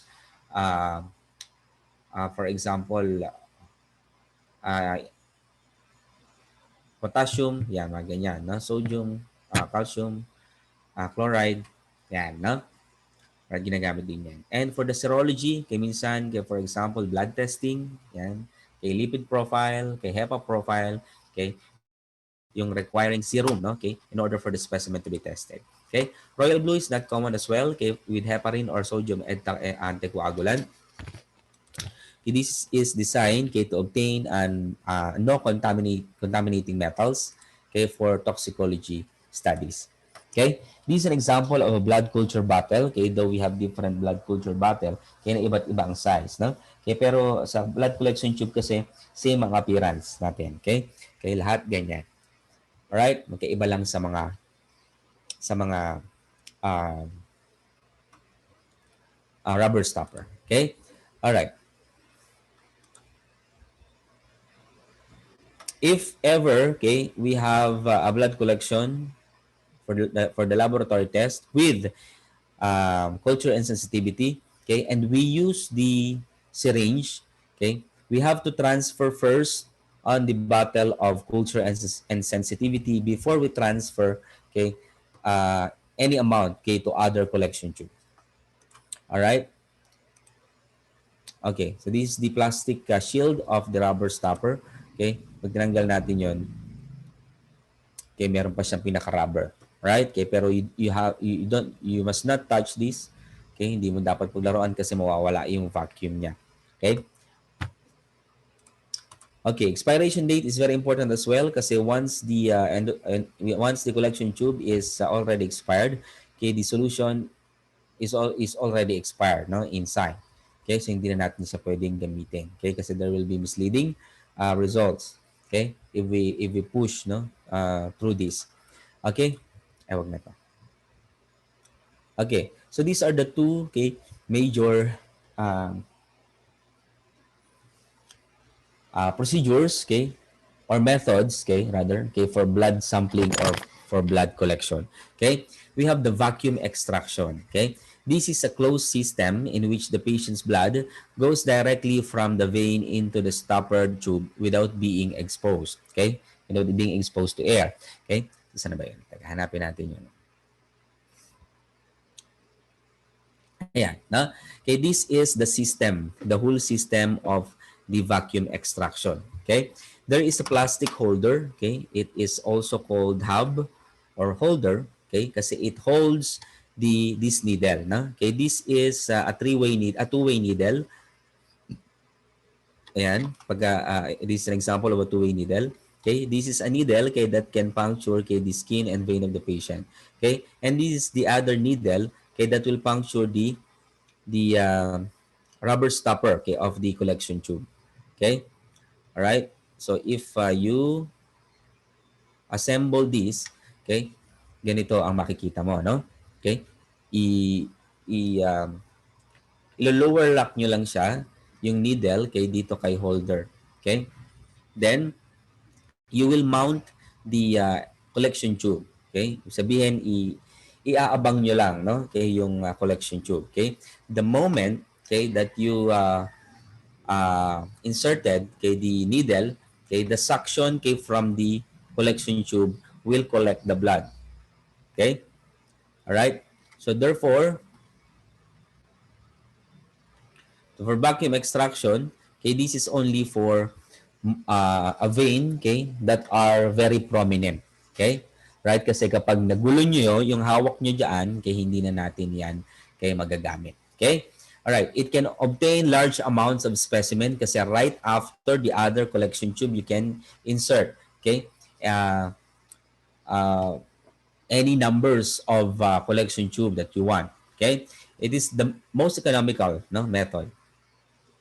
Quickest and fastest method to obtain kasi directly na siya, no, doon sa collection tube. Unlike sa syringe, no, collection, ito transfer mo pa sa blood collection. Okay? All right. Least risk for accidental needle stick, no, kasi hindi ka na magta-transfer. Okay? Disadvantage may cause small fragile veins to collapse. Okay? Right? And it can happen, no, okay, in a regular basis. Kapag wala nang nakukuha yung collection tube, yung sabihin nag-collapse na yung vein, no, lumiit na yung vein. Okay, hindi na tayo makakakuha. Okay? You cannot reposition this easily okay, kasi wala siyang pinaka-hub where we can assess for the flashback okay, of blood, no? Okay, every time we hit the vein. All right? This is now okay, the needle and syringe system. Okay, the needle and syringe system is the blood is drawn into the syringe and then transferred into evacuated tubes after collection. Okay? So pagtusok natin kay ng needle, okay, we just have to pull the plunger okay, towards you, then makakakolect ka na ng blood. Okay? However, kung ilang cc lang ng syringe ang ginamit mo, yun lang yung mapupuno mo. Okay? All right. Okay, for the syringe extraction, okay, this is for the veins that hard to find. Okay? Yung mga malalalim, yung kinakapalang, yung hindi visible, no? Okay, when there is an application of tourniquet. Okay? Advantages, more control when drawing the heart to get small veins kasi kahit na lumihis yung vein, kaya mahahabol pa rin natin siya. Can reposition the needle easily. We'll see flash of blood kaya when vein is entered. Okay? And it can increase the risk of accidental needle stick, no? Kasi we have to transfer pa, okay, doon sa collection tube. Okay? All right. These are the examples of the syringes okay, with built-in safety devices. Okay, and these are the devices okay, that are promoting okay, by the CEC okay, or the infection control nurse. Okay, all right. Here, okay, there is a mechanism or a system okay, from the barrel okay, that if you push this thing up, okay, naka-sealed na yung mismong needle no, doon sa loob. Hindi mo na pwedeng tanggalin. Okay? Same with this, okay, if you push this towards the needle, okay, maglalak na yung needle. Right? Ilalak na niya yung needle okay, para hindi na siya makatusok. So in this case, okay, hindi mo na kailangang tanggalin no, okay, yung needle. No? Isama mo na si barrel okay, when discarding or disposing the needle, okay, or the syringe. Okay, all right. So the gauge of the needle indicates the size of the needle and refers to the diameter of the needle's lumen or bore. The larger the gauge number, the smaller the diameter of the needle. Okay, for example, yung gauge 80 nila, mas malalaki yun kay compare sa gauge 23, 26, yan, mga ganyan. No? Okay, for phlebotomy, 21 to 23 gauge is recommended. Okay? For 21 for routine use, okay, and 23 for smaller veins. Now, okay, once you assess okay, the vein, okay, before you do the procedure, okay, make sure you already knew okay, kung anong gauge na ng needle ang gagamitin mo. Okay? Kasi general rule, kapag malaki ang vein, malaki din ang gagamitin na needle. Okay? Alright? Kapag maliit, maliit din ang gagamitin na needle. It doesn't mean nakakilala mo, okay, or umaaray yung pasyente or nag-request yung patient, sobrang laki ng ugat, maliit yung ginamit mo. Kasi there is an impact, no? Okay? Uh, there is a factor for unsuccessful blood collection. Okay? If we consider the gauge of the blood is the force, no? Okay? Na nakukuha ni needle. Okay? There is a possibility pa na the specimen will be hemolyzed or will get hemolyzed, okay, if we use a very small needle, no, when doing the extraction. Okay? Excuse me. Okay. Yan. Saan pa? Ito, another safety device na kapag tinodo mo, no? Ito naman, okay, ito yung collection, ito yung pinaka-mechanism niya na kapag pinasok mo siya, no, ng todo, okay? This one, okay, this another layer, okay, of ito, yung another layer na to, okay? It will pop out, no? Okay? Up to this covering the sharps, okay, of this needle. Okay? Though hindi siya ganoon katulad nitong mga to. Ay, sana 'yon? Ah, nawala. Hanapin ko lang.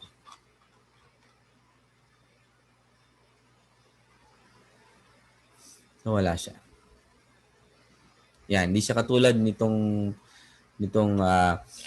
mechanism dito na talagang fully na cover yung needle. Okay? Dito sa kabila, another example natin dito, yung internal blunt niya, okay? Parang it just minimizes, no? Okay, the sharp exposure. Okay? All right. This is an example of a butterfly vacuum, no, system. Okay? This a specialized butterfly, hindi ito yung ginagamit natin sa ano ha, kay sa mga gluta-gluta, no? Eh kasi yung distal tip nito katulad siya ng two-way needle, okay, that we can connect to the holder, okay, of the system.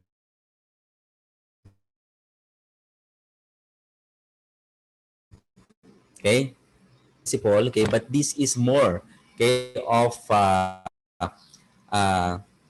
applicable or more applicable for children, no, and toddlers. Okay? Why? Kasi the moment that you use this, okay, for collection, the moment that you puncture the vein, okay, pwede mo na siyang i-tape, no? Kahit maggagalaw pa, okay, yung bata, okay, hindi na siya mawawala sa position niya. Okay? Unlike doon sa kanina natin, vacuum extraction, okay, that is only for adult, okay, kasi it can easily be displaced, okay, when the person or individual, okay, is moving, no? Right? Ayan, may example natin. This is a lancing device, okay? This is a lancet, okay, that we can use, okay, to prick the needle or the heel, no? Okay, of an infant, okay, to collect the blood. Ayan. Okay? Another materials, okay, that we should consider is the tourniquet, okay? The tourniquet, the main purpose of the tourniquet is to distend, okay, the vein, no, for us to easily assess, okay, primarily. Okay? When applying this tourniquet, okay, it must we should not leave, okay, the tourniquet in place, okay, for more than 2 minutes, no? Okay? After 1 minute, okay, pwede na nating tanggalin yon, okay, kung may nakukuha na tayo, but not more than 2 minutes kasi it can cause hemoconcentration. Okay? Kapag in place ng matagal. Alright? Okay, cleansing agent, of course, alcohol, okay, and cotton, okay? Pero hindi na natin, may gumagamit pa ba ng cotton balls and alcohol? Kasi ang recommended na ng Infection Control Society, okay, is this alcohol prep pad, no? Yan na yung ginagamit natin ngayon. Okay, para hindi siya exposed, no? Okay, yung cotton balls kasi exposed. Okay? All right, and of course the betadine, okay, for the culture and sensitivity. Okay? 70% isopropyl alcohol pa rin yung recommended natin or 3% chlorhexidine. Okay? Pwede rin yun both. Right? However, yung 3% chlorhexidine, it can have a serious allergic reaction sa mga neonates. No? Kaya hindi siya masyadong ginagamit. Okay? Alright, bandaging materials. Okay? Pwedeng cotton, pwedeng a piece of gauze.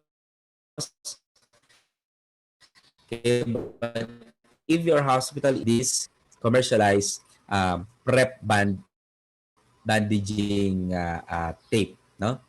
Or also known as band-aid, no? Here in the Philippines. Okay? Okay, of course, gloves. Okay, you should have a spare gloves in your tray, okay? Para if ever mabutas yan, okay, or malacerate, okay, makakapagpalit agad kayo. Okay? All right.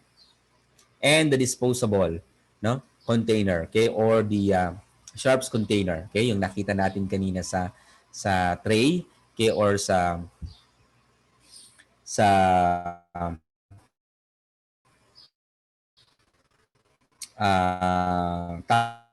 tackle box, no? Okay, na maliliit na disposal or sharps container. Okay? All right. Marking pen, okay, is also